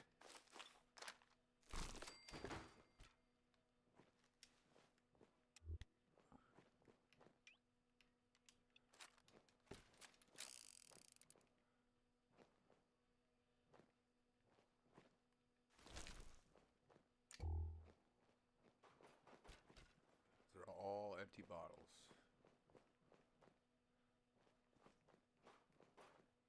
There we go.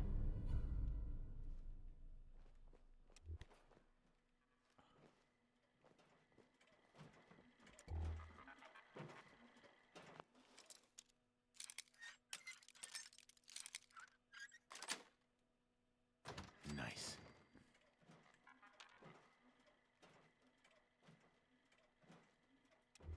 I know for a fact.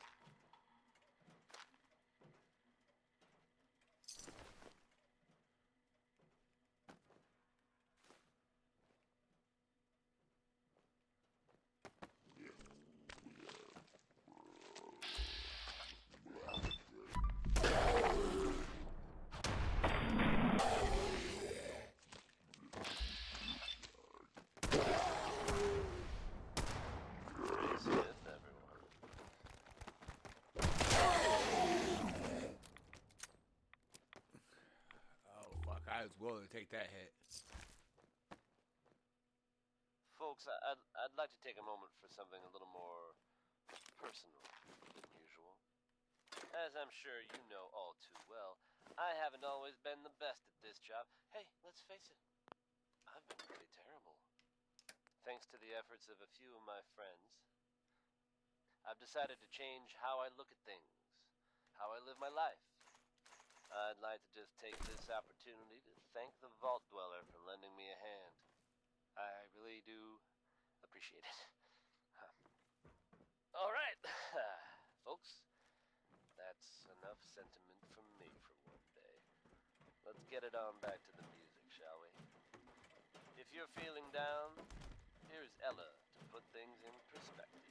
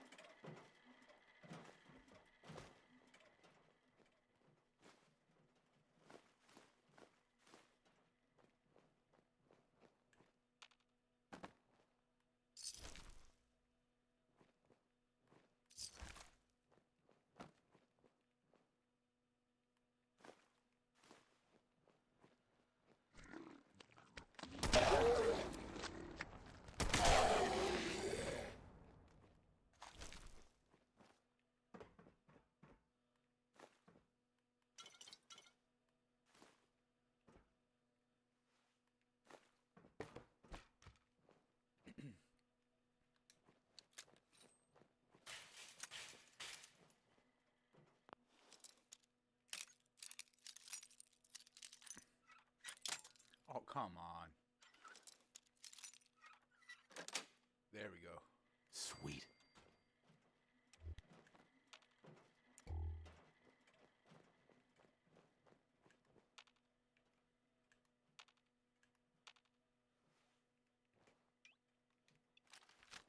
Commencing use of force.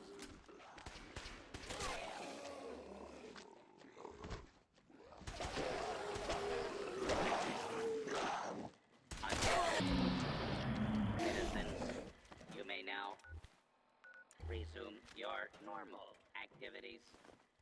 Hostile target identified.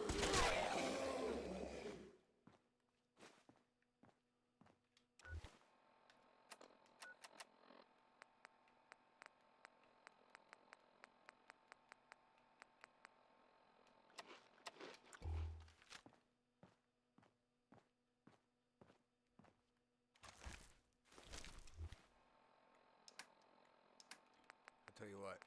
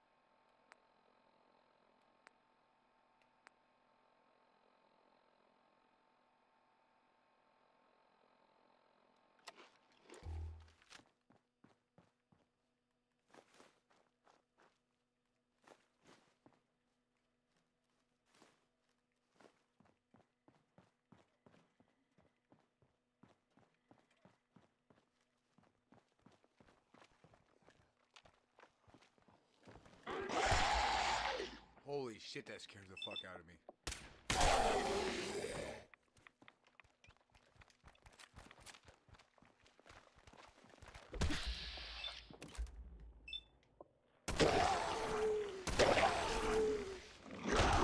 Oh my fucking god.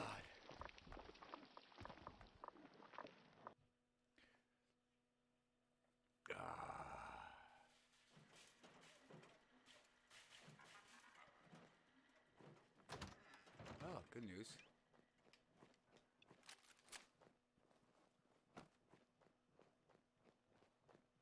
Now that I know there's not a lot of good fucking loot in here, I can just make a dash for what I want. Yes. Commencing attack on hostile target.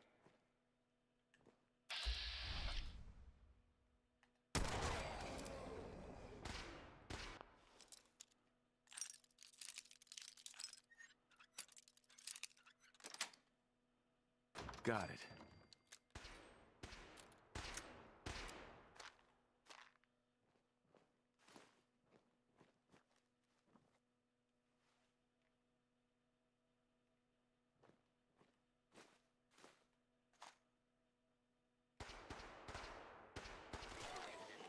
Normal. Law and order has been restored.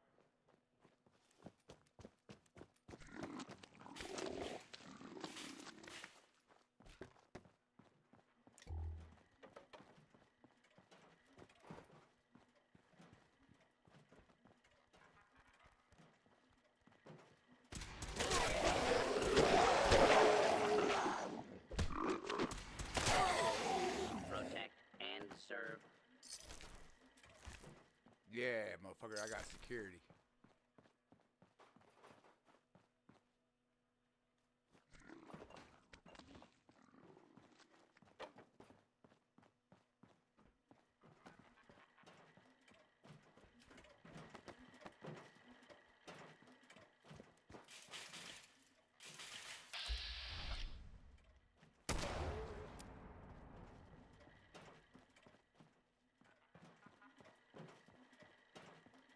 Protect and serve.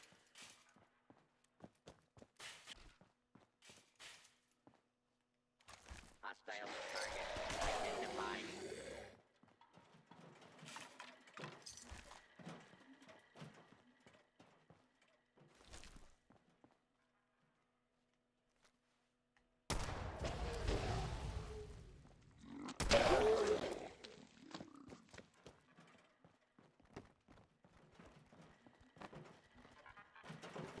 Protect and serve. You just heard crawl out through the fallout.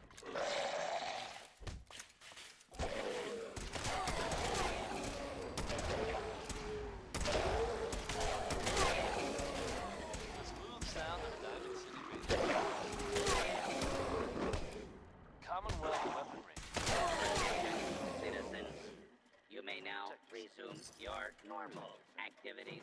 Protect This is and Travis serve. Lonely Miles bringing you Johnny Mercer's personality. Something I only recently acquired, as I'm sure you're all aware.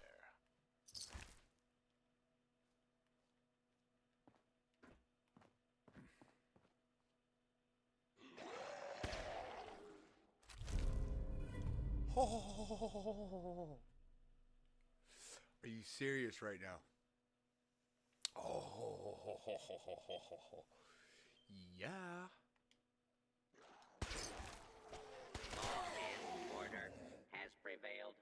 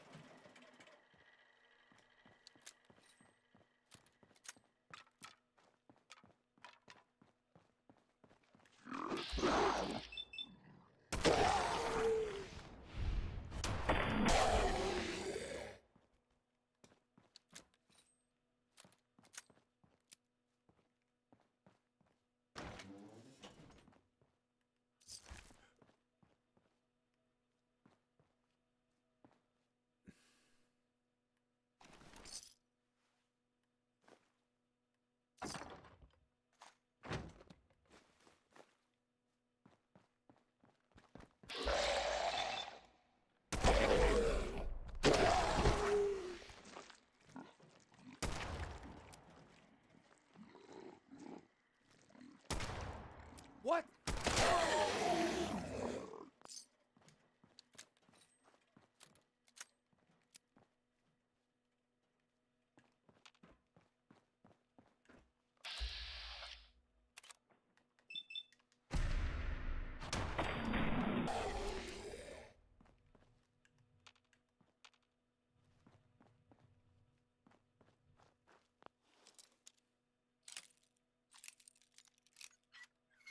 Oh, fuck, too much, too much.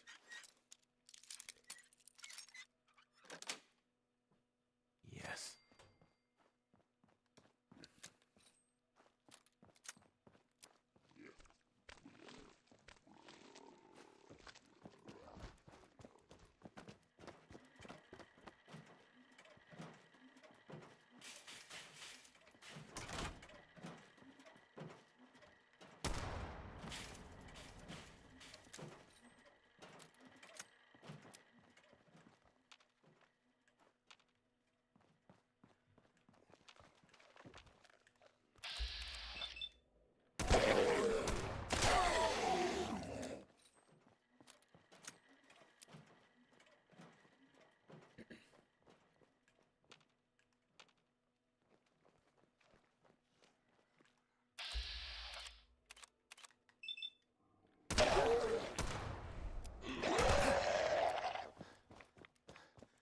Fuck you, you ain't getting another one like that on me.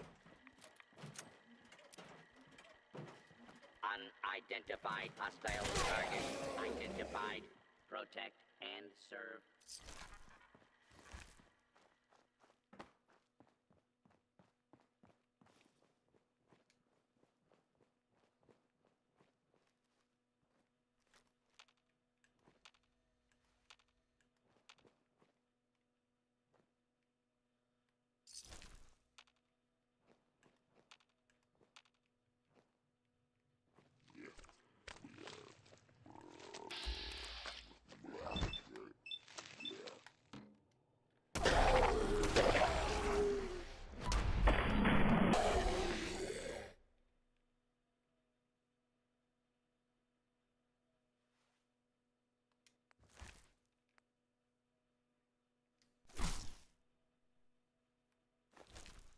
I mean, I'll take it to sell it.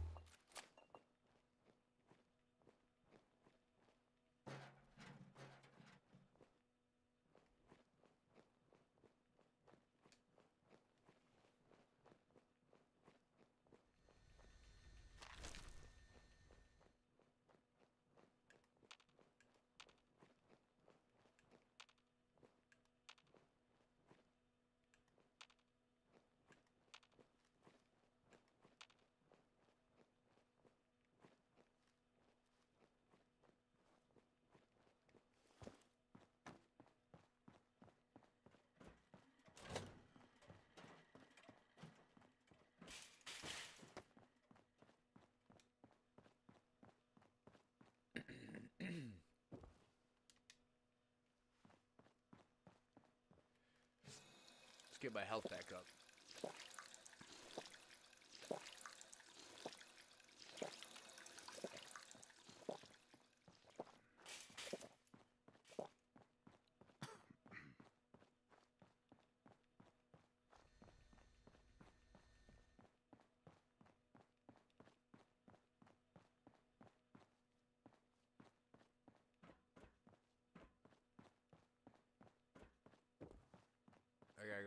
back loading docks. I'm trying to remember how to get to those.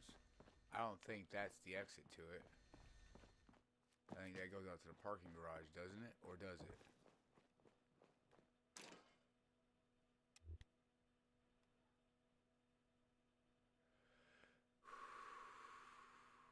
I have no clue if I was stealthed or not when I went in here. If not, I'm turning around and running.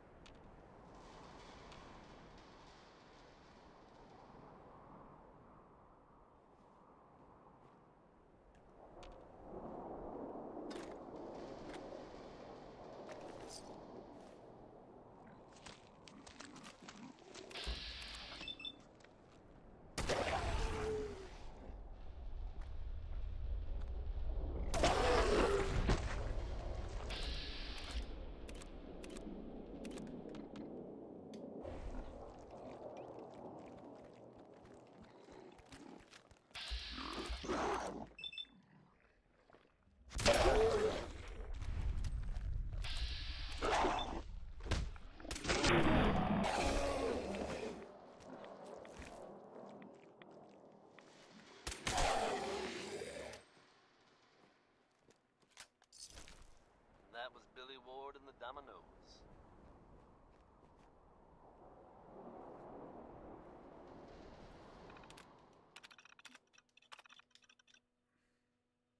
Folks, I'd like to take a moment for something a little more personal than usual.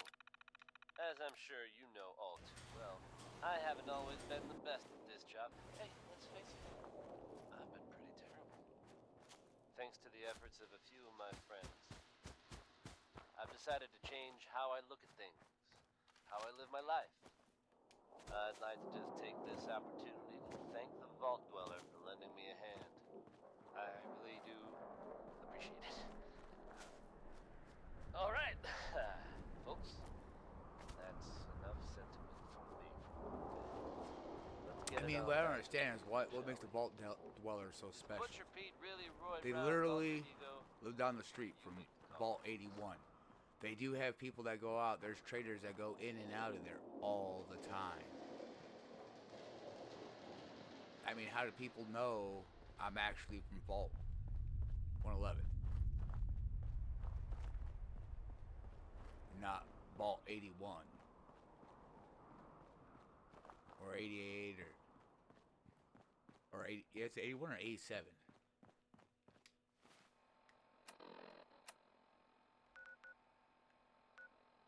'81. I could be from damn near any other vault.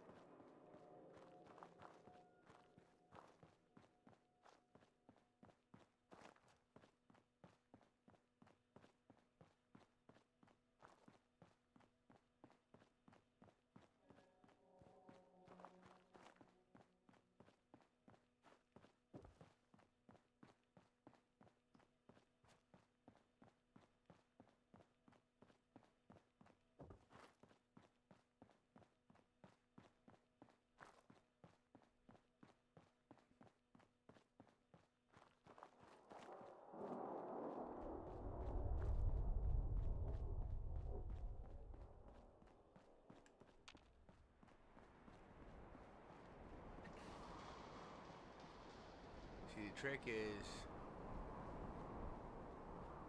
I gotta get supply lines headed everywhere because that's extra support while traveling.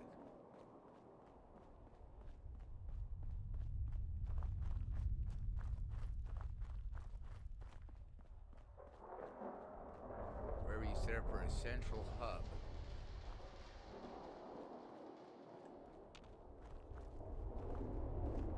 You want to send supply lines everywhere. And then you want to crisscross them if you can.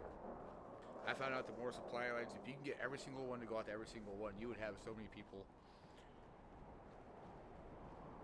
Like, you could just travel the roads and be safe. You wouldn't even have to clear areas. You just have to get close enough and just watch. Get a few sniper shots in there, you know, a little bit of an assist. Look, bam. Holy shit, I don't know who the fuck these dudes are. Oh, these are the trader. All right, dude, what you got, Smiling Larry? Hey there. You looking to trade? Fuck yeah. What are you doing out here? People want something. Smiling Larry finds it, brings it to him. The whole Commonwealth knows me. Now, what about doing some trading? Why don't I ask Let's him for trade. information? Smiling Larry hasn't got it? You I asked a probably random don't. trader, but I can't ask Smiling Larry. I will take it. I will take it. I don't need 38. I got plenty of fucking 38. Which, do you have some Molotovs? Like that? Oh my god, dude, I am so... The automatic's coming off that bitch.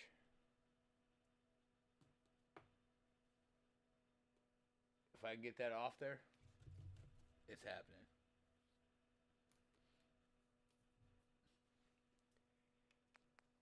You could have that.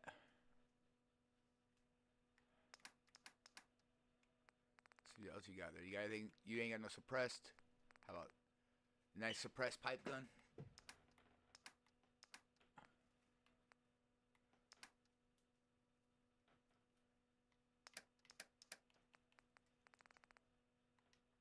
These weigh a lot, these weigh a lot, these weigh a lot. That's 4 pounds. They get the fuck out of my inventory. I don't even know if that's enough to...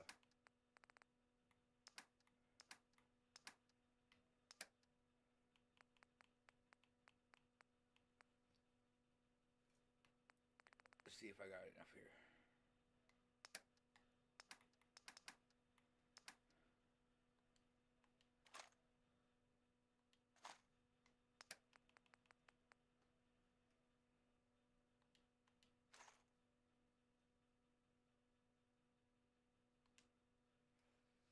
Yep. You had exactly what I was looking for. Kind of. Got me some 45. And I got some more caps. Outside of that, he didn't have fuck all. What? Cambridge Polymer Labs.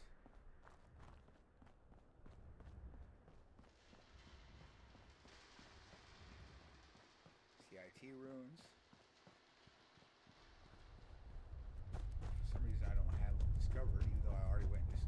I died. That's right.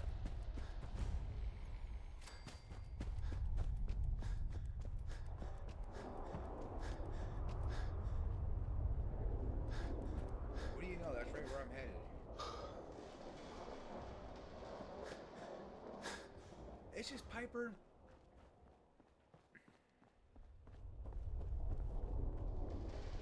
There's nothing there worth fucking a while. And I have essentials there, so it's not like they're gonna Hello, die. sir. What the hell? What now? We've gotten big enough that we're having trouble communicating with all our settlements. It's a good problem, and I have a solution. Well fortified. So what happened to this castle if it was... This was long before I joined. A lot of the leaders have always wondered. So, Yeah, let's do... we'll do some Taking independence. Before I run over to Hangman's Alley, I'm not going in there blind.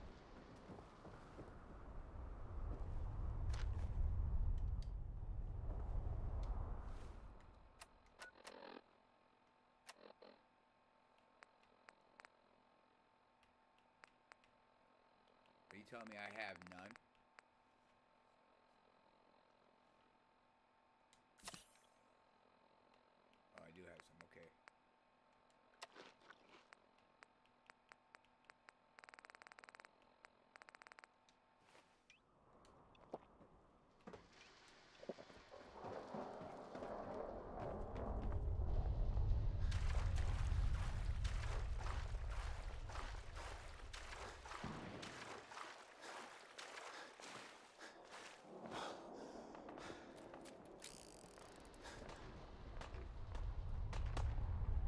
This is where I come to sleep at night, man. Dibs on the loot. What the hell was that?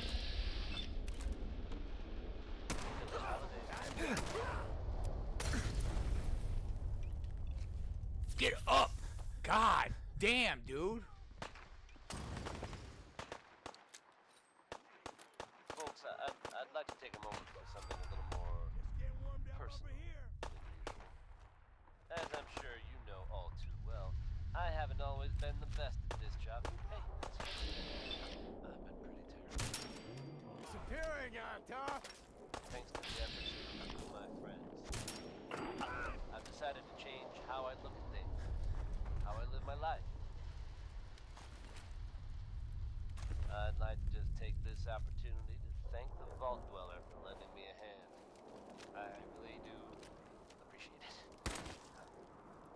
All right, folks. That's enough sentiment from me for today. Let's get it on back to the music, shall we?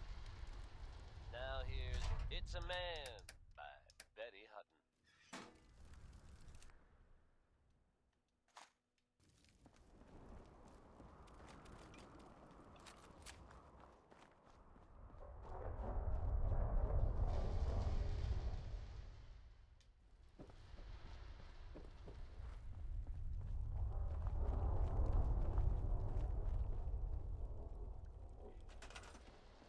You know why?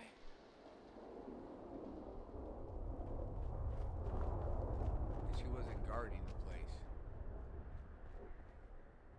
That's a plan. There we go. 2 people, 2 defense, 3 water. See? Now we got more defense. See if I can.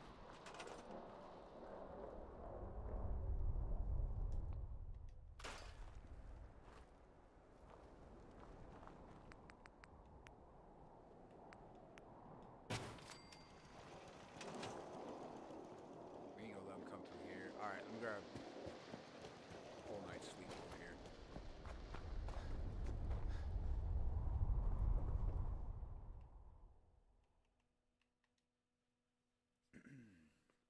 It'll put it at 4:30 in the morning.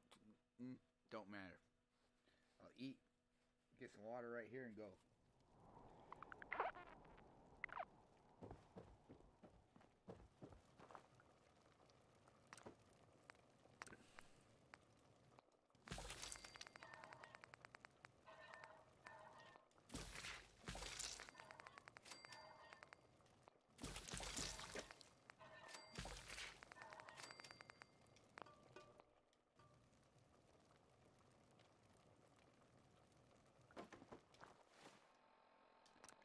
Pretty close. Nope, I'm 17 though. Look, immune.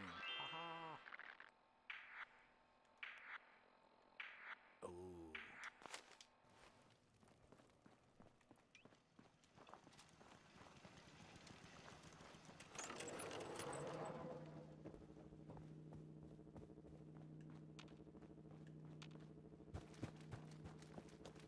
Like Kate, I might run around with. I didn't do it. God damn, I gotta go back there.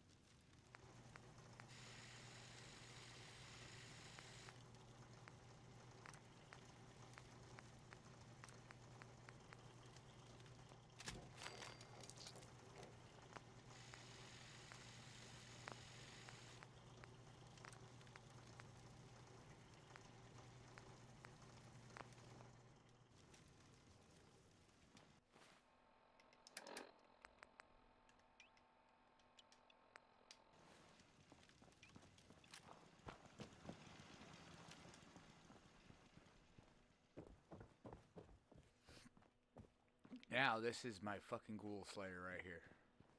50% damage to ghouls.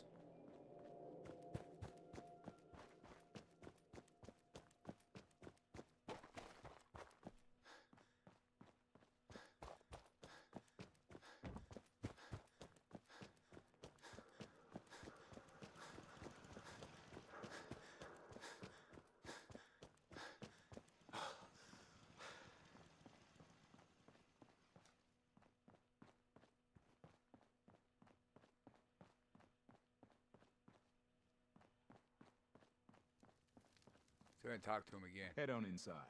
So, you're that traitor. I wasn't lying. I got a hold. Is that right? No bull?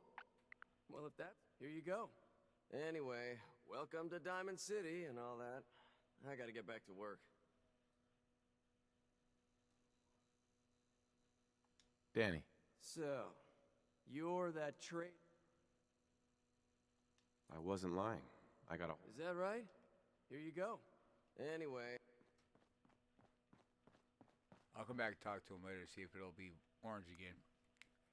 Now, it's been long enough. So technically...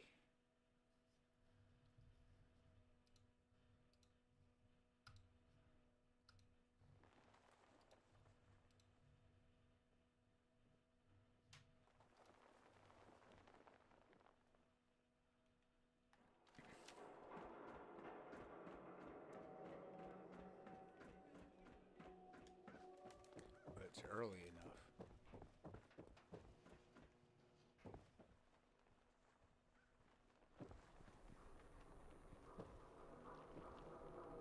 Excuse me, can I talk to you a minute? Sure. What is it? Well, I remember you from the tap house. That time Paul... Now he's missing. Paul, I mean, it's not like him, and I'm worried something... Right. That was the 5 stars. Have you asked Cook about it? Well, that's the thing. Henry's missing too. Which is what makes me really worried about Paul.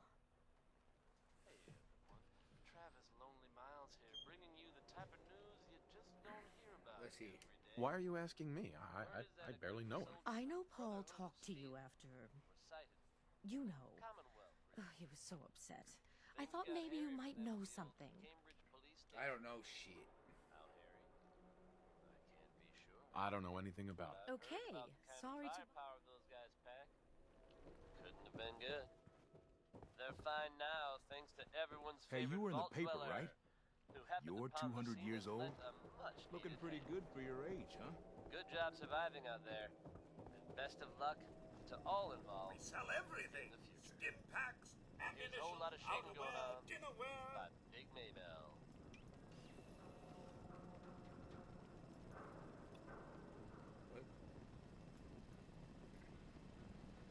What do you sell here? Oh, everything. We all... Sure. Let's take a look. Here you are.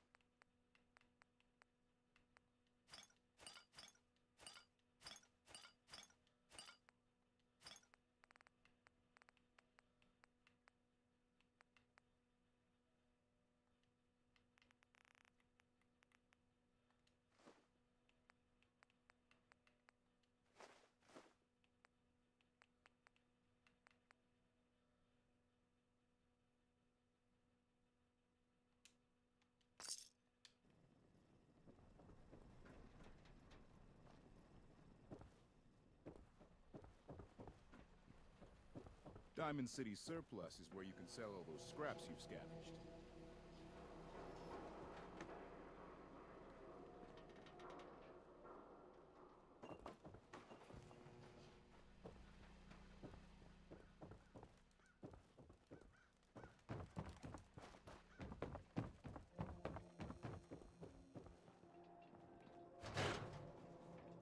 I got considered stealing from that one place, but I can sleep in the bed still.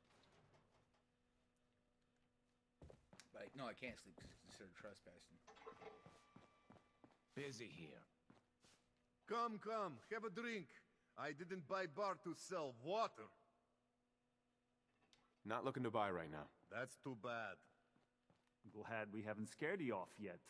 Neither. All right, here's your... Room 2 is yours. Enjoy.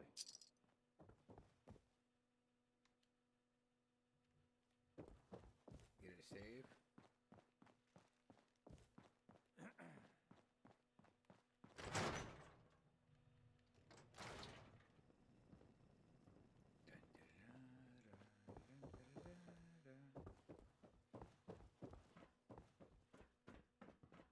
Hey, I heard what you did for old Travis. That was real nice of you.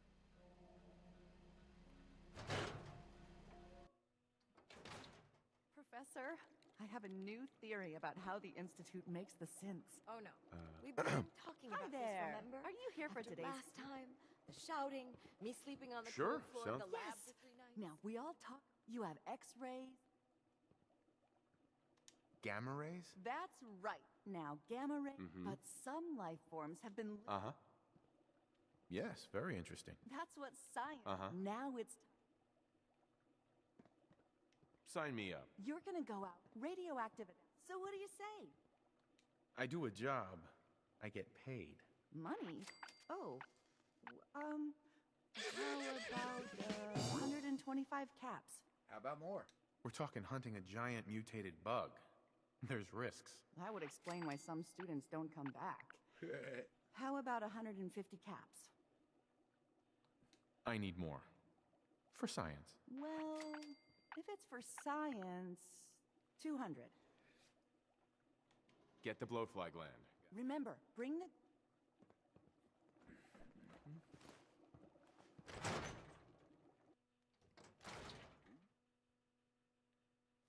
Let's do Huh? this. Let's do this.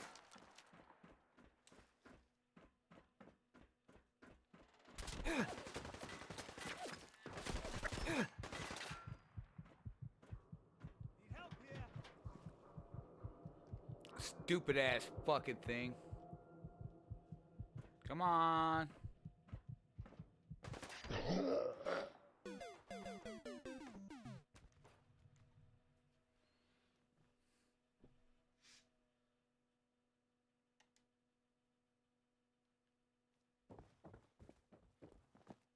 Have a nice day.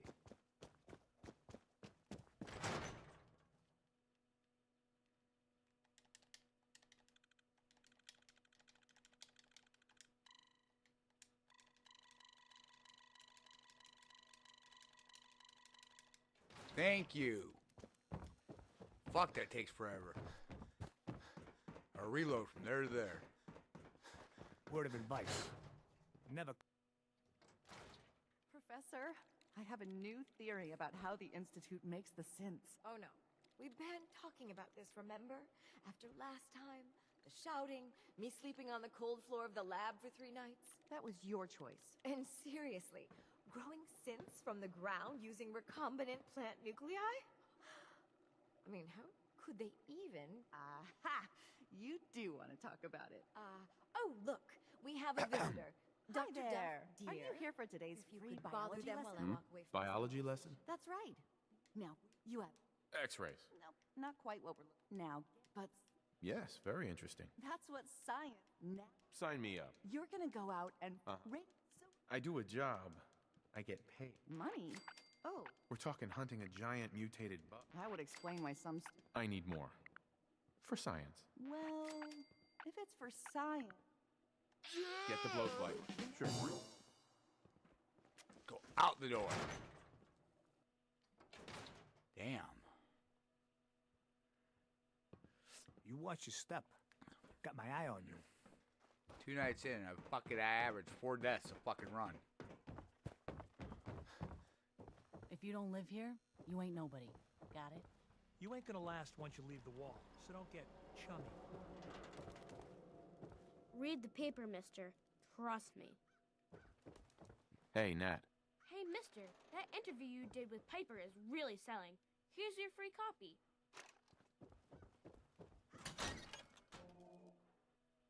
Good to see someone new in the chapel. Diamond City treating you all right? Hell no. The guards just shot me up. Pastor. Good to see someone new in the chapel. Diamond City treating you all right?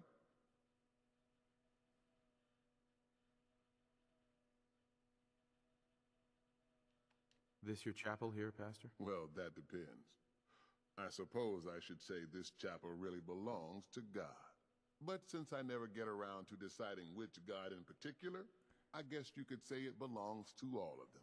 Now, if you ever need a quiet place to sit down and ponder the Almighty in whatever form strikes your fancy, we're always open. Thanks, Pastor. Feel free to make... Right.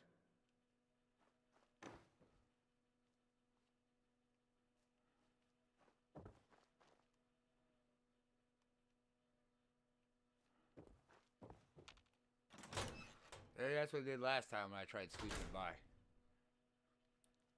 That's how I stole shit.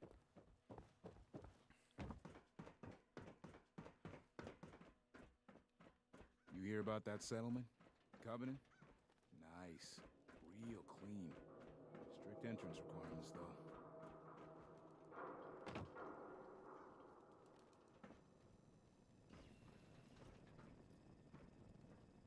I may have been programmed to... Excuse me. Why, hello there. So lovely to see more young people up here in the stands. We're all so, well, old. You there. We need to talk. Is there a problem? The problem is that I've learned that you killed my son Nelson. Is this true? I didn't kill Nelson. Whoever told you that was lying. You are an easy target for anyone trying to shift blame off themselves. If it wasn't you, then who was it? Do you know who killed Nelson?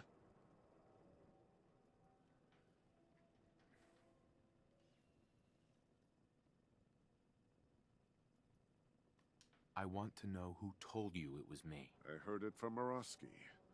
Low-life Kim pusher from Good Neighbor. Maybe he has some reason to bring trouble down on you.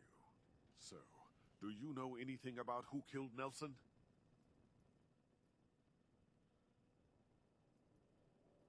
I heard it was Morosky. I know he was. That bastard. I'll pay you 400. Throw in another 200 caps and I'll take care of Morosky for you. 600 caps. You have an awfully high opinion of yourself. I hope you're worth it. Deal. You should meet my grandson.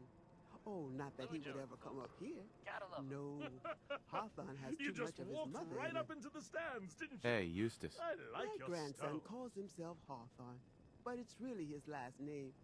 I'm Eustace Hawthorne, I'm sure and his you've all father was seen or Julian heard Hawthorne. about the latest issue of Public Occurrence. Well, hello there. Another one of the bold poor and claims by our stupid of intrepid Diamond reporter. City come begging for table scraps? Possibly living among us, undetected. Very serious implications. Wouldn't you agree? The mayor's office has, of course. I don't beg, you stuck-up old bat. Fine.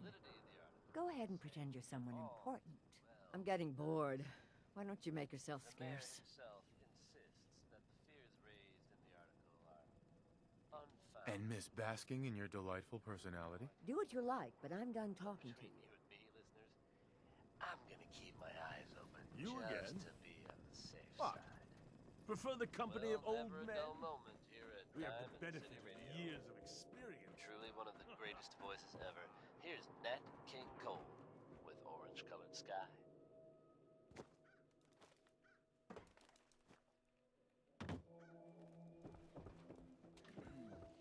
Self-prescribed chems, as recommended Whatever by you're gonna me, ask, I don't know anything and about. I.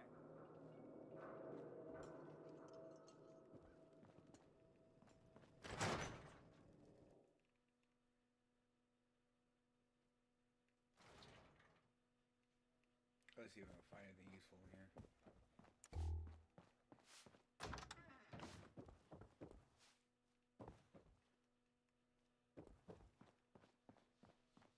Ah, yes, you.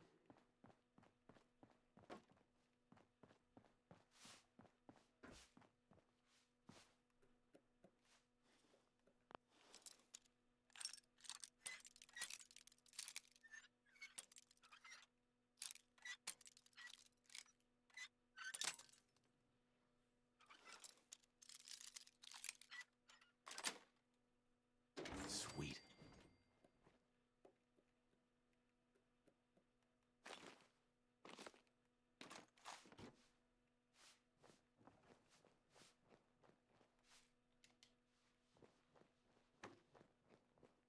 If you're hungry, we sell food. Hawthorne. Happy to share the benefit of my experience, as long as you don't mind me. See you around, Hawthorne. Later. Busy here. I know Paul was mad, but it's not like him to just disappear like this.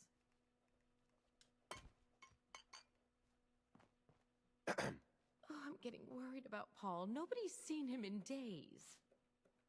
Oh, I'm getting worried about Paul. Nobody's seen him in days.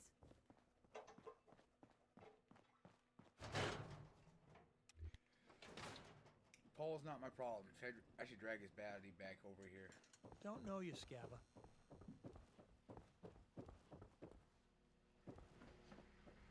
Broke up with my girl. She kept the cap off the toothpaste. Know who does that? So thirsty. Doctor says I can't drink liquor no more. Cola. Need a Nuka-Cola. Sheffield. Nuka-Cola.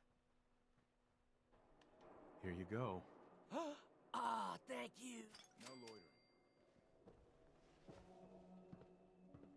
Hey, Sheffield. What do you think about coming to work for me? Really? You mean it? Hangman's Alley. That's right.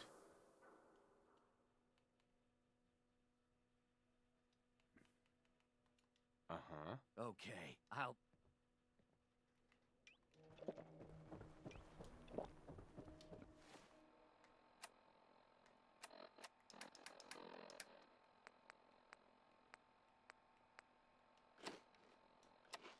Nice piece you got there. Just keep it holstered. This 45 revolver? It's alright. It'll be a lot better. No, wait, no, that's the Ghoul Slayer.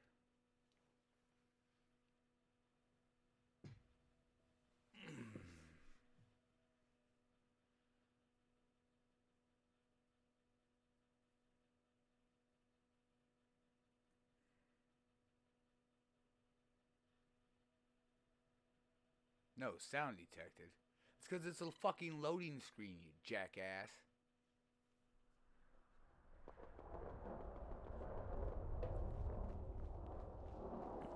I swear, man, fucking, TikTok sometimes ain't too smart. Diamond City is the place to live, I tell ya. It's AI, like, there's no sound detected. That's because I'm not talking, and it's a fucking loading screen. What do you want from me?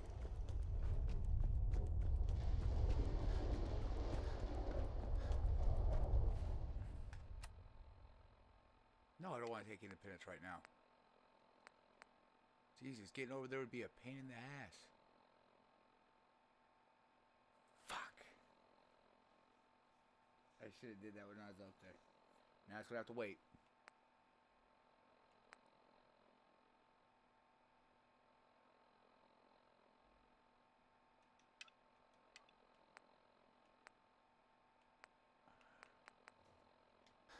Oh, fuck.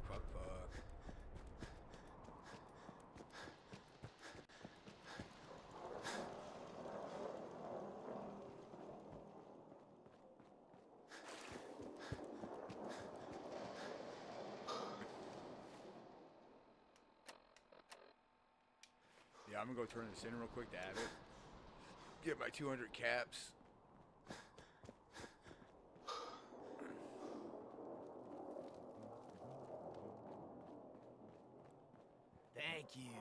It's like I can finally think. Them a slink out, cut up along the coastline.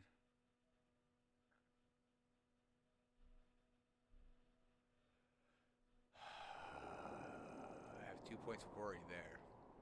I got a point where there's raiders, which I can swoop around. Maybe.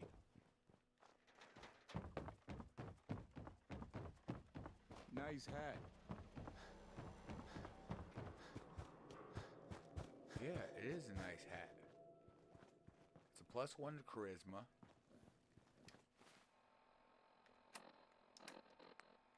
And it's armored.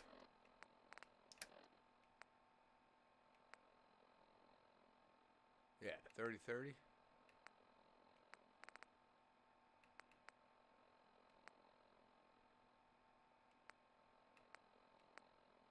Yeah, fuck, even that has damage resistance. You're back. You find that paint? No.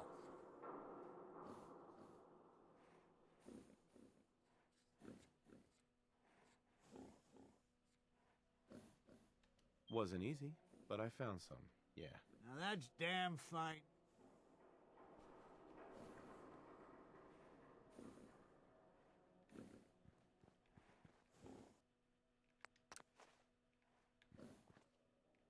Working hard?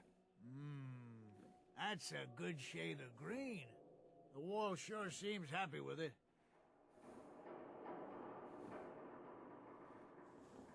Happy to help. It's nice to work with someone who... Uh-huh. There's your payment. Fuck. He's right there. Right there.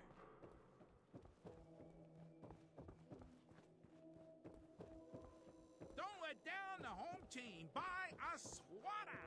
The latest hairstyles from the upper stands. Read the public and be prepared.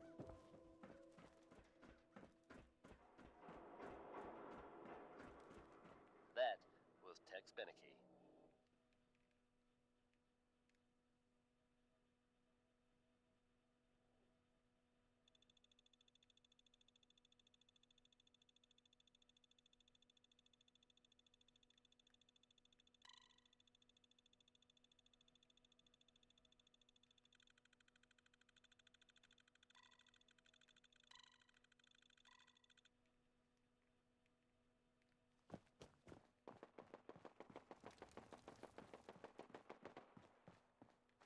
Folks, I'd like to take a moment for something a little more... We got purified water inside the city. Best drink in As the I'm sure you know all too well, I haven't always been the best at this job. Hey, let's face it, I've been pretty terrible. Thanks to the efforts of a few of my friends. I gave up alcohol after settling down I've decided here. to change Doctor how I said look I at things, shot my liver. how I live my life. I'd like to just take this opportunity to thank the Vault Dweller for lending me a hand.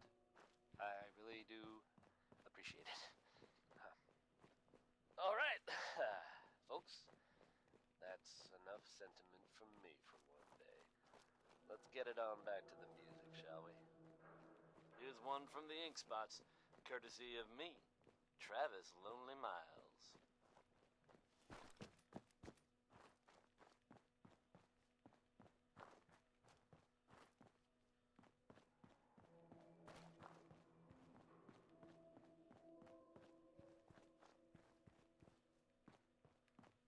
Someone there?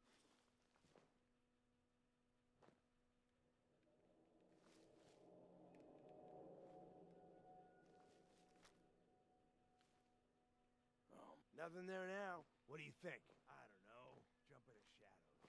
Yeah, you're probably right. Gotta cut down on the jet, I guess. Now don't start talking crazy. Huh?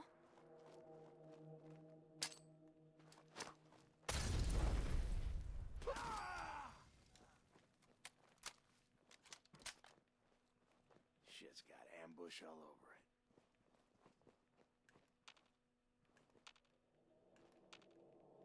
The jet will make you jittery. Guess they were right.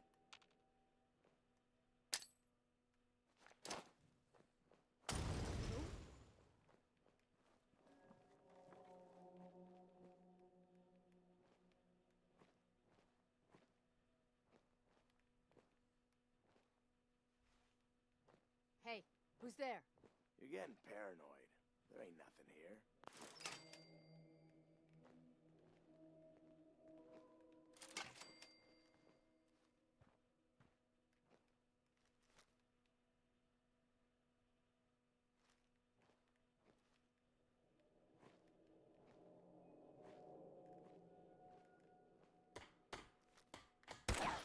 Over here! First mistake, last mistake.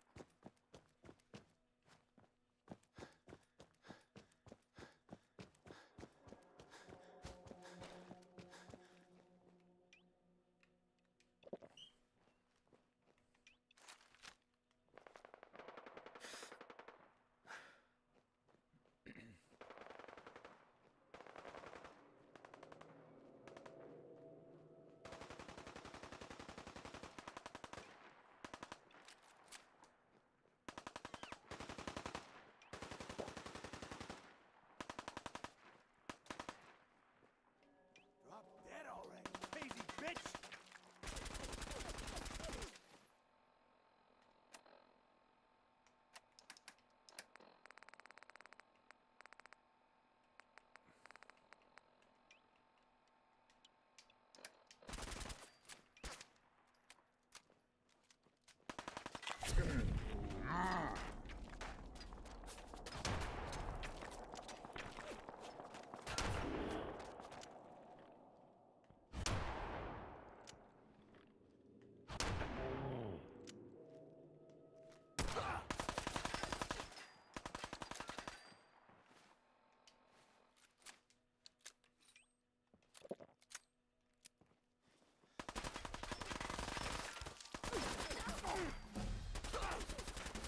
Come on, tough guy.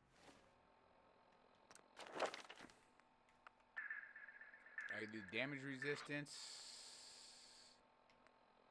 expert, chem resistance. Diamond City now, pal. Because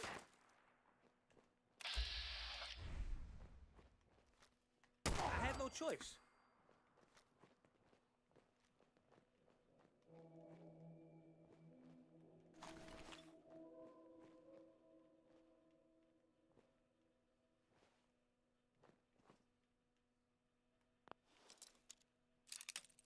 I can't believe that kind of worked out.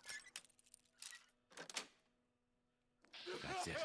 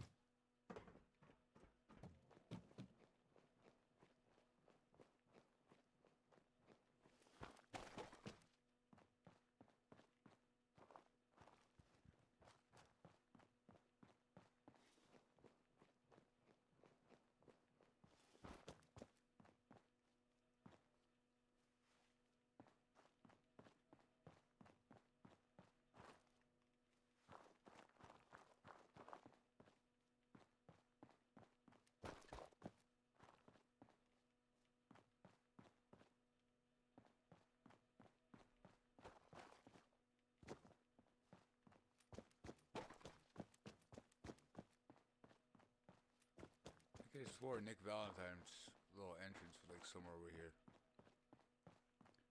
I just want to see if I've always wanted to see, but I can never remember where it's at.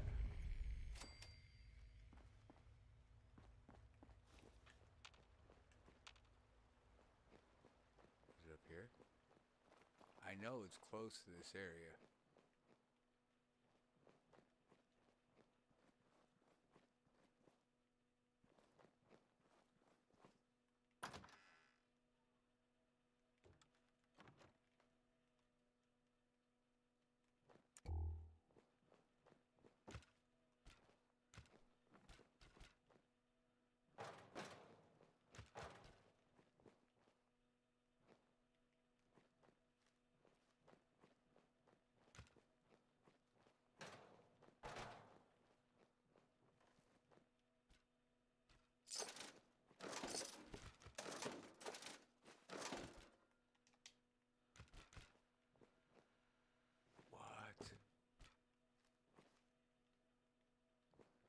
I have no clue what's in there. I don't think I've ever gone in there.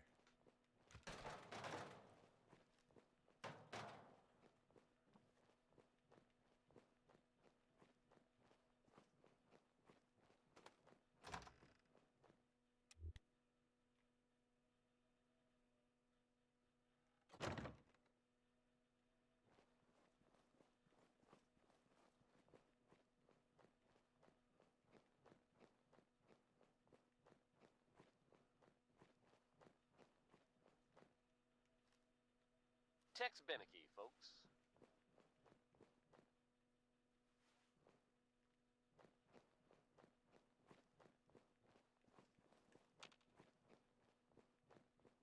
Hey, folks. We've got word coming in of a new settlement founded to the northwest. Some brave, enterprising folks have decided to settle Sanctuary, and we wish them the best of luck. It never hurts to have one more safe, reliable place in the Commonwealth. In related news, it sounds like the Minutemen may be getting back on their feet and helping out at Sanctuary.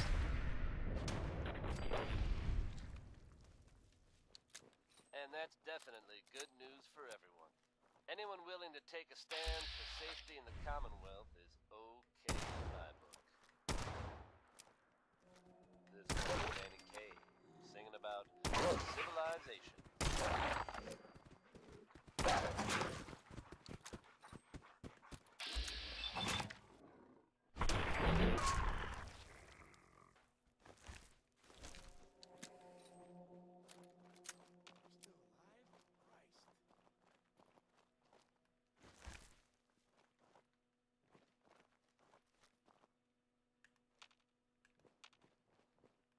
Oh, man, come back!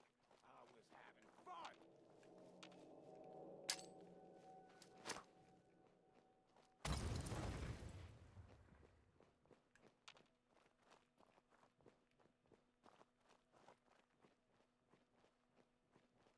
Show your face!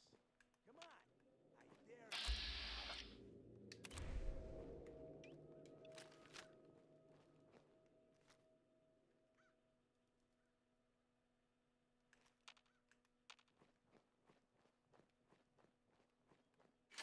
Come on out! I'll make it nice and quick. You can trust me.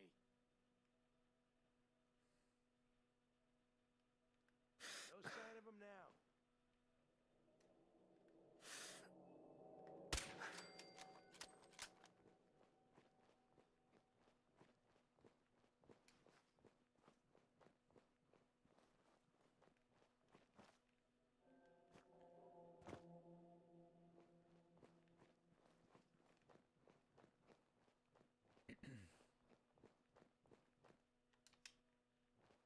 Armor matters. Shit. I don't know why I did that. I do it every fucking time.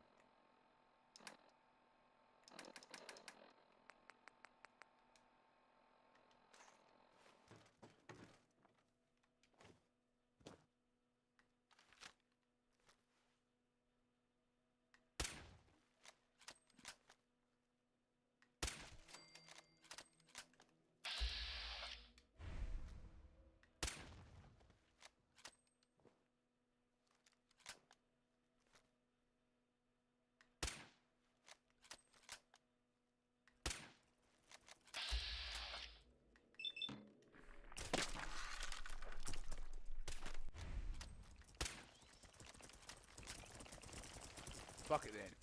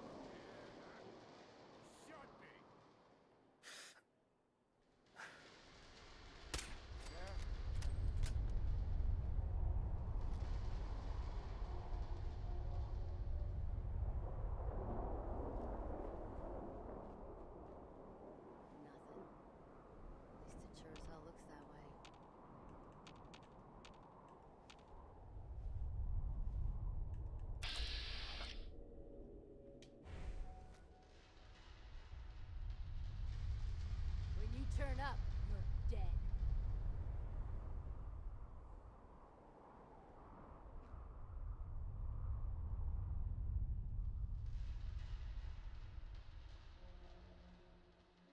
Only a fucking coward hides.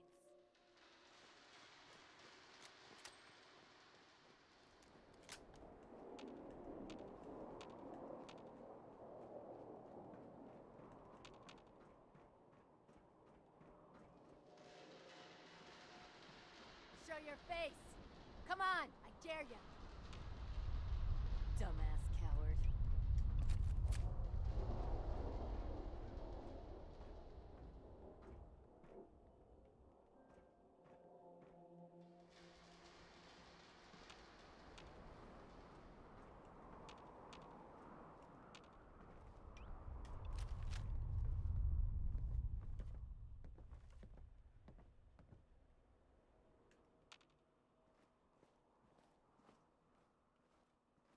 What the fuck was that?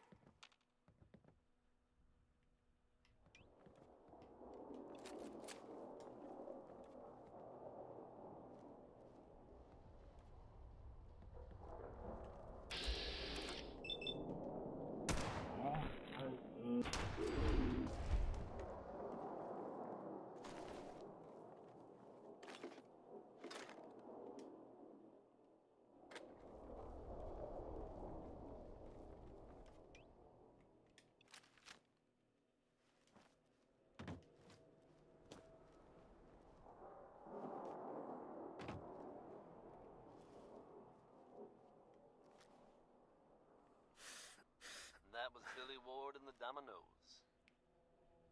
Is it right, Myra? That's what I thought that was.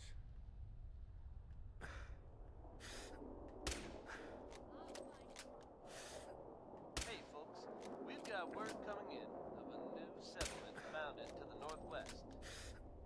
Some brave enterprise folks have decided to settle Sanctuary. We wish them the best of luck. It never hurts to have one more safe, reliable place in the Commonwealth.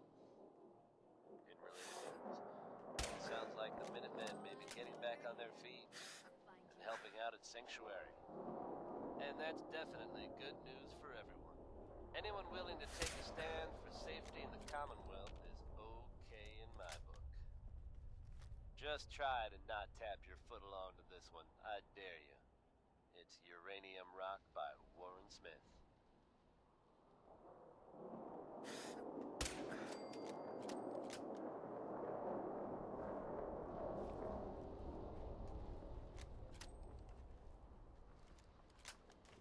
Where'd that little fucker go?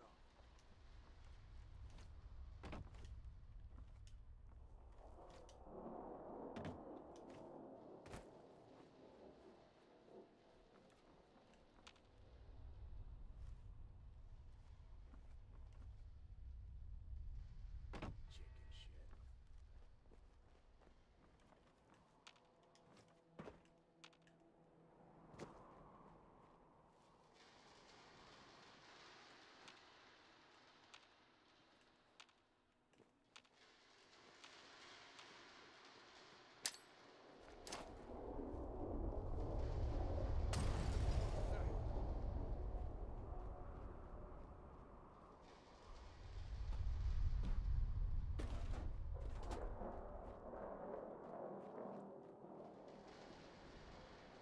This is bullshit.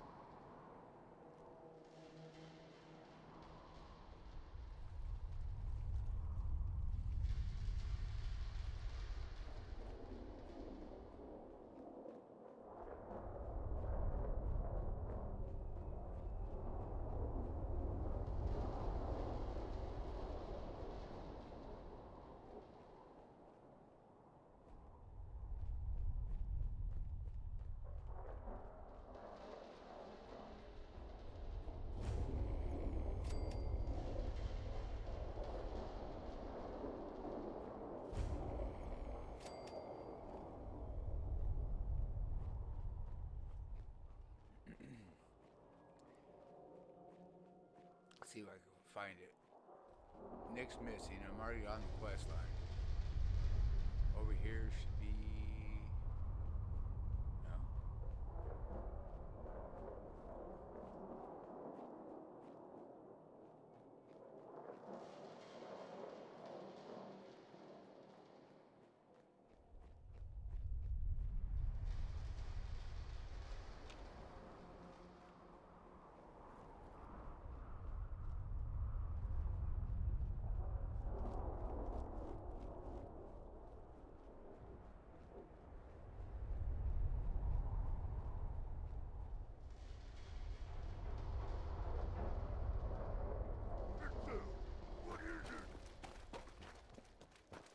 That is not what I was expecting.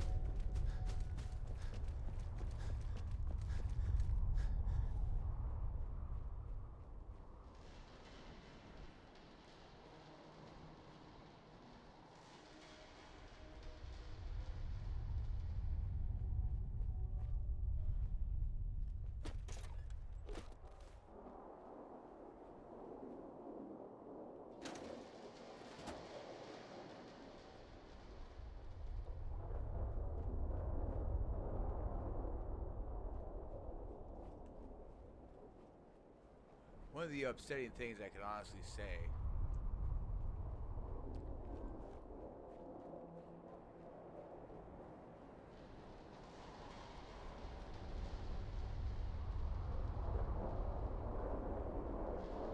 is cheers where everybody knows your name.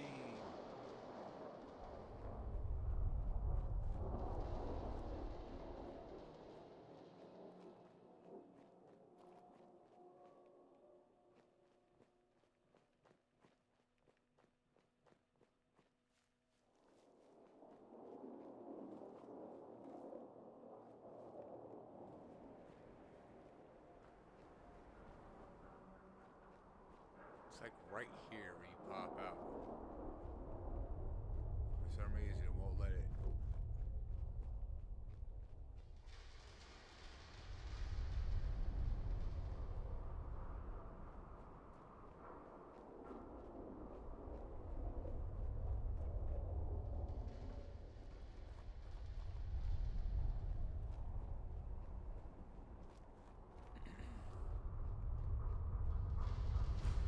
That's Huber's Comics. If I'm close enough to Huber's Comics, that means I should have... Nope.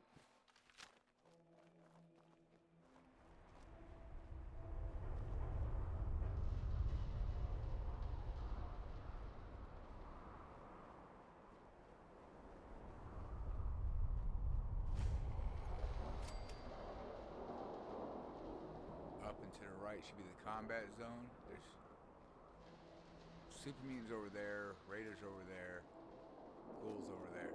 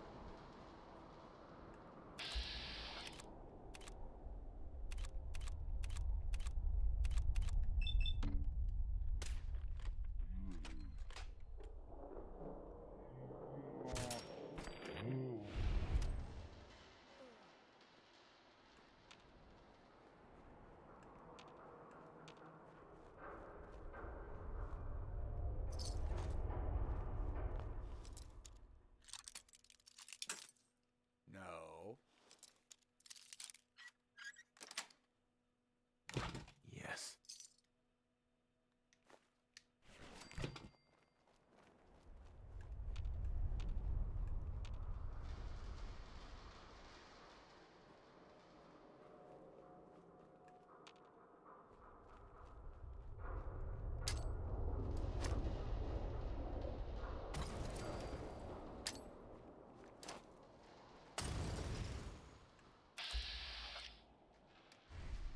That was the 5 stars.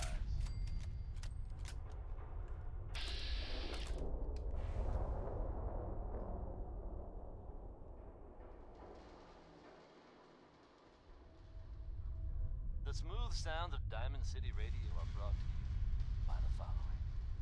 Commonwealth weaponry. It's a dangerous world out there. Protect yourself. Protect your family. Here's Betty Hutton singing about the man she just can't stay away from. He's a demon, he's a devil, he's a doll.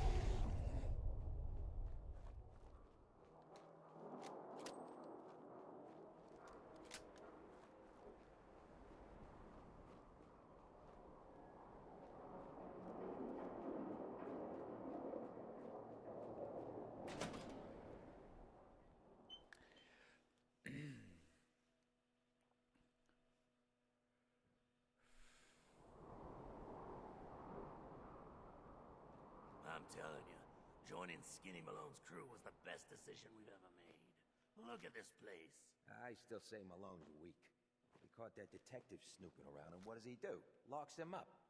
Like he ain't got the balls to just kill him. Well, don't let his new girl hear that. She'll start swinging that bat of hers at your face until there ain't no face left. What the?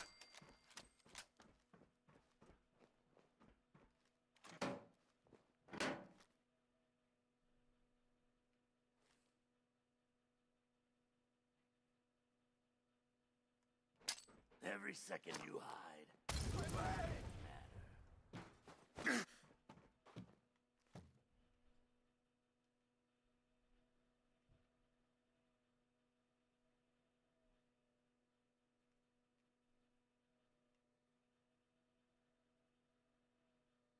Come on.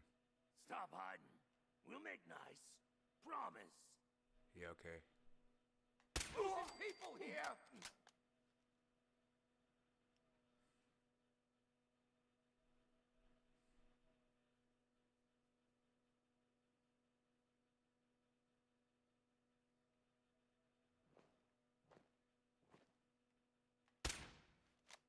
Shouldn't hide. Ain't very courageous of you. God damn it, stop swaying to the right! Fucking piece of shit! Stop! And I'll do you quick. Fucking stupid game.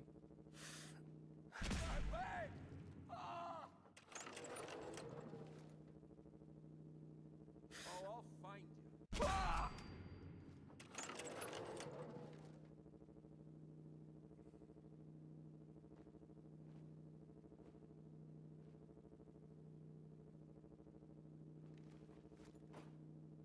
Fraidy cat. Too scared? You little rat! I'm here for the detective.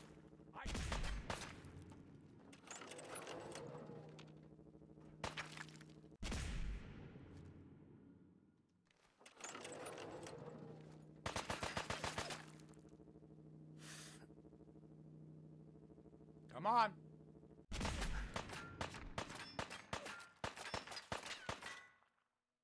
Malone's gonna have your guts for garters.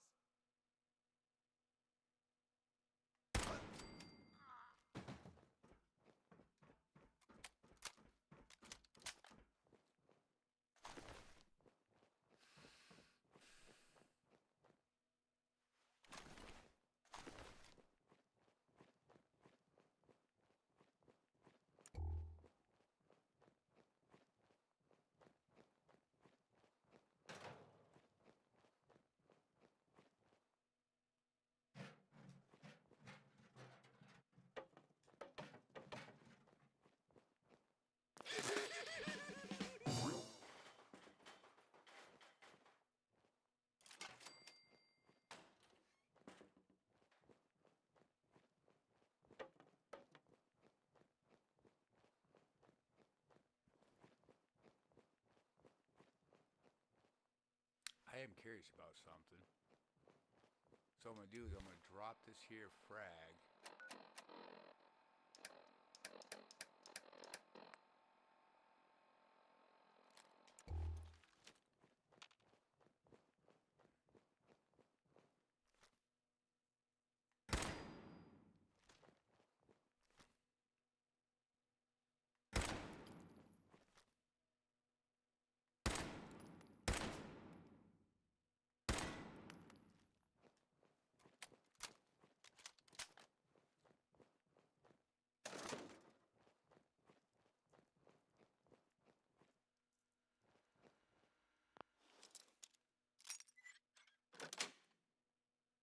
Nice.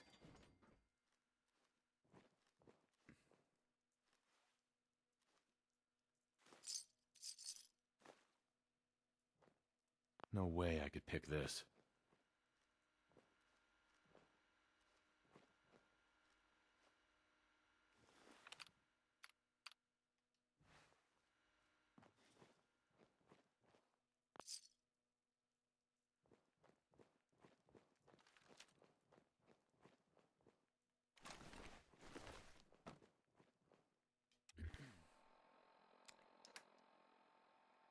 I wish you could just eat food right off the ground and all without it having to.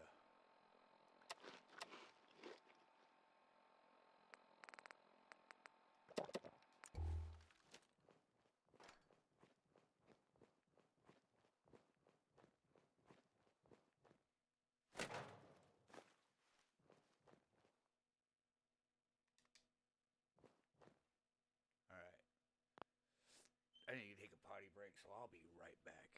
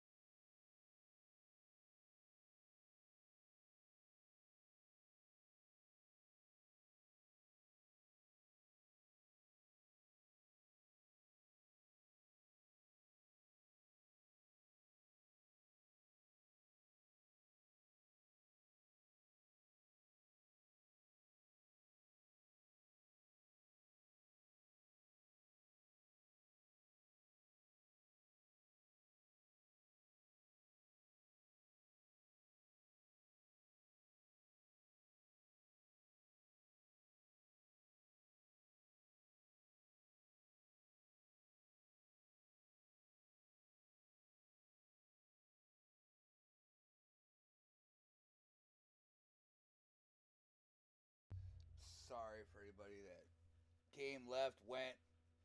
I don't know if it was dinner or what, but might have been a snack I had.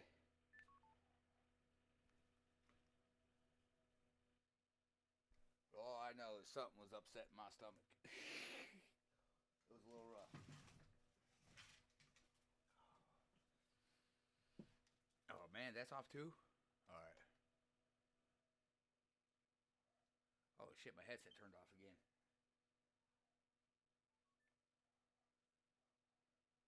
Stabbing pain in my upper back. Amanda had sunk the knife into my flesh and had covered my nose and mouth with a strange smelling rag. I yelled in pain, but it was muffled by the pungent cloth. My hands flailed and reached for the open door, but to no avail. The world around me faded into darkness. My body fell limp. The last thing I heard was Amanda's voice telling me, 2 rounds of 38 left. Again, Stephen.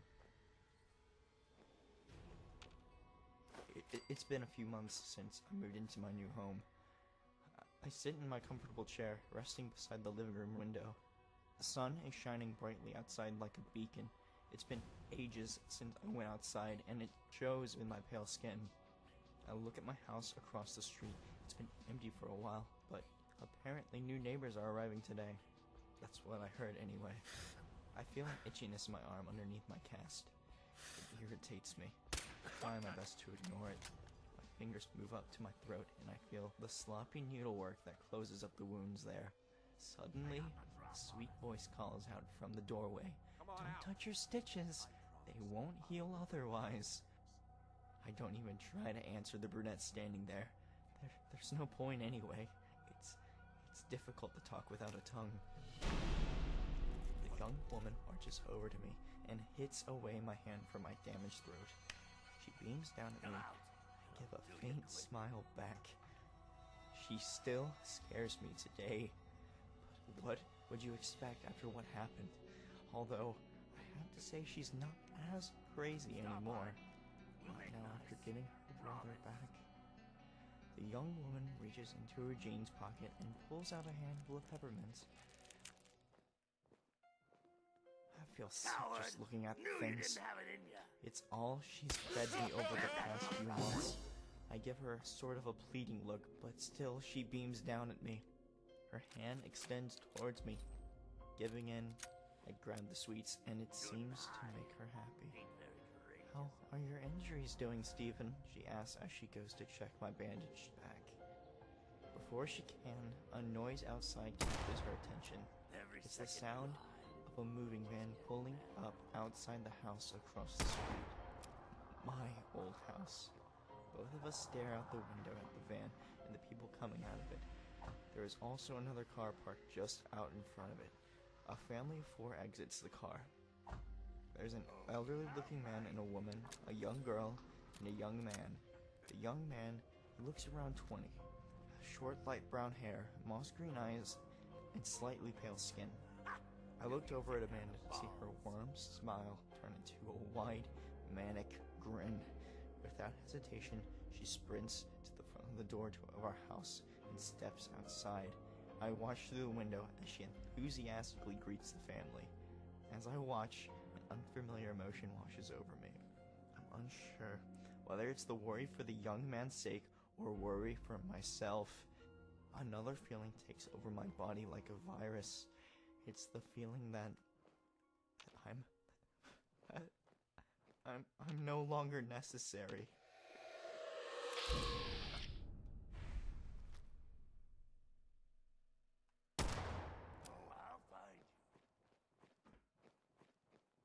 Oh shit, look at that. Look at that. You can see the dent. Where the hammer hit me. Chilling tales for dark nights. There was once a small village, home to several hundred men, women, and children. In many ways, the people of the village were like those of any other. They woke at dawn, cooked breakfast, and finished chores. They went to work, returned for dinner, and retired to bed. The inhabitants of the village were ordinary, similar to anyone else you've ever met. save one distinguishing feature. Every single person in the village was terrified, all of them of the same thing. And each night because of it, every last one of them made certain they were in bed, their windows fastened, and their doors locked by 11 o'clock.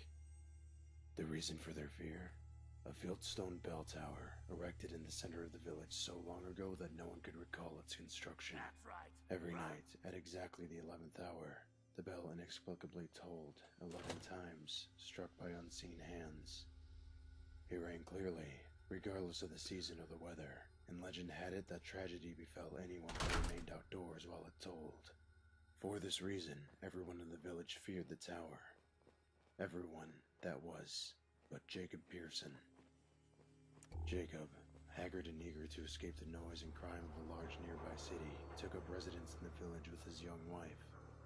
Jacob was a stern and impertinent man, and within days of his arrival, he had grown intolerant of the village superstitions.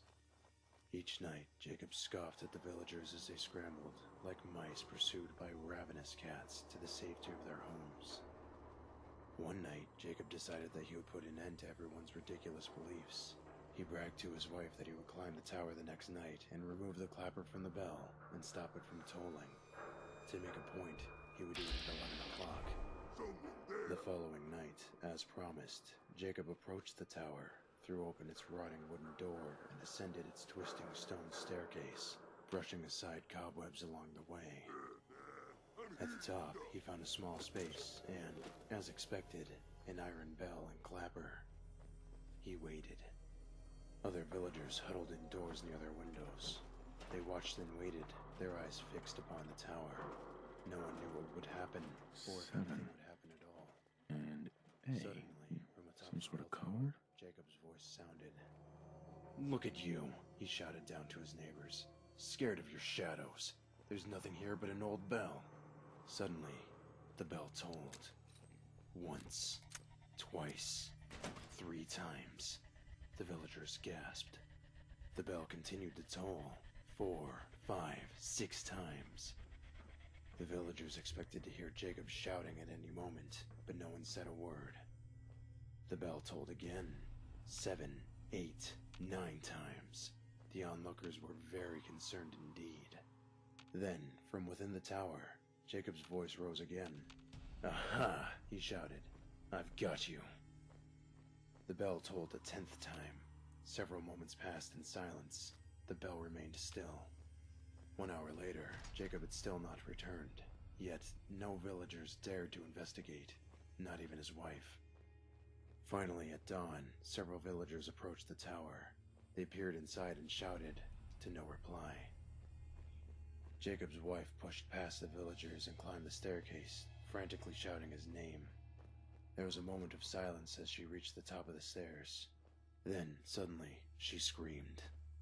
In the small space atop the tower, she found the iron bell and its clapper. Gripping it tightly was her husband's left hand, roughly severed at the wrist, and nothing else.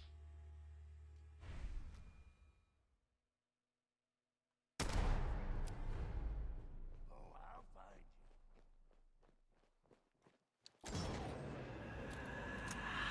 Chilling tales for dark nights.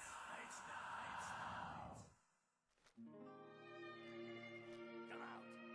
Do your quick. Once, there was a girl. This girl was very pretty and kind. In love, living with her father very much. Her father had taken care of her since her mother had died of an illness. One day, her father had to go to war. She stayed behind on her own, living in their house and taking good care of it. Stop hiding. Before he left, the father told her about the magic mirror they had in the basement. It had to be cleaned once a day, or the demon living inside would escape and wreak havoc on the village. He said, "Now, you must not become too focused on the image in that mirror. It may look beautiful at first, but the longer you stare, the more it will take on the image that words paint. And no words in the world are truly as you are. The little girl told him that she would remember that, and so he left. Each day, the young girl would go down to the basement and clean the mirror. Each time she looked in, she saw herself. She was dressed in the finest of dresses, hair pinned with pearls and diamonds, and jewelry lacing her throat and wrists. She looked beautiful. Even her features seemed enhanced. But she remembered her father's words and never looked in for too long. But one day, she went out to the village to get some water. On her way to the well, she heard some of the other girls whispering about her. For a moment, she stopped and listened. They said she was ugly and fat, and would never be married. They spoke of how horrid the girl's features were, and of how her form was repulsing. When the girl got back home, she quickly ran downstairs to look into the mirror. When she got there, she looked in, and at first saw the beautiful girl she always saw. But the harder she looked, the more the reflection seemed unattractive. Now she simply saw the imperfections that were on the girl in the dress. Finally, she decided that it was okay. She still looked pretty, and that was good enough for the girl.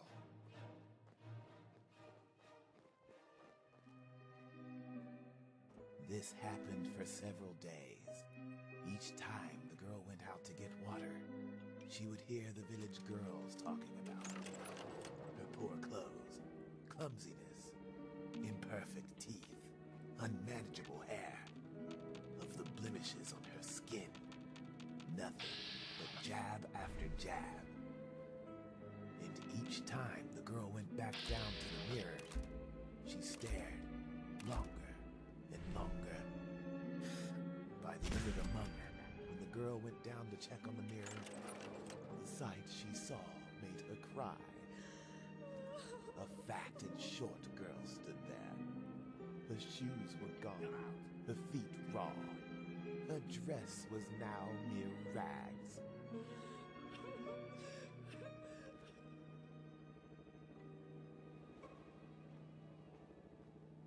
Her teeth were crooked and yellow, and there were marks all over her cheeks. Clumps of her hair was missing as it was cut short and close to the ears unevenly.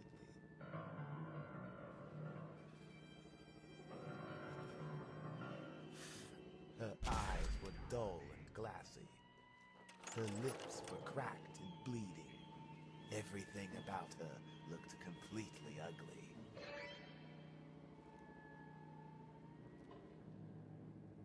Her father came back 2 nights later. Every second you hide. He called out for his daughter, but could not find her anywhere. At last, he went down to the mirror room and found her lying on the floor. He smiled, knowing she must have fallen asleep.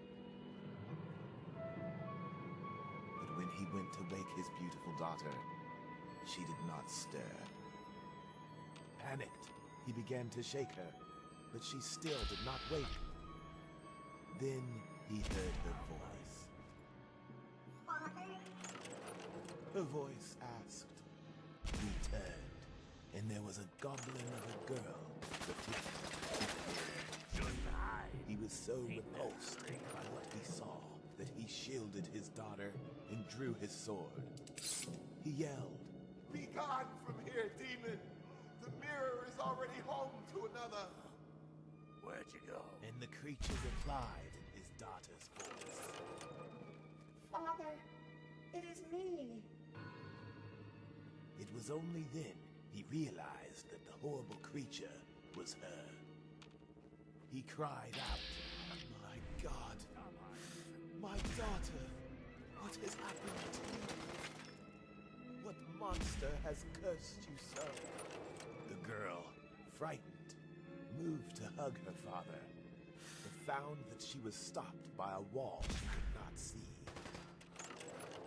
The father watched, helpless, as she pounded on the surface of the mirror.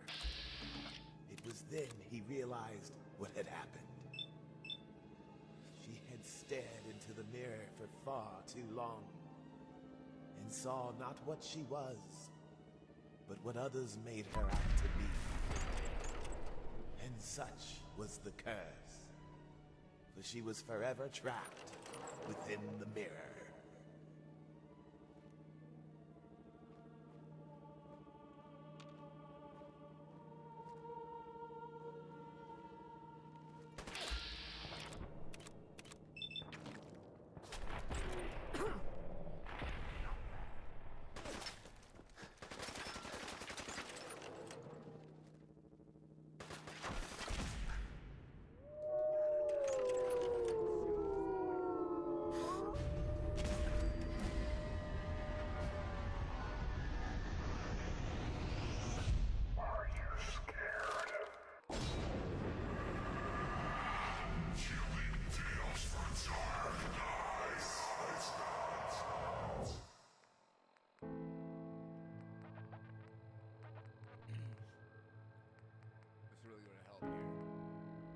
The costume party.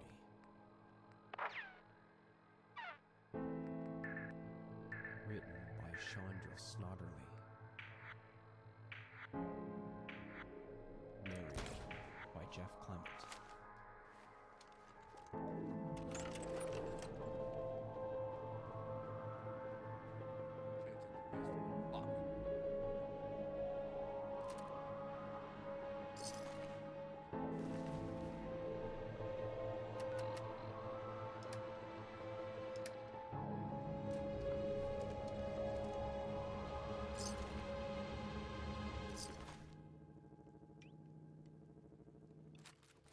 Herbert adjusted the straps on his straitjacket and mussed his hair while he waited for his hostess to answer the door.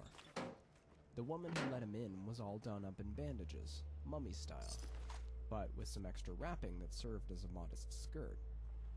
All he could see of her was her left eye, so he couldn't tell if she was pretty or not. Probably didn't matter. Herbert never picked up girls at parties. They were never interested in going home with him. But he pushed that thought away. He was here to have a good time, so he nodded politely to the mummy girl and made his way inside. Herbert, you made it! A giant, shaggy werewolf strode up to him and caught him in a bear hug that crackled his back. He would have recognized that stale nicotine smell anywhere. Oh, Noah, how have you been? Noah pulled out a fat cigar from the pocket of his torn jeans and rolled it between his fingers. You know how it is. Just trying to get by until things improve. How's Jessica? Well, we've been divorced for 6 years, Noah. You were there? You took me drinking on the night the papers were finalized? Noah's genial manner deflated a little. Oh, that's right. Shame about her. Jessica seems so nice. Hey, do you know if she's available now? There was a twinge behind his eyes at that question, like a headache that hasn't quite faded away. Herbert rubbed the bridge of his nose and tried to ignore it. She left me for her personal trainer, so I doubt it. Shame, he said. Then he put the cigar between his teeth and made for the front door. On his way past the mummy girl, he reached out and squeezed her ass. She responded with a hard slap to the face that made Noah drop his cigar. Herbert smiled as he made his way over to the refreshments. There was the usual assortment of witches and pirates and space aliens and vampires at the party, but no other madmen. Herbert gave himself a mental pat on the back for being so original. I hope there was a costume contest at this party. Maybe he would stand a chance of winning. One of the vampiresses sidled up to him and grabbed a handful of baby carrots that had been made to look like fingers. Hey, Herbert. It took him a moment to recognize her through the black wig and fake fangs. Daphne? She punched him on the arm and grinned. You look terrible. Still working with that jackass, Noah? Under him. He got promoted last month. Ugh, so glad I got out of there before that happened. She popped a carrot finger into her mouth and chewed. Herbert thought he could hear her jaw pop with each bite. He contemplated the rest of the spread. Every last bit of it had been carefully made to look like body parts. Strangely, there wasn't a single punch bowl or keg to be seen. It didn't seem like proper party protocol. So, what do you do now? Daphne shrugged. I'm a caregiver now. A caregiver? Herbert snorted. What, for some old pervert? She dipped another carrot finger into a blood-red ranch sauce. No. I look after this nice old lady who tries to tip me every time I bring her groceries inside. By this time, Noah had come back inside and was trying to get everyone dancing in their host's tiny living room. Herbert and Daphne cringed as they watched him bump into various guests and nearly topple an expensive-looking lamp. Why did they invite him? Herbert shook his head and turned away from the scene. The eyeball dumplings looked like they might be worth it, so he popped one into his mouth. Maybe they didn't know any better? That or they just wanted to see us suffer. At this point, there was a tremendous crash. Herbert turned to see that Noah had fallen into a lady dressed as a flapper, and they'd both gone through the coffee table. Her date, who was dressed in a gorilla suit, picked Noah up by his collar and shook him. Before a fight could break out properly, their hosts swept into the room, looking fabulous as king and queen. The mummy girl trailed behind them with a large tray of wine glasses. Each was filled to the brim with clear liquid. White wine, maybe? Better than nothing, he supposed. The mummy took the tray around, making sure that each guest had a glass in hand before the king addressed the party. Thank you all for coming tonight. Now, I know it's a little early for the traditional midnight toast, but what better night to break the rules than tonight? He raised his glass, and the guests all aped him. To freedom. The queen raised her glass as well. The freedom to be your true self, even if it's only for one night a year. Everyone echoed the sentiment and drained their glasses. Whatever it was they had drunk, Herbert was pretty sure it wasn't wine. It did go straight to his head, though, and the twinge behind his eyes exploded into blinding pain. All around him, he heard the thud of bodies hitting the floor. His first thought was that the hosts had poisoned them. Herbert was going to die in the living room of a pair of murderers. But then, the pain started to subside, and it took Herbert's fear with it. What it left behind was anger. He was angry at Noah for getting that promotion when it was clear that Herbert was the better qualified one of the two. He was angry with Daphne for getting away from the company and finding something better. But most of all, he was angry with Jessica. Jessica, who had used him, cheated on him, and left him. She'd taken everything from it, and she had to pay. They all had to. Herbert seized the nearest throat and squeezed. All around him, there were screams of terror, of rage, of pain. And under all of it, he could hear the voice of the king. After all, aren't we just animals at heart?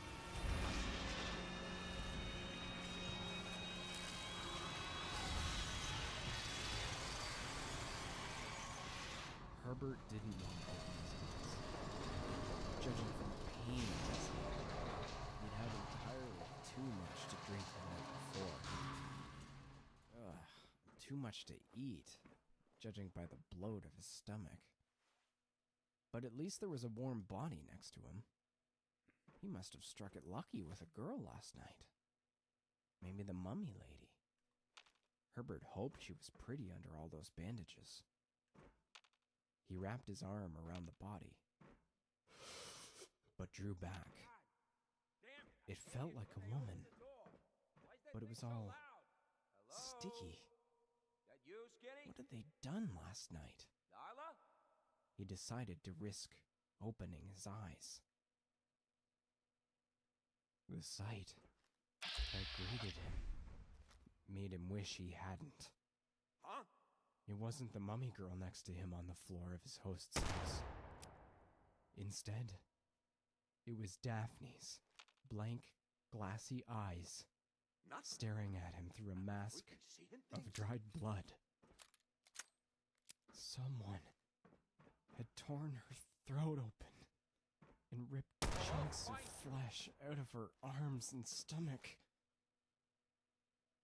Herbert raised a shaking hand to his face and felt the crust of dried blood on his cheek. His stomach staged a hasty evacuation of its contents. His own moan of terror was drowned out by at least 3 others as the survivors of the costume party awoke to the leftover carnage. Herbert looked for the king and queen, but they weren't among the living or the dead. They must have had something different in their glasses during the toast. Sirens sounded in the distance. Herbert stared at his dead friend. There was no way to explain this. At best, he'd be deemed crazy. Either way, he'd be locked up for a very long time. Oh, no. Oh, God. Jesus. I'm sorry. I'm sorry, Daphne. I'm sorry.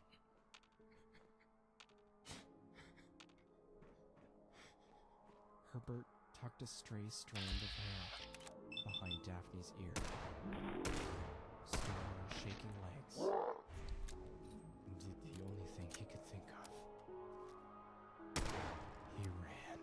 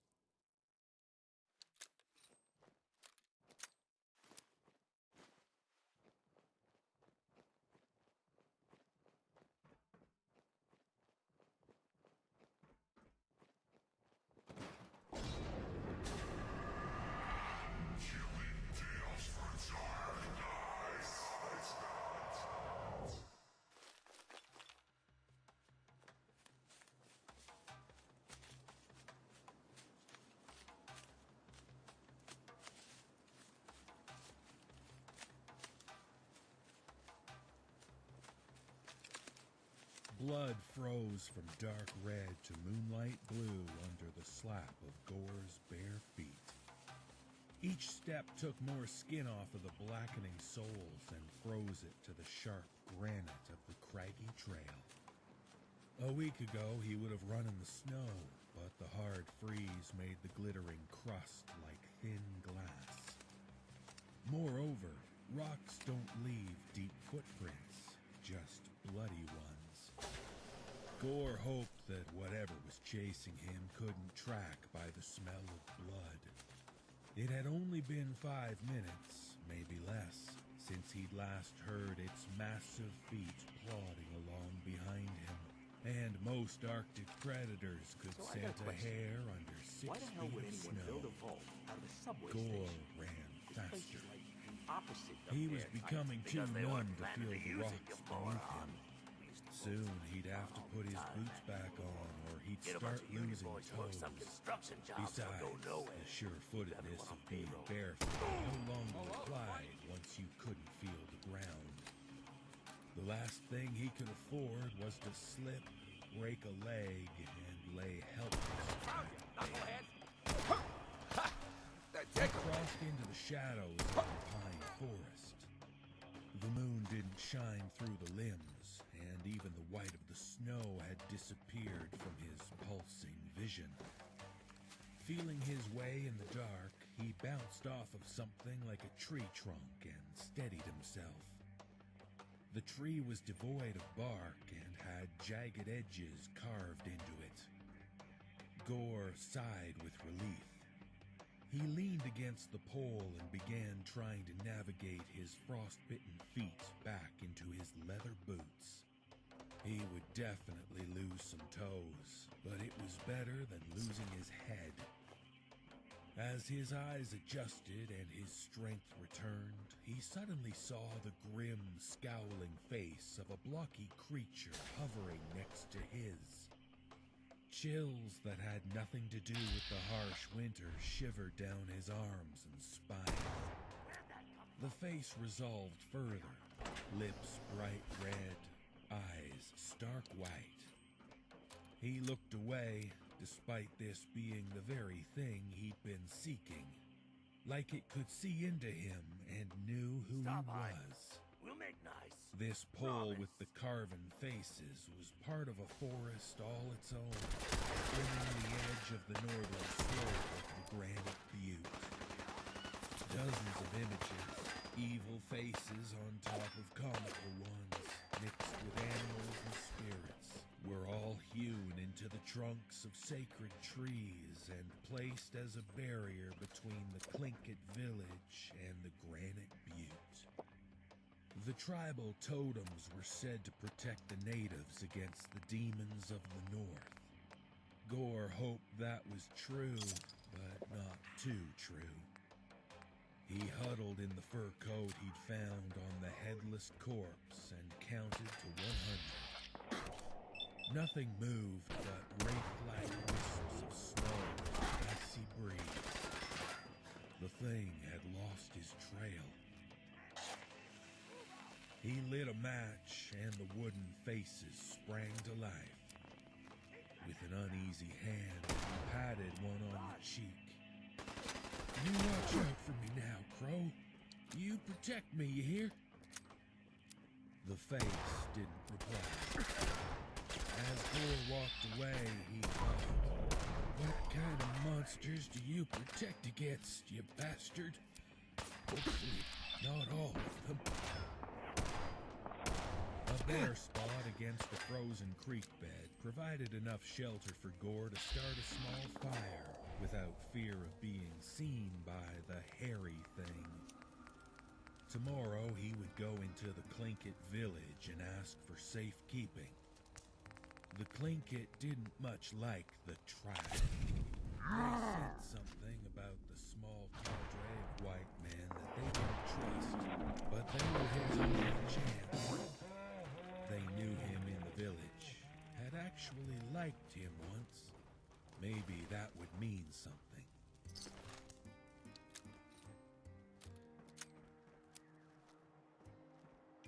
Morning came with a cold wind. Gore hadn't slept much, but at some point he shut down his mind enough to forget about the tribe, and that boy, and that thing that he'd found in the cave, or rather that had found him in the cave. When he came to, the sun was just gleaming over the horizon. He'd only have an hour of daylight before it disappeared again, so he went toward the village. Snow had obscured everything so completely that he almost walked by the first lodge without realizing that it was even there. His hopes sank. There was no one inside. The village, which should have been rich with smoke and activity, was completely abandoned. Silent. He looked around, but there was only stillness, punctuated by long shadows creeping into the woods. Why would they leave? The Tlingit rarely moved camp once they settled in for the winter, and this was an abnormally cold year.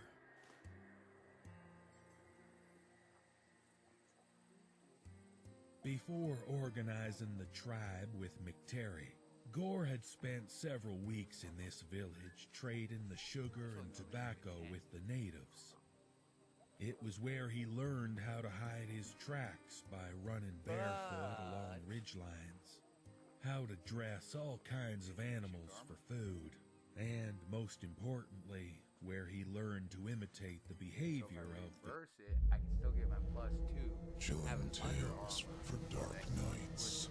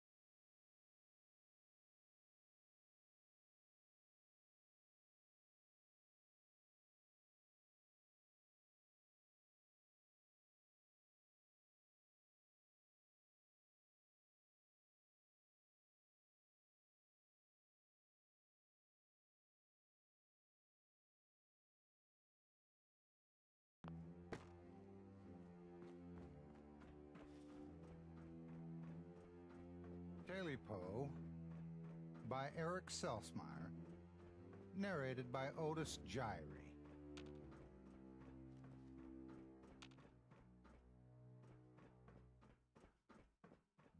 As a kid, I used to spend a good part of my summers with my grandpa at his little second home, his cabin out in the woods. It was a nice, cozy little place. It had indoor plumbing and electricity and all that, but no television. Wasn't too upset about that, though, because we did a whole bunch of stuff together while we were up there. We camped, we fished, hunted, and all that good manly stuff. My granddad had grown up in the Appalachians, you see, kind of a mountain man. He had so many stories, and he loved to tell them, too. Some were serious, some were funny, but his favorite kinds of stories to tell were scary stories. He knew I hated scary stories, which I know is the reason why he loved to tell them so much. His favorite scary story was a story which was known amongst the mountain folk as Daily Poe. The story went something like this.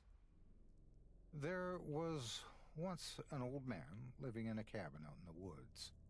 He didn't have any real neighbors to speak of. He just lived out in the woods with his 3 hunting dogs in his lonesome little cabin. He wore plain old clothes and was bald on top. He had a big bushy gray beard that hung down to his chest. All the grease from the day's work and the day's meals seemed to have in that beard. The old man rarely washed, and when he did, he only did enough so all the grease would drip to the bottom of his beard. Weigh it down and keep it from blowing in the wind. The old man was kind of a mean-spirited fella, and he didn't like people all too well, so he tried to stay away from them as much as possible. Everything he needed, he usually got from the woods. He got his water for drinking and washing from a nearby river, and he'd get his meals with his rifle and 3 dogs. Besides disliking people, there wasn't much else to the old git aside from his big appetite. He loved to eat, and since hunting was how he ate, he loved to hunt. He loved venison and rabbit.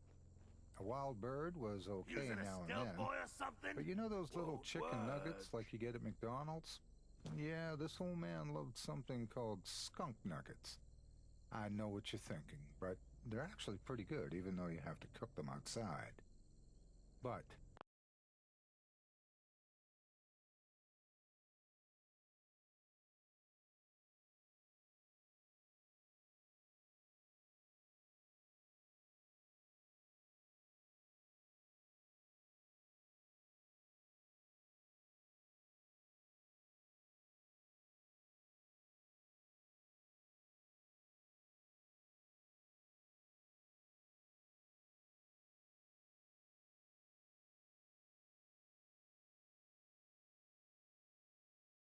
on one cold, dark night, the old man came back home with his dogs empty-handed.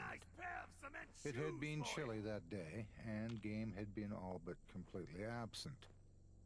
The old man grumbled and cursed quietly under his breath, since he knew he was going to have to go to bed hungry that night, and he didn't like going to bed hungry. But he couldn't really do anything else, so he started to get ready for bed.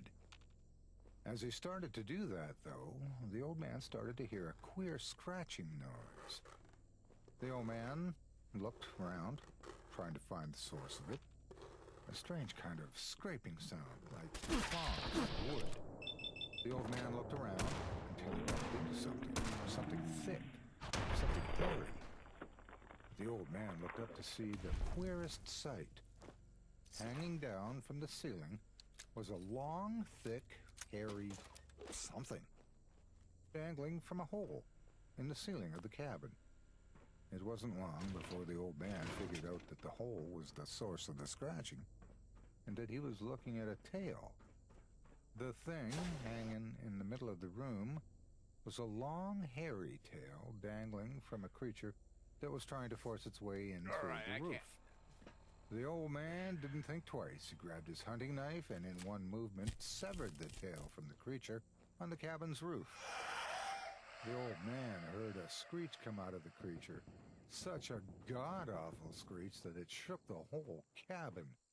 The old man watched as the thing pulled its bleeding stump through the hole in the roof, and heard the thing bound from the roof to the ground outside and scurry off into the distance. I don't know if anybody's The actually dogs paying attention started barking, but the old man paid them no heed. He bent over and picked up the severed tail. The blood was already rising to the top of it. The old man pondered over the size of the thing, how thick and long it was. How you doing in there, He pondered Valentine? over what kind of animal would have such a tail. And he pondered over his empty stomach. The old man laid out the tail on the table, and using a chair as a stand, quickly nailed a board over the hole in the roof. Really? After that was done, he set about building a large fire in the fireplace. He shoved an iron spit through the bloodied end of the tail to the tip, and set it over iron handles, which would hold it over the fireplace. The old man's mouth watered as he turned the spit over the fire. The hair singed and flew up off the tail, leaving behind a sweet, succulent meat. But I The never... old man could smell it now as the fat started to I gotta sizzle in smoke the this heat, over, fast. and its aroma wafted to his nostrils. Piece by piece, the old man picked off chunks of the thing from the spit and ate it. Slowly, he devoured the thing, chunk by chunk, spitting bits and grease out to his dogs to lap up. Oh, it was delicious. The old man, his belly full and with a smile on his face, put his dogs outside. He put the snake down and went to bed.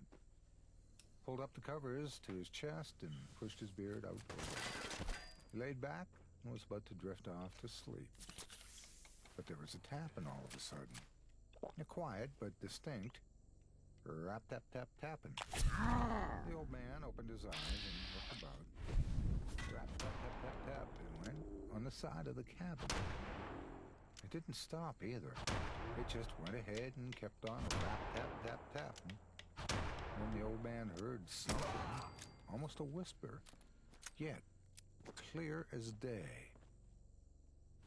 Give me back my tail. Give me my tail back. The old man felt a cold chill shoot down his spine.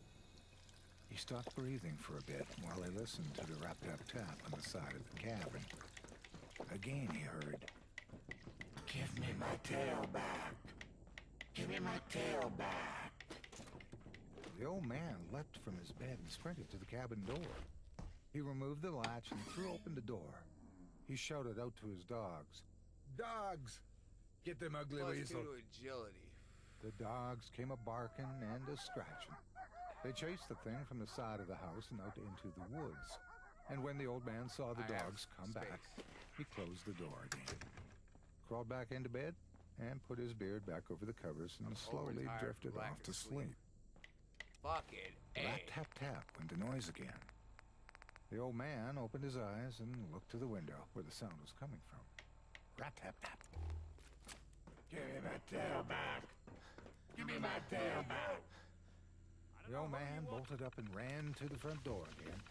He unlatched the door and called out once again, Dogs! Get them ugly weasel. The dogs came about bounding and barking at him. They ran to the window and chased the thing back into the woods. When they finally came back, the old man closed the door again, got back into bed, and put his beard up over the covers. Slowly he eased down and started to drift back off to sleep. Rap-tap-tap. The old man's eyes bolted open and he listened closely, for now the sound emanated from the front door. Rap-tap-tap. Give me my tail back. Give me my tail back. The old man jumped up out of bed and ran to the window this time. He threw open the latch and opened the window, and he called to his dogs once more. Dogs! Get them ugly weasel! It remained all quiet. Nick. His dogs never came. Why do you risk everything The to thing find had me? eaten them all Just a up. private eye. The old man slammed shut the window and ran back to his bed, pulling the covers up to his eyes. Whoa. Rap-tap-tap. What are you? Told you, I'm a detective. Look, I know the skin and the I'm a metal parts detective. ain't comforting, but it's not important right now. The only thing that matters is why you went to all this trouble to cut me loose. As the thing crept closer, the stump of its tail dragging behind it. Give me my tail back. I need you to find some. Well, I've done Anyway, you... Give me my tail back. Give me my tail back. Yeah, I've never sat down and told anybody my full story. Creeping closer, closer, until... But they're not exactly around to charge rent. Empty vault. Perfect hideout.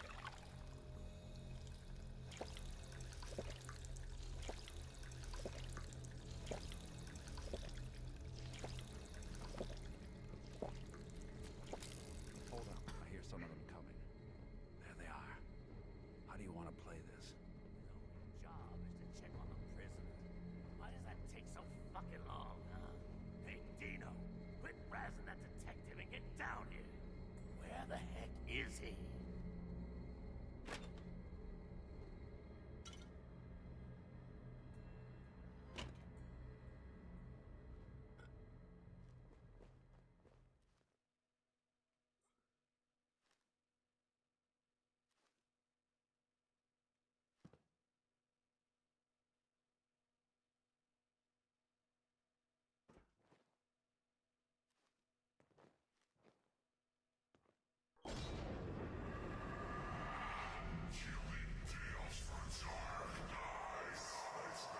See, I guess the curious question is, can he do it quietly? You got that guy there, That guy's pacing back and forth.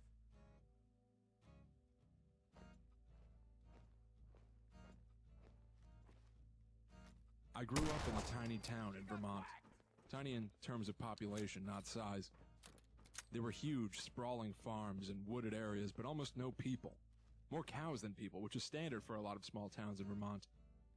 So clearly not the most fun in the world for a kid who was sick of freezing winters and awful, balmy summers surrounded by boring Vermonters that didn't have many kids my age. My only close friend was Tina, who was a year older than me. We spent almost all our time with each other, constantly dreaming about life outside Vermont. The people in our town were strange folk. Different than in other places. One thing I didn't realize about small towns until I moved to the city is how incredibly superstitious people in towns like mine could be. They believed in the strange, the paranormal. They believed in Luvia. Luvia was an older French-Canadian woman who had moved to Vermont when she met her husband, and everyone in town thought she was a clairvoyant, psychic. Even my own parents did. One day, my mother lost her wedding ring. She had looked around everywhere for it. They called Luvia, and she immediately told them it was under old, rotting wood. They looked in the backyard where my father had been tearing apart a decaying piano he'd found. My mother had helped him one day. The ring was there, under old, rotting wood. After hearing a lot about Luvia from older townsfolk who seemed to think she was 100% credible, Tina and I decided to go see her one evening to try to find out whatever she could tell us about the future. I was skeptical, but it seemed like a fun thing to do. I mean, in Fallout 1, so we dropped by her house in the early evening, and she opened the door as we walked up the pathway to her house before we'd even had a chance to knock. Tina elbowed me hard in the ribs and whispered that Luvia was clearly a psychic. She sensed us coming to the door. I whispered back that it probably had more to do with her house being full of windows and the fact that she probably saw us coming from a long way away. Either way, I started to feel strange the minute we got close to her. She was very, very old, very tiny, and kind of sunken. Sunken eye sockets and sharp cheekbones and a sort of concave chest cavity. It was more than a little unnerving, but she smiled and was sweet to us, and I started to warm up for her. Nothing about her or her house screamed creepy psychic to me. Just a well-dressed older woman in a cabin-style house. It looked like you'd imagine any typical grandmother's home. Doilies, knitting, family magazines, etc. We told her that we were interested in a clairvoyant reading and handed her about $20 that we'd scrounged together between the two of us. I don't have a suppressed She led us to her weapon. kitchen table and asked which one of us wanted to go first. What can you tell me about my love life? Tina asked. Luvia had no crystal ball, tarot cards, or tea leaves. She just closed her eyes and sat silently for about 2 minutes. Then, she took a deep breath and said, Hard and loud, Michael huh? Cotton. Well, gets the job done. Tina stared at her for a few seconds until Luvia repeated, Michael Carton, the man you're going to marry. Michael Carton. Tina thanked her and repeated the name to herself a few times. Michael Carton, Michael Carton, Michael Carton. Luvia then turned to me. Whatever you can tell me, I'd like to hear, I said. It doesn't have to be about my love life or anything. Luvia closed her eyes for a few seconds, but information about me seemed to reach her much quicker than her visions of Tina's husband. She looked straight into my eyes, grabbed my hands, and said, The thing that will kill you is shedding its skin. The thing that will kill you is sharpening its This door's on the fritz. Let me see if I can get it The thing that will kill open. you is washing the blood off of its claws. Almost The done. thing that There will we kill are. you is Hell of a gathering lot easier to skins. do when the lock isn't on the That other thing that will side. kill you, you won't see it coming. The three of us sat there in silence for quite a while. I felt sick, shaken up. Luvia looked as if she wished she didn't have to tell me that. Is there anything I can do to stop it? I asked. Luvia slid our money back across the table to us. No charge for the reading. Tina and I slunk out of Luvia's house quietly. We didn't say a word on the way back to our houses. Tina just found out the name of the love of her life. I got to listen to a horrifying cryptic message about my death. I was about 12 years old. I was fucking terrified. When Tina left on my doorstep, she tried to make light of the reading. How does she know who we're going to marry? She asked. And it's not like some monster's going to get you, some skin-shedding, bloody, sharp. Making me jump. It's not like some monster's gonna get you. It's not like some monster isn't going to get you. For years, I looked forward to the thing that'll kill me. I could almost feel it, sensed it behind each car, swaying behind the trees at night, underneath the fresh snow, leading outside my window. With every step, I hesitated. Every time I tried to sleep, I could almost see it. What had she said about its teeth? Hell yeah. I looked out for sloughed skin, for blood, for skins, for hides, but I never found it. When I was 18, I left for college in California to get away from the snow and the cold and the thing that'll kill me. I stopped sensing it everywhere. My heart stopped pounding whenever I walked alone at night. Maybe whatever it was, it stayed in Vermont. Maybe it wasn't a thing at all. People in California laughed when I told them the story, and it stopped seeming real. Just the ramblings of a tiny, ancient French-Canadian woman. It wasn't real. When I was 27, a wedding invitation came in the mail. Tina was getting married. This was the first I'd heard of it. I was still in California and barely kept in contact with anyone from back east. It seemed like a past life. You are cordially invited to the wedding of Michael Carton and Tina... Wait. No, Clearly, she had the name in her mind. Michael Carton. And she sought him out. It had nothing to do with Luvia. Her predictions weren't real. They couldn't be. Clairvoyants don't exist. It's ridiculous to think that kind of thing happens in the real world. What's that? I went to the wedding. Tina, Michael, and I laughed about the whole thing. The psychic knew. She predicted it. Of course she didn't. Tina and Michael decided it was nothing more than a funny story to tell their future children. Just tell us if you run into some beast with razor-sharp teeth that's gathering skins, okay? Then we'll think it's more than just a funny coincidence. I left the wedding, as sure as I ever was that the thing that will kill me wasn't real. Didn't exist. So I'd look behind the trees, behind the cars. Nothing was waiting for me. Nothing was ready to skin me. Which one of you lost him, huh? I didn't know why I'd been scared for so long.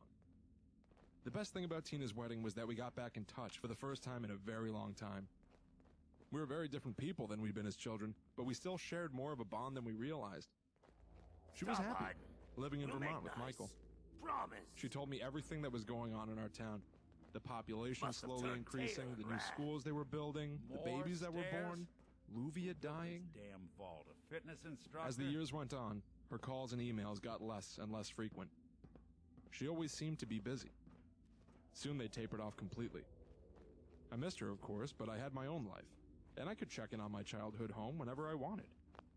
One winter, I came into town to visit my parents for the holidays and decided I'd swing by Tina's house. I'd normally never just drop by, but she was pretty bad about answering her phone, and I really wanted to see her. I pulled up to her and Michael's house. 2 cars were in the driveway, so I figured they were both home. I walked up and rang the doorbell. Michael opened it, dressed in several layers and a large coat, as if he had just come in from the snow.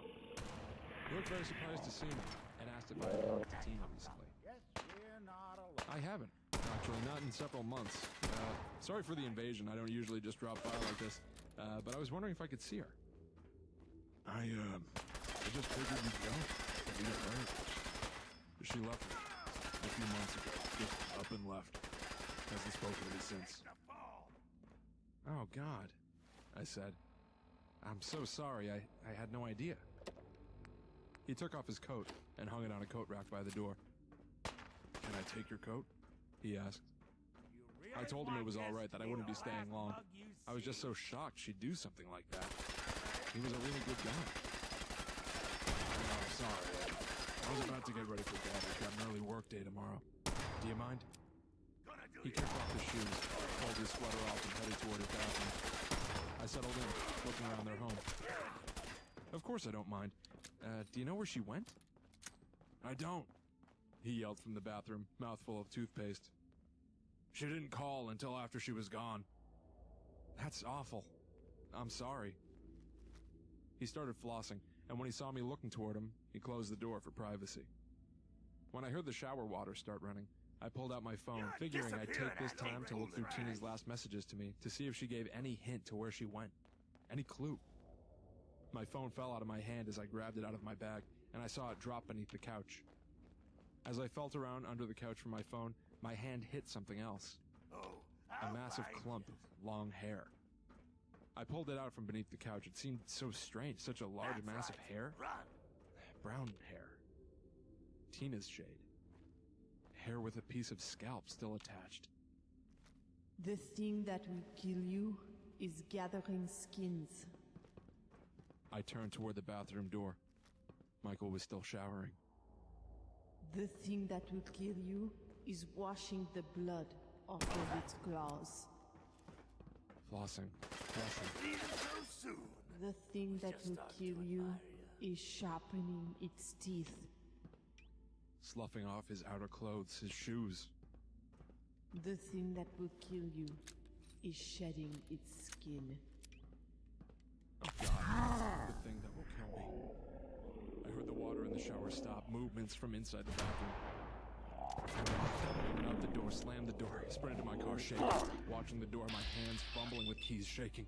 Shaking, the door to the house opened, my car started, I drove. I didn't look back, I drove. All through the night, through most of the next day, only stopping when I absolutely had to. I had no idea if he was following me. I had no idea what I had just seen. My heart didn't start beating normally again until I was 2 states away.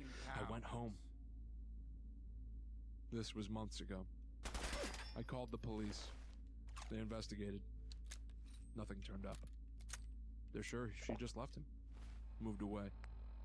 Maybe she did. Maybe she's far away. Safe.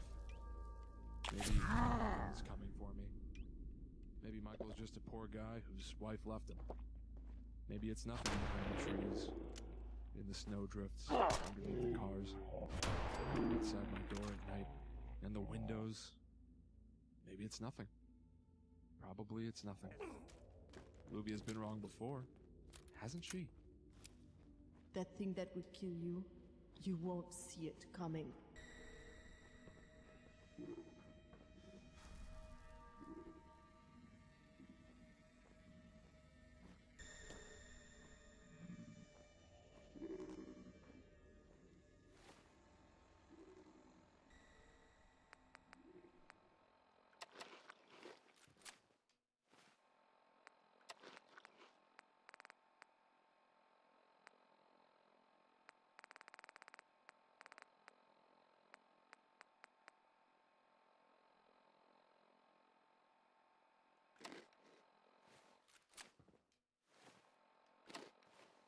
Skinny Malone and the rest of his boys are waiting for us somewhere. The name's, ironic, but don't let that fool you. It's dangerous. Another locked door. Shouldn't be too hard. Okay, I got it. I got a But whole I hear set big of armor out here ready footsteps to on go. the other side. I just have... Once we step through this door, get ready for anything. Well, he's gonna go out that way. Me, personally, I'm gonna go find a bed, because I'm saving with what I have. Well, I guess I can't save, so it doesn't matter. I'm already saved. So I'll pop out here, jump in the water, swim to where I gotta go, and then come over there. What are you doing? You come into my house, shoot up my...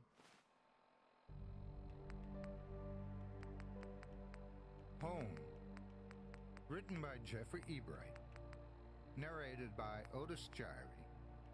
Featuring Mr. Creepypasta. Music and audio production by Jeff Clement.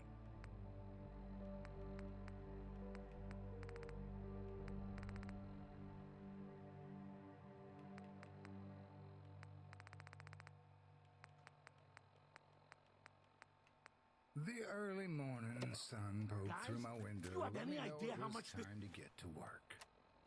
I yawned, stretched, and put on a pair of shorts with a t-shirt. This is gonna I could hear the cardinals chirping hello to the serene August morning. It was already in the mid-60s, which meant very warm. And the day would I never be took on the its second way. one. The kids would be here soon. That's why I'm and I addicted. needed Okay, to that make makes sure sense. Everything It's was an ready addiction. for the weekend. I As wouldn't be here if it weren't for your two-timing dame, Skinny. You ought to tell her to write home more often. Oh, I'm sitting here trying to figure out what's wrong with it. Valentine. Ashamed you got beat up by a girl. I'll just run back home to Daddy. Shall I? Should have left that alone, Nikki. This ain't the old neighborhood. In this vault, I'm king of the castle. You hear me? And I ain't letting some private dick shut us down now that I finally got a good thing going. I told you we should have just killed him. But then you had to get all sentimental. All that stupid crap about the old times. Darla, I'm handling this.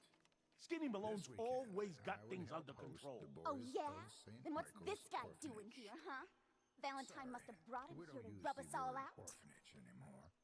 Political correctness sent out a memo calling St. Michael's Wait, a Skinny. foster child care Remember the quarry? Lily June on the rocks? Ring any bells? How the hell did you know about that? Okay, you two can go. You got until the count of 10. Then I don't care what happened back in the old days. You're dead. What are you doing, Skinny? Charisma comes in real handy. They get one chance to leave. In survival mode. Skinny Malone's putting his foot down. If you play it normal mode, you could have this charisma. Game's a cakewalk. Better get out of here. Souls, and if not for a few caring individuals, would have slipped through the cracks of society without concern.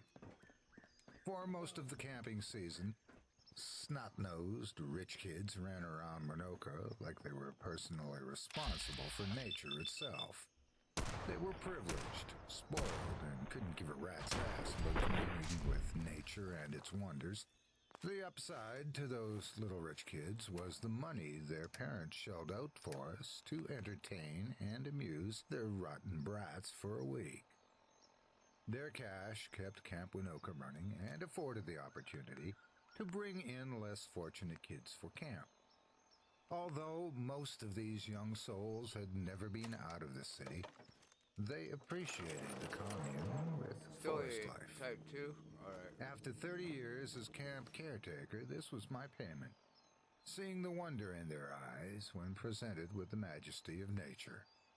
With everything in order, I jumped on the camp's ATV and drove back to my Airstream trailer nestled off the camp proper.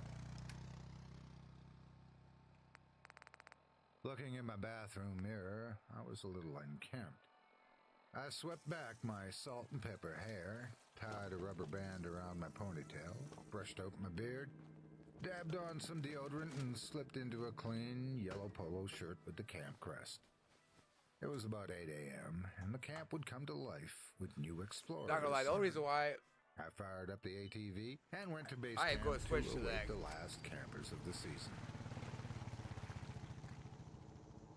Alright, Nick, come on. Hey, Valentine. See, Nick already has a pipe weapon. How'd He's you great. know to find me down in that old vault? The Winoka Nature Reserve was an Your isolated secretary, slice Ellie. of forest She sent me. She did. I should give her a raise. Yeah, she should. Now, you mentioned something about a missing person.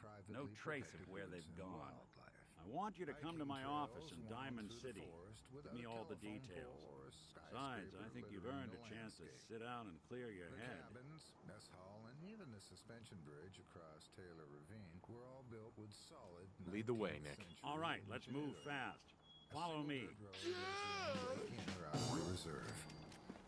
Roger was the first off the bus. As usual, he was filled with energy and covered in summer sweat. Although most counselors were teenagers trying to add a community service Now, star to their much college as I would like that, transcript, I Roger am had now fallen running in love with out. Camp Winoka and decided to make it a yearly commitment.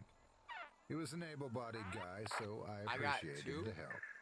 Jackson, how's it going, you old mountain man? Roger Oh, thrust out a 22, hand. that's why I haven't done it I yet. shook it. Everything's primed and ready to roll, Roger. While the other counselors tended to the kids, Roger slung an arm around my neck and walked me away from the unloading bus. Listen, Jackson, there are 22 kids this year, all boys, so we can use cabins A, B, C, and we'll leave cabin D empty. There's a couple rowdy ones, but nothing we can't handle. After all, if we can't handle 24 kids for 3 days, we're in the wrong business. He laughed and looked at me with a concerned expression. Good days and bad, Not that Roger, I traveling in the supplied, Commonwealth is but long as nothing I to keep have me out of the learned a game. few things. Good to hear. These old buildings and I'll get with you when the kids are done settling in, and we can go over the schedule. Here's to a great weekend. He slapped me on the back and returned to the bus. The kids unloaded and settled into their assigned cabins without incident. From the checklist Roger gave Dude, me, the kids were oh my 9 to God, we 13 took all years day to get old, out of the vault. most in the lower part of the age range. Just like every year, we Yeah. gathered them together in the mess hall for introductions before lunch. Good afternoon, campers. Roger cheerfully bellowed. He was met with a semi-enthusiastic hello by the campers. My name is Roger Lovek, but you can call me Roger. I am the head counselor for your stay at Camp Winnica, and this He pointed to the 4 yellow-shirted counselors. is Gary, Glenn, Mitch, and Tom. And this is Mountain Man Jackson. He pointed to me. He takes care of the campground all year long and keeps it looking great. If you ever have any problems during your stay, please let myself or one of these men know. We are here to make sure that you have fun and stay safe. Roger glanced to his clipboard. With that in mind, we do have a few rules. The children heaved a collective sigh. Come on, guys. The rules are here for your protection. The nearest city is 45 minutes away. The nearest hospital is over an hour. Play safe, stay safe, right? Rule number 1. Everyone needs to be in their assigned cabin by 9 o'clock. When you're in the wilderness, the temperature drops about 20 degrees once the sun sets.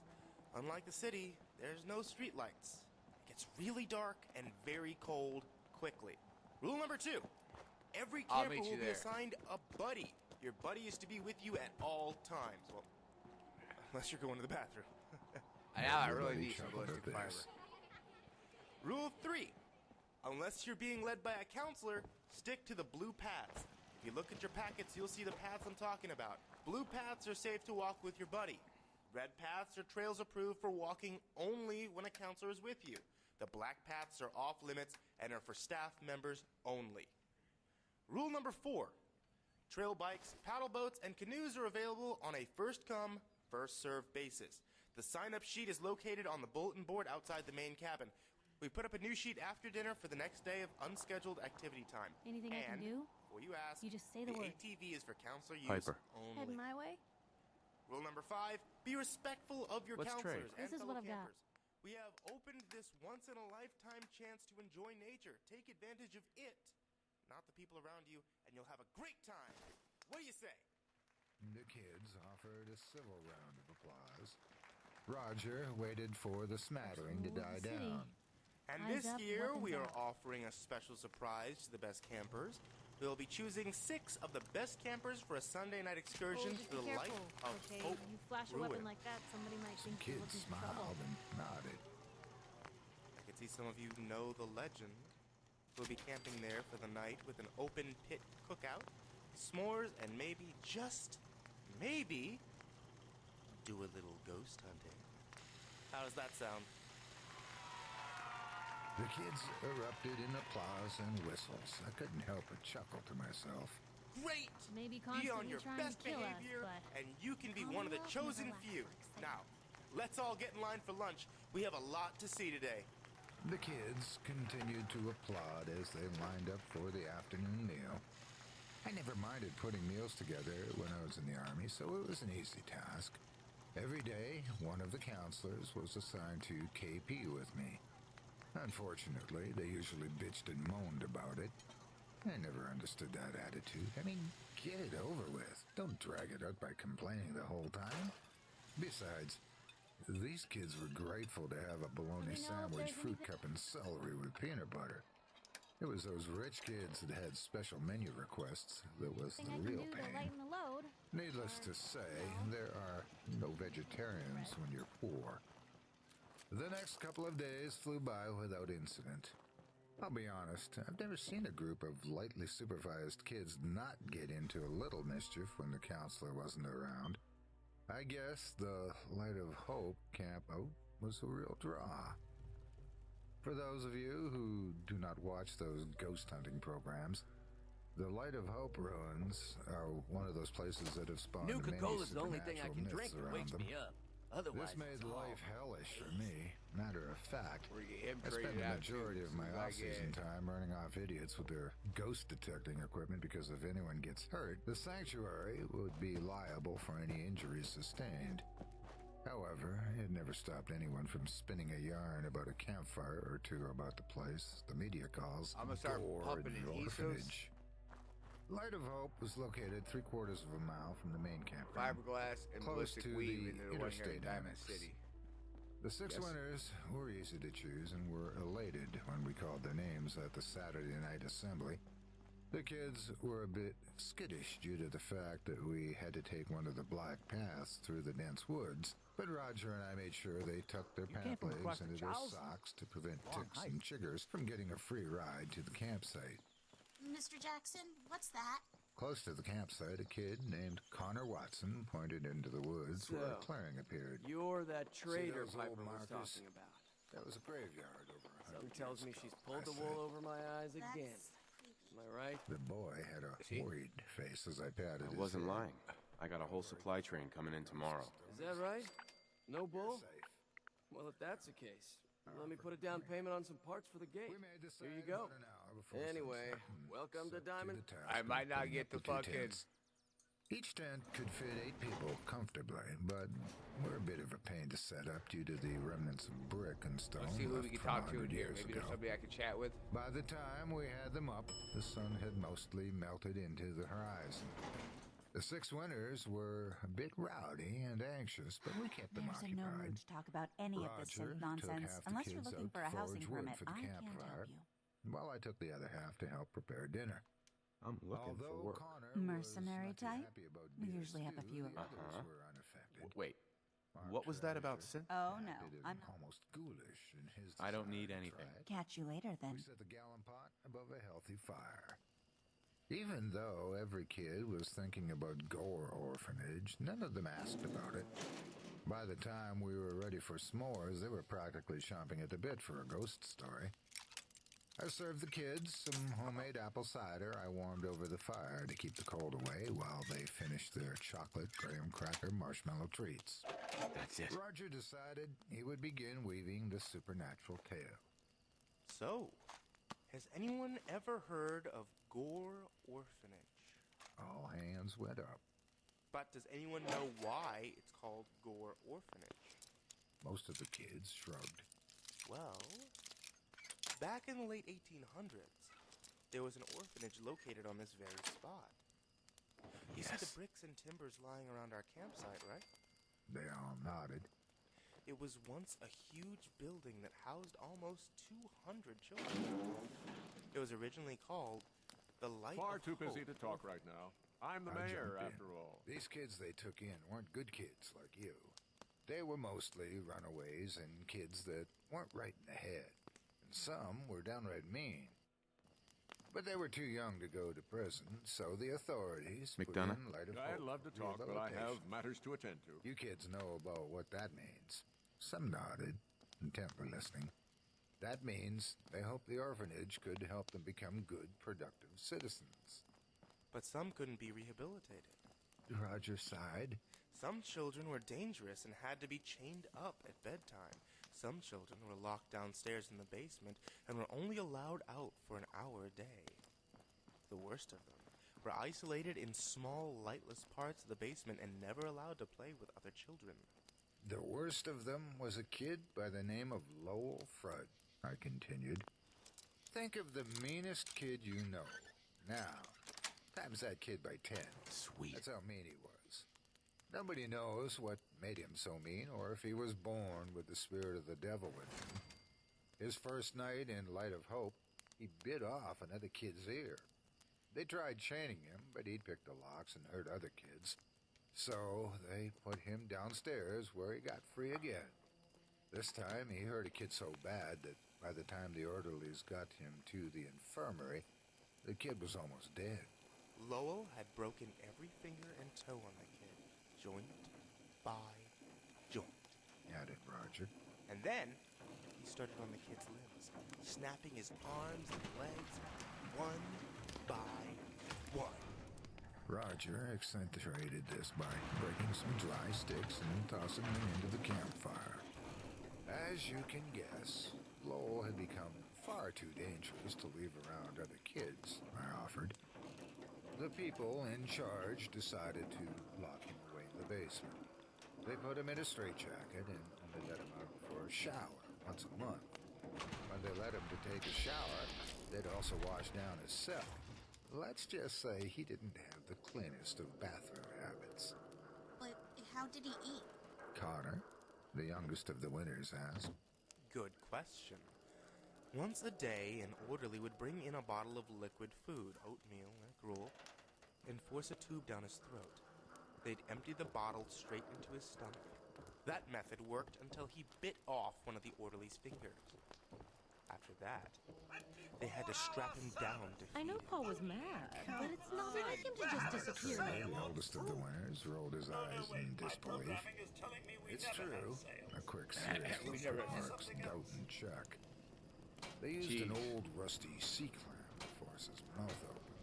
Lowell fought them, but only succeeded in breaking off pieces of his teeth. Sure. Let's take a look. They found records where orderlies refused to feed Lowell because of his creepy, jagged-toothed smile. Oh yeah, I forgot about that, Jackson. Roger hid a laugh at my improvisation behind a cough. Everyone that came in contact with Lowell Frudd was convinced that he had the devil in him.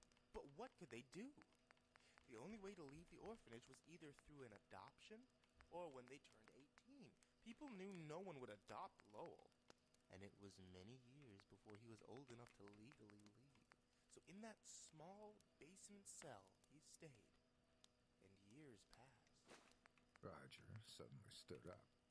Sorry, boys. I have to go relieve myself. Jackson, do you mind finishing the story? I don't know, Roger. Do you think they can handle the rest of the story? To this, the children responded with a chorus of protests. Okay. I'll tell you the rest of the story, as long as you guys promise to clean up afterward and hit the bed. Deal? All agreed, and I passed around the rest of this steaming apple cider, while Roger headed into the woods for privacy.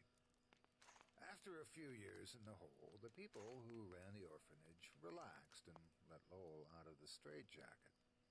They even let him eat real food instead of pouring gruel down his throat. It looked like he might have been turning the corner and was going to make a good citizen after all. However, he had these eyes that looked like they housed the fires of hell. It unnerved everyone who met him. But he was behaving, so he got more and more privileges back, although he was still kept in the basement. Then, on an August night in 1910, a night like this one, it happened. Lowell Frudd picked the locks on his shackles.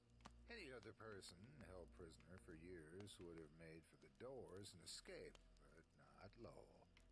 He went to the storage shed and got several cans of kerosene.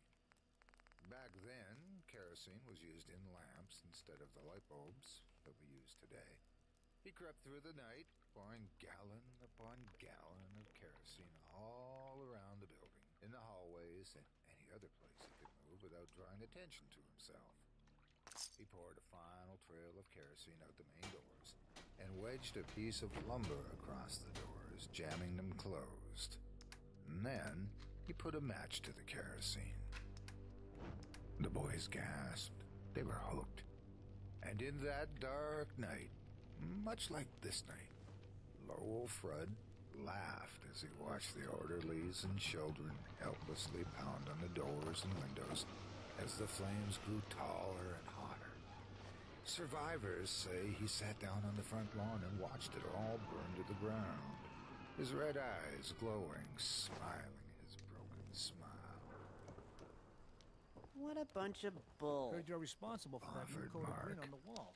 You think so? Hey, Doc. Don't dally. They're the facts. You're here to be examined. On that August night, 170 Go over your symptoms with children me. and employees died, burned alive. I've got an itch, Doc. 17 children We can sober you. orderly survived. By the time fire trucks responded, it was too late. Dude, that was a very judgmental look he gave me as he... Was there anything else bothering you? Burned to the ground, and No other complaints. Take better care of yourself in the future, okay?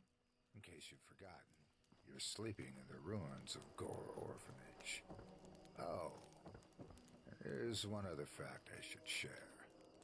The children all held their breath when they asked in unison, "What?" Cares about you. Lowell Fred's body was never found.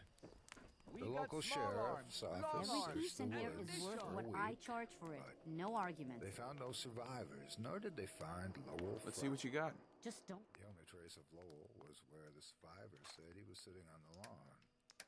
A single word was burned into the grass. Home. People say Lowell Fred roamed the Winoka woods like an animal, wild animal, until his dying day. Some say his spirit still haunts these woods. And on certain nights, like this one, you can hear the wailing of the orphan children, warning the living when Lowell Fred is lurking about. Wait. Listen. The kids looked at each other as the night sky covered the woods in darkness. Only the occasional crackling of the fire interrupted the silence. Almost on cue. New guy? Word kind of travels fast. Name's Arturo. Through the surrounding So you know trees. weapons, huh? Listen, I can sell you guns, swords, whatever. Install a scope. Anyway, let's get... Right. I have no idea, I said flatly. Let's see what you have. Everything. It was then I saw Connor, mouth wide open, pointing toward the woods. One by one, the other kids followed his finger. In the tree line, two small red orbs the size of human eyes glowed. And from the thing in the tree line came a single guttural word. Hello. Have you been here before? Froze. What's it matter? Because Fallon's isn't a charity. The thing advanced again. You have some kind of... Nothing me and my... Now that we understand. Mark even bowled a Fallon's freshly basement. burning stick from the Interesting campfire name. and Yeah, held it in it's front of ancient. him. There was a Fallon's here back even before the war. Granddad always said we had a tradition of quality and affordability. Guess affordability got too expensive for some folks. Damn thieves. And it ain't like Diamond City security helps. The thing burst from the tree line and into the light of the campfire. The children offered one more unified scream before realization hit them. It was Roger. Gotcha! He laughed, walking up to the campfire. He showed them his glasses with the red LED lights. Why and sat doesn't down on the Diamond log City next to Security the help you? fire. Because we got taken by the Institute.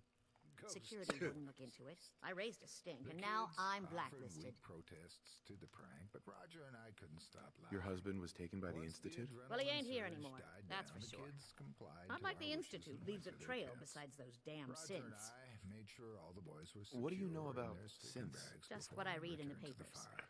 That the Institute builds them, and some even look Said human. Roger. So much you can't tell the real difference. Lucky me, huh? That week, Institute I told takes Roger my about Charlie, how the doesn't trucks even bother driving the replacing him. interstate close to Gore Orphanage caused a sound which, when Sure. filtered through the A dense paying forest, customer. sounded like another world. Maybe. Oh, yeah. Buy that. Many paranormal investigators reported it as evidence of ghosts, but it was quickly debunked as passing big rigs. However, we were going to take advantage of any free story elements we could. Did everybody have their fill of cider? Roger looked at the stack of empty cups. No problem there. I stood and stretched. We got a big day tomorrow. Game over. Is it? Roger smiled. The kids slept like logs. Roger and I found it difficult to wake them up, in fact. I guess I had put too many sleeping pills in the apple cider. The next morning, the kids made their groggy way back to the main camp and prepared for the return to St. Michael's. I smiled and waved at children whose names I would soon forget. Well, maybe I'd remember one. I'm sure the bus ride back to St. Michael's was uneventful, with the exception of the winners regaining their wits long enough to ask where their fellow orphan was. Roger would handle it with his usual charm like he had done in the previous years. Probably some excuse like an asthma attack, spider bite from a brown recluse, or some such nonsense. It didn't really matter. There was always a new batch of bright-eyed junior counselors every year. A missing child on the books meant an additional $60,000 went straight into the administrator's pocket. All the angles were covered. Orphans are the lost souls of society and would never be missed. Roger joined me later that day. We strolled into a cabin, Cabin D, with uncontrollable grins. Ain't you a little old to be in school? Yesterday. We've Eyes learned a mixture a lot of uncertainty since then, so and we're terror. going to reinforce that Lay knowledge bound with and a little weeping in the quiz. corner of the But I'm cabin. tired. Yes. Detecting a 9 degree of fatigue in all our little Ghosts don't scholars. exist. Perhaps the quiz can wait? Monsters? My friends say outside is All right, Monsters you and guys win. We'll do the quiz. I drew my knife. Hey! You know that Closed radio the cabin is a door. bomb of two heads? It's true. Hi. Another traveler. Sorry, Edna. you're in the Time for a wrong quiz. place. What This is a 12 school, times not a 15? Will be a 0 at the end of it, that's for sure.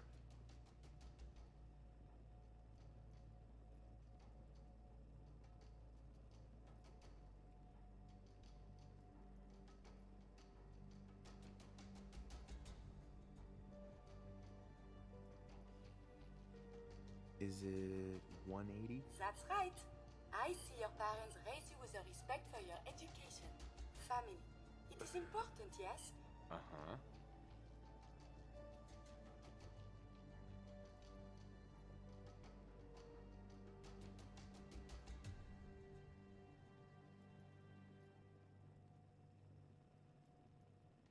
A child needs all the love you can give them. Oh, please do not get upset.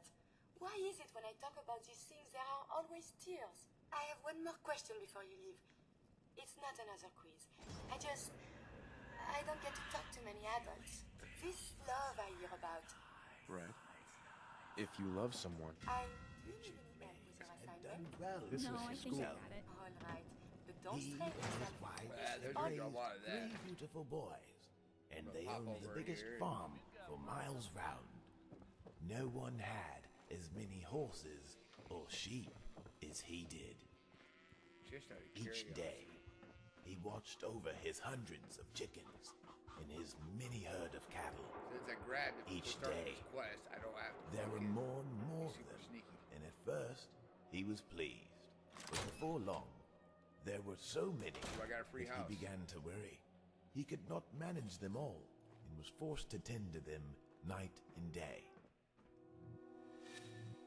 He often looked at them and thought, if only I was so hungry that I could eat them up, then life would be good again. That summer, a plague broke out among Richard's animals. Many of his cattle and sheep died. The chickens died too, and some of his horses. Richard was grateful for this. Surely I am blessed, he thought. What a miracle this plague has been. But it did not seem that way for long.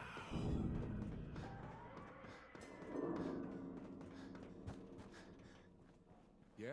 As the days passed, more sheep and herds of cattle died. Richard was alarmed. He had not the room or the time to bury them all. Soon, No rat. he was exhausted and did nothing but lay in bed, No longer need watching purified summer turn to fall. Buy and sell everything. One to day, everyone, his except wife sense. came to no his sense side. allowed here. Richard, Need she some said custom calmly, hardware? We there's got a something I free have to tell you. What is it? He Ellie? demanded. Are you "Have here? Children died Nick? as well? Oh, of course not. She replied. Hell yeah. You're going to be a father. I'm Oh, pregnant God. again. It's really you.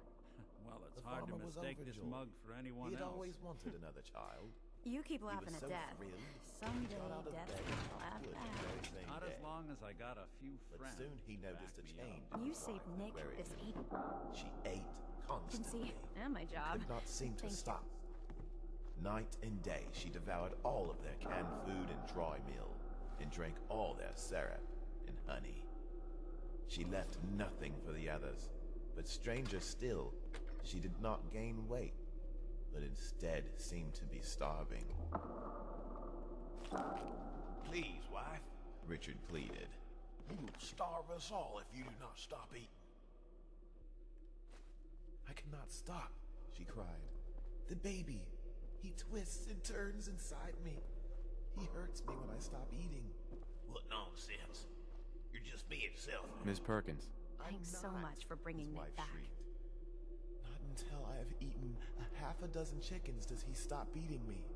And he wants more each day and leaves nothing for me. Metal detective delivery at your service. Happy to be in a niche market, that's for sure. Here, every cap we agreed to for finding him. See, it's not Plus sarcastic. a little something extra. You know, if you're looking for work and don't mind putting on the detective hat, Nick sure could use a new partner. Whoa. One case at a time, Ellie. All right, let's get down to business. Take a seat.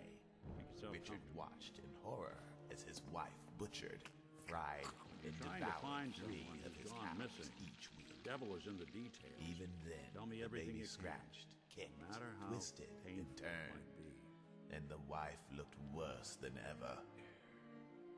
Just as it seemed she might die, the wife gave birth to the baby boy. Soon thereafter, she recovered her strength. We were in a vault when it The happened. baby was as hungry as ever. Vault 111. She was no longer concerned because It was the some plague kind of had ended. cryo facility. You were on ice, huh?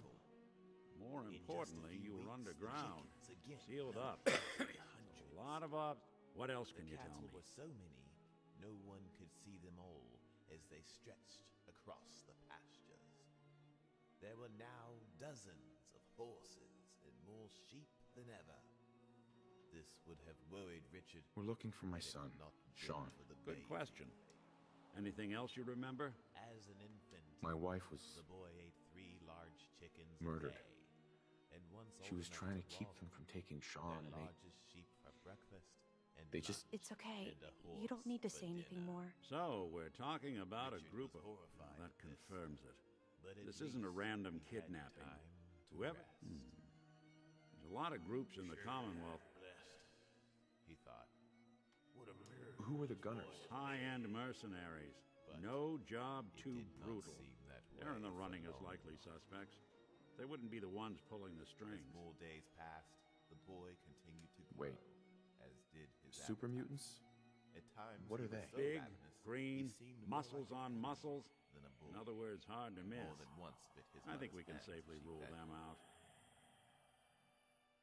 The You think farmer and raiders his might have wife done found this? themselves I looking honestly constantly doubt it. for the boy. They can barely organize they could get themselves, nothing let else alone done. pull off something this complicated. But Richard had an idea. So you think Why? this institute is Said responsible? one Well, they're the boogeymen of the Why Commonwealth. bother cooking the meat at Easy all? to see what. Then you got Boy the eats newer. so quickly, Worst of all, no they one wouldn't knows notice why if they it do was it. raw. What the? Perhaps you're right. You're a prototype? His wife As far as I know, I'm tired never of seen feeding. any other synth like Take him to the myself. pasture this There's the afternoon older ones that and are see what he dumb does. as rocks and all metal, and there's the newer That ones same that are day almost at noon, human. I'm Richard took somewhere the in boy to between. where his many animals grazed and let him go. In moments, the boy took off running and threw a You don't know small anything sheep to the about them? ground. Really? Then Some he kind tore of open its security throat with his setting bare strict hands any and synth that gets. devoured it alive.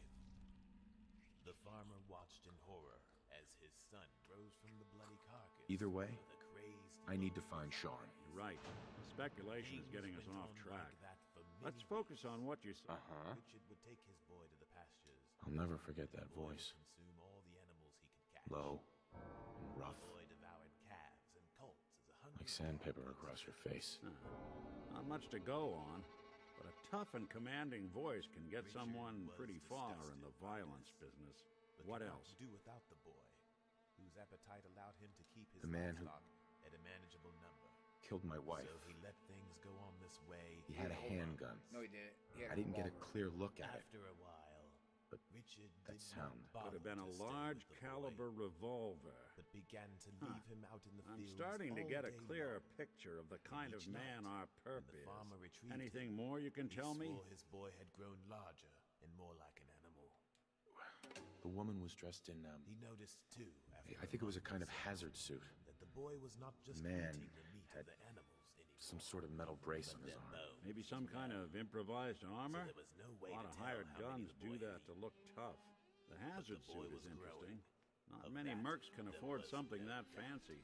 What else do you remember about them? Several One of months them came right up passed. to me.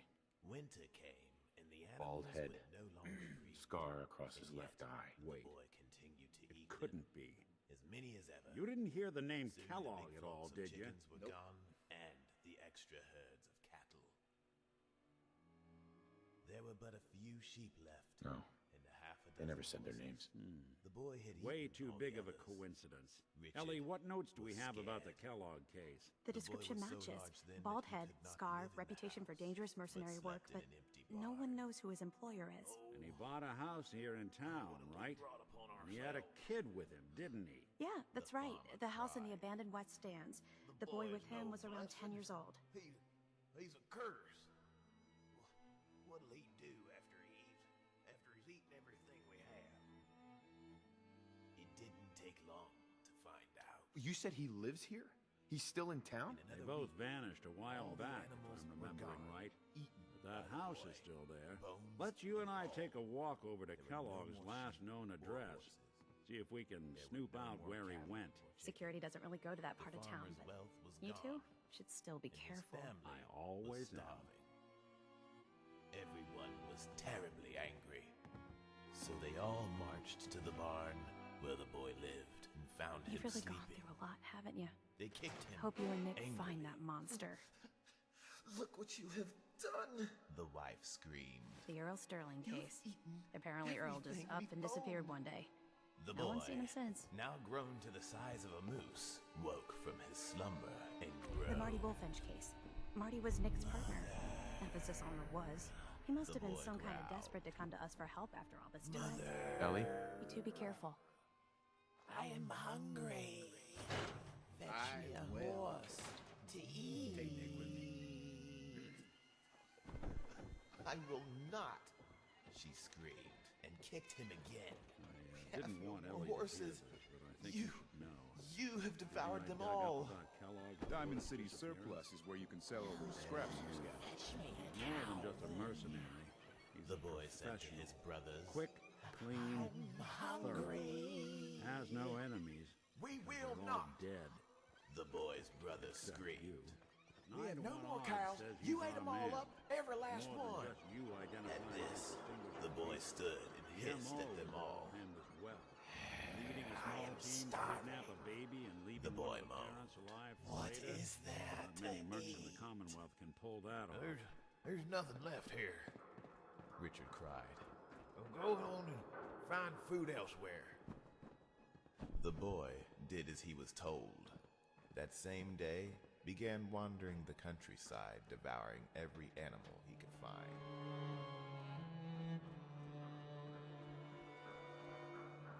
Within days, Richard received word from his neighbors that something terrible had happened. I tell you, someone's been taking all my livestock, His neighbor cried. and they've taken our only daughter. Richard knew it was his boy that had done it. Well, what do you know? But was too ashamed not even to locked. admit it. Perhaps the wolf's eating your cows. Richard said. As for your daughter, I'm sure she's hiding under the Wow, bed or there's a something. dialogue Laying in the Flow field. nerves without. Have a look. I'll go look I didn't know myself. Well, perhaps you're right, his neighbor replied. I'll go check out them fields and return with news.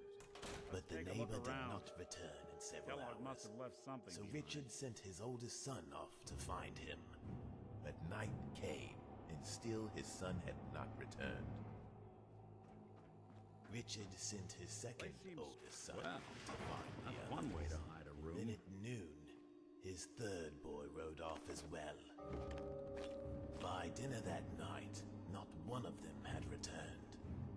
Finally, Look the at farmer's this. wife All offered to of go a and look merc's for her favorite sons. thing. I cannot sleep another wink, she said, until I know my boys are home safe. Her husband protested, but could not change her mind, so she rode off as well and left him there alone. Excellent. Many hours passed, and darkness fell again. Richard's wife was not home yet, and there was still no sign of his sons or his neighbor. He was quite worried, but exhausted too, and after some time, drifted off to sleep. He was awakened. Gwinnett Stout beer, 44 caliber bullets, and cigars. San Francisco Sunlights. Interesting brand. Won't lead us anywhere on its own. He could not see it all, but he heard the floor creak beside him and was scared. There was something there. He felt its hot, stinking breath on his neck as it leaned in. Richard gripped his sheets tightly, his teeth clenched. Just then, a deep Any suggestions, Nick? voice came from beside What about him. dog meat? Commonwealth mutt like him can track a man's scent for miles. Why don't you go fetch him and let him have a whiff? See if he picks up the trail. Before you head out, I know this is personal business. It was quiet. If you have to face Kellogg on your own, Then the thing leaned just in say so. closer. You lie. The thing moaned. Richard could smell the rotting flesh in its teeth and hear the floor creaking under its weight. I want you with me on this. All right. Hard and reached for his pistol on the nightstand. Hey, do something for you? In closer.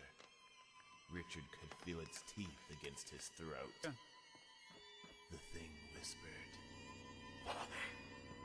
"You smell delicious." dog meat. Get the scent, boy.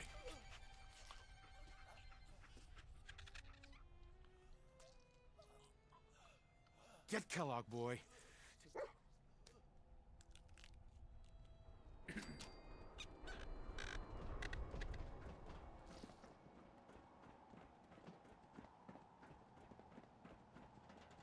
Good evening, and welcome to Otis Gyri's Creepypasta Crypt. In the mood for a tasty pasta to increase your adrenaline rush? Well, you've come to the right place. Pull up a chair, get some popcorn, put your feet up, and have a listen, if you dare.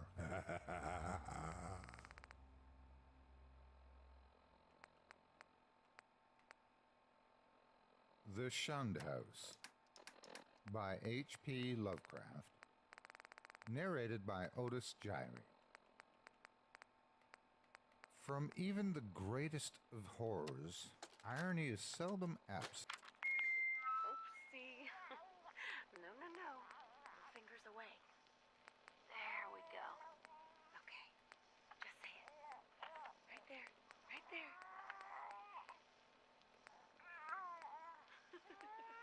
Yay. Hi, honey. Listen, I don't think that Sean and I need to tell you how great of a father you are. But we're going to anyway. Isn't that right?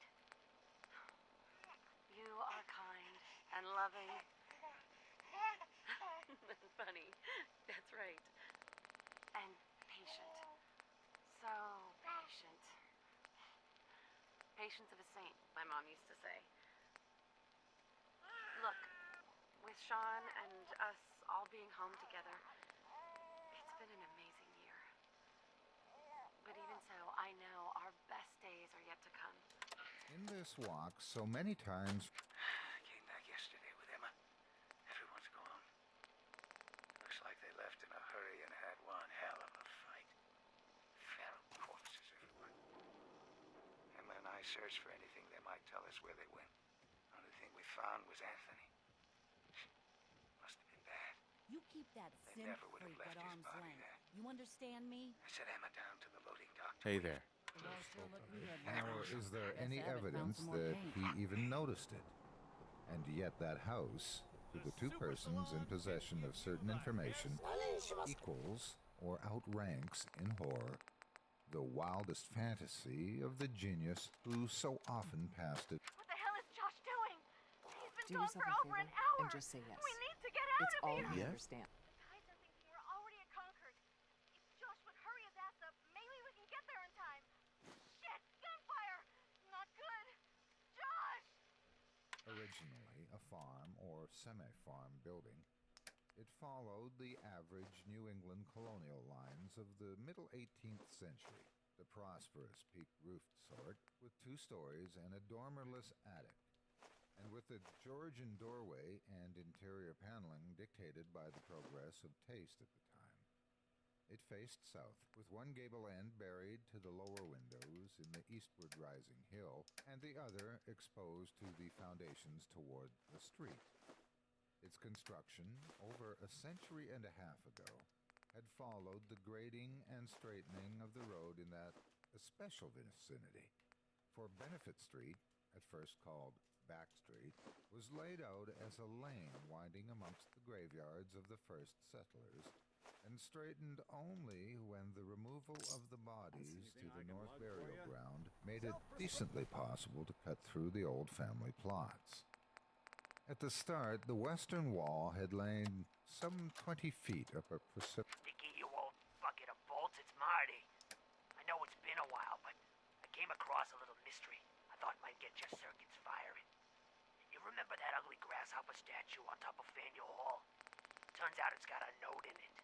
A note written by the son of one Shem Drown. I don't expect that name means anything to you, but the guy was a coppersmith. Way back when folks did shit like that. Apparently, this note leads straight to the old guy's stash.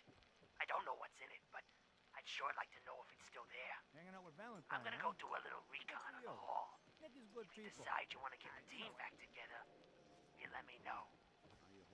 studied back very deeply. Oh, hey. Almost to Wheaton we're Street. doing all right. The space It's south hard of the without house, Glenn. abutting on I'd Benefit get Street, easier was every of day. course Yeah, that's greatly real above good the to hear. existing sidewalk level, Well, forming a terrace bounded by a wanted to high bank check in. wall of damp, If you ever mossy need stone, anything, pierced by a steep stop by flight the of office. narrow steps Sure, which you led got it. inward between Thanks, Nick. canyon-like surfaces to the upper regions of mangy lawn, Nice roomy piece you brick got there. walls, and Let's keep it neglected wholesome. gardens whose dismantled cement Got a minute? urns, rusted kettles Drinks on fallen me. from tripods of knotty sticks, and similar paraphernalia set off the weather-beaten front door from its broken fanlight, rotting ionic pilasters, and wormy triangular I pediment. assume you don't buy every stranger What a I drink. heard You're in right. my youth about I the don't. shunned house I'm in town was looking for Henry merely that Cook. people Do you know died where I might there find him? in alarmingly great numbers. That, I was told, was why the original owners had moved out some 20 years after building the place. Sorry. It was plainly I barely know the guy. unhealthy, Okay. perhaps I'm because just of the asking everybody dampness of around the town. fungus growth in the cellar, the general sickish talk to smell, me. Might the attract drafts someone's of the attention. hallways, or the quality of the well and pump water. These things were bad enough, and these were all that gained belief among the persons whom I knew. Only the notebooks of my antiquarian uncle, I'll Dr. start in Elihu here.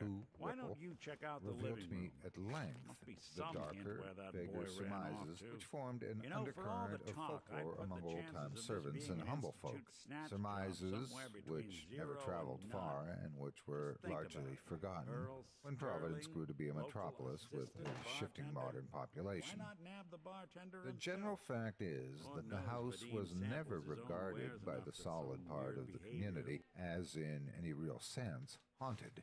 A receipt There were from no a widespread mega tales surgery of center, rattling huh? chains, cold currents of Wonder air, what the good extinguished doctors lights, have to or say faces about at the that. window. Extremists sometimes said the house was unlucky, but that is as far as they went. What was really beyond dispute is that a frightful proportion of persons died there, or more accurately, had died there, since after some peculiar happenings over 60 years ago, the building had become deserted through the sheer impossibility of renting it. These persons were not all cut off suddenly by one cause. Rather did it seem that their vitality was insidiously sapped, so that each one died the sooner from whatever tendency to weakness he may have naturally had. And those who did not die displayed in varying degree a type of anemia or consumption, and sometimes a decline of the mental faculties, which spoke ill for the salubriousness of the building. Neighboring houses, it must be added, seemed entirely free of the noxious quality. This much I knew before my insistent questioning led my uncle to show me the notes which finally embarked us both on our hideous investigation. In my childhood, the shunt house was vacant, with barren, gnarled, and Terrible old trees. Long, queerly pale grass and nightmarishly misshapen weeds in the high terraced yards where birds never lingered. We boys used to overrun the place, and I can still recall my youthful terror not only at the morbid strangeness of this sinister vegetation, but at the eldritch atmosphere and odor of the dilapidated house, whose unlocked front door was often entered in quest of shutters. The small-paned windows were largely broken, and a nameless air of desolation hung around the precarious paneling, shaky interior shutters, peeling wallpaper, falling plaster, rickety staircases, and such fragments of battered furniture as still remained. The dust and cobwebs added their touch of the fearful, and brave indeed was the boy who would voluntarily ascend the ladder to the attic. A vast, raftered-length, lighted only by small blinking windows in the gable ends, and filled with a massed wreckage of chests, chairs, and spinning wheels, which infinite years of deposit had shrouded and festooned into monstrous. Do you know anything about this receipt? Let me see. But after all, This is Dr. Crocker's deplorable handwriting, all right. Looks like Earl Sterling was one of his patients. The procedure noted here is mundane, low-risk cosmetic work. Dr. Crocker never performed it, however. Said Earl vanished before he paid. Now, let's get back to talking about your medical needs. Where is Doc Crocker? Last time I saw him, he had to get something out of the surgery center. Probably had to wash some needles or move some storage around. Anyway, we should get back to your immediate medical requirements. The house was strongest there. And for another thing, I need to get into the cellar, Doctor. What does this look like? A public outhouse? You know what? Don't answer. Why on earth would I let you down there? Those fungi, grotesquely like the vegetation in the yard outside, were truly horrible in their outlines. Detestable parodies of toadstools and Indian pipes. I need to get down there. Now, are you going to help me or not? No. No need for that. Phosphorescent. You want to visit a basement? Fine. Here. Just don't touch anything. Please. I think I pissed. Someone missing? Oh, where'd all this blood come from? Even in our wildest It goes right into the basement. Visited this cellar Doc. by night. Let's get you examined But right in away. some of our daytime Time is visits, not on the we side detect of the phosphorescence, especially when the day was dark and wet. There was also a subtler thing we often thought. So what kind of treatments are common around? Bandaging wounds and cleaning radiation exposure are the most common things you outsiders usually ask for. I refer That to the and sort of kicking a can whitish pattern on the dirt floor. Not interested. Let me know if that changes. Mold or niter, which we sometimes thought we could trace amidst the sparse That fungus judgmental growth near the huge fireplace in the basement kitchen. You've Once really in a while, been a it struck handful, us you know. that this patch But I bore think an we're just uncanny about resemblance done. to a Our little doubled-up mistake human is figure, finally going to be though correct. generally no such Oh, kinship existed, naughty. and often there You're not was supposed no to be down whitish here, but deposit that's whatever. okay. I can fix that. A certain I can rainy fix afternoon, when this anything. illusion seemed phenomenally strong, and when, in addition, I had fancied I glimpsed a kind of thin, yellowish, shimmering exhalation rising you from fix the things all right. pattern toward Fixed the yourself some time in a Diamond City jail cell. Jail uncle cell? about the matter. You don't get it, do you? Doc Crocker isn't going to jail. He's going to go back to his surgery, where people love him. And they love him because Doc Crocker never loses patience.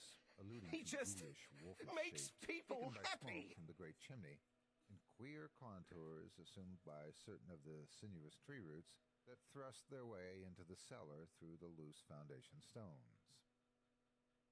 Not until my adult years did my uncle set before me the So you were notes and performing data surgery, he had and Earl collected didn't make it. concerning the shunned Is that it? house. I Dr. Whipple might have was had the same just a conservative bit of physician jet the old before operating. for all his So I nipped a few arteries I shouldn't have. Who hasn't? But I'm a problem solver, you see. I knew if Earl disappeared, everyone would just think the Institute took him. Unsanitary qualities had nothing to do with abnormality, but he realized that the very picturesqueness You made a which mistake, aroused his own but interest would, you in can a still boy's do the right fancy, thing, Doctor. take on Just all think this manner through. of gruesome, Drop the weapon, Doc. imaginative Haven't enough associations. people suffered today? The doctor was a bachelor. You're right. A white-haired, There's unshaven, one thing I old-fashioned can do. gentleman, and a local Only historian one of thing note who had is often going to broken make this all lance with better. such controversial guardians of tradition as Sidney S. Ryder and Anything. Thomas W. Bicknell. He lived Anything with one useful? manservant in a Georgian homestead with knocker What's and going on iron-railed here? steps, Is- balanced eerily is that on a Dr. steep Crocker? ascent of North Court Street. I think beside you the owe ancient me an brick court and explanation. Colony What House, happened where here? his grandfather, a cousin of that Doc celebrated Crocker private killed Earl fusilier, Sterling. Captain Worm, I found out, who and burnt then he His killed Majesty's himself. armed schooner Gaspé Guess he couldn't handle the in guilt. Dr. Crocker 1772, killed although Earl? in the legislature The on facial May 4th, reconstruction. So, 1776, he really... for the That independence explains... of the Rhode Island colony. Around him, in the damp, low-ceiled library with the musty white paneling, heavy carved-over mantel, and small didn't know. paned, It's not your fault. Of course it's not my fault. And records of his Moron ancient and his family, damn among appearance which over were many practice. dubious I better allusions report to all the this. Shun House in Benefit Street. That pest spot lies not far distant, And now you for will be Benefit found. runs ledgewise blame just ourselves. above the courthouse along Our the man precipitous decided to hill up die. which the first settlement climbed. When in the end my insistent pestering and maturing years evoked from my uncle the hoarded lore I sought, there lay before me a strange enough chronicle. A long-winded, statistical, and drearily genealogical as some of the matter was, there reigned through it a continuous thread of You two find out where Earl tenacious Sterling ran horror off to? and preternatural malevolence which impressed me even more than it had impressed the good doctor. Separate events Earl fitted never together went anywhere. cannily, and Doc seemingly Crocker killed him irrelevant during a details botched surgery. held minds Crocker of killed hideous Earl? possibilities. God, as long as he And was, I new figured and maybe burning Raiders or the curiosity Institute, grew but in me, Crocker? compared to which my boy's Where's the doc curiosity now? was feeble Rotting in a and cell, I hope. intolerant. The first Close. revelation led to an exhaustive research, and finally to that shuddering quest which proved so disastrous to myself and mine. For at last, my uncle Crocker killed insisted on himself. joining the He search couldn't take I the had guilt. commenced, Goodness. And after a certain I'm night sorry in you that two had to go house, through that. he did not Here, come away take with it. this. Sounds I like am you earned lonely it. without I'll that send word gentle along. soul, Let whose everyone long down at the years dugout were inn know what filled only happened. with honor, Shame it virtue, couldn't be good better taste, news. Thanks benevolence, again for and closing learning. this one out. I have reared a marble urn to his memory in St. John's Churchyard, a place that Poe loved. The hidden grove of giant willows on the hill, where tombs and headstones huddled quietly between the hoary bulk of the church and the houses and bank walls of Benefit Street. The history of the house, opening amidst a maze of dates, revealed no trace of the sinister, either about its construction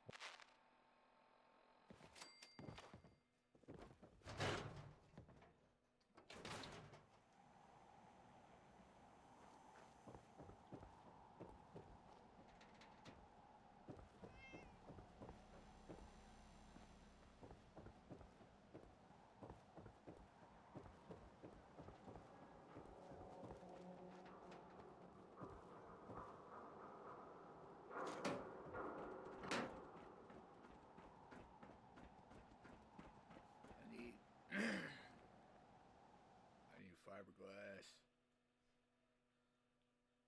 and ballistic weave.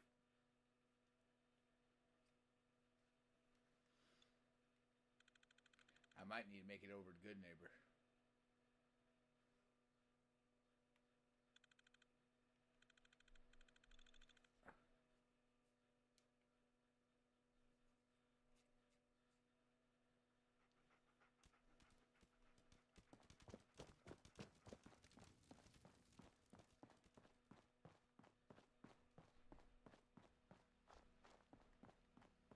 Can't believe I'm posted outside the wall. Who the heck did I piss off?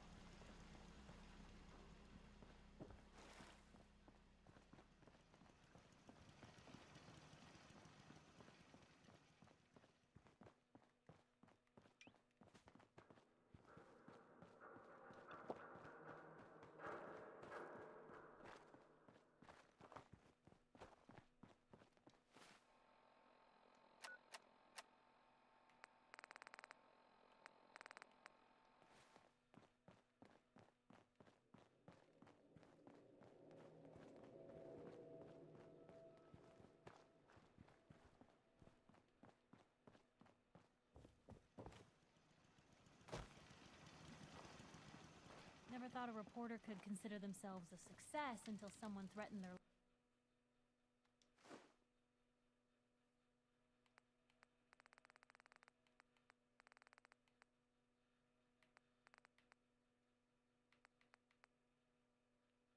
life.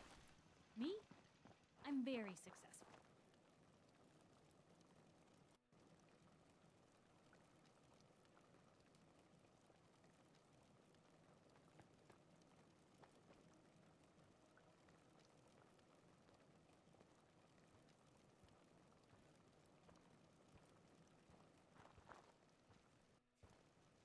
What's the angle here?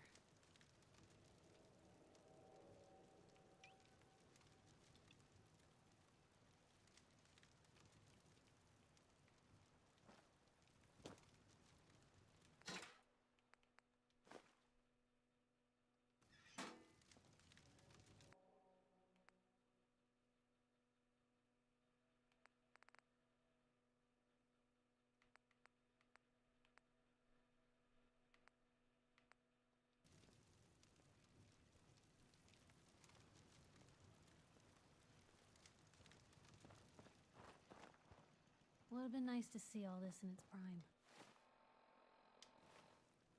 Nothing stays hidden forever. At least, not if I have my say.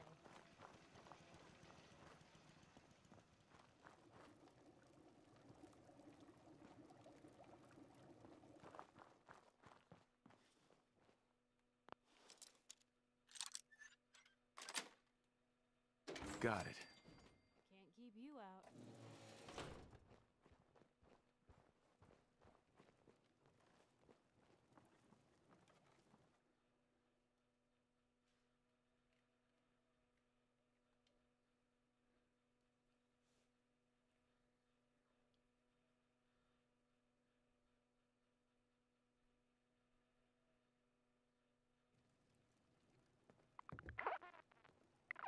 More opportunities for an Alrighty.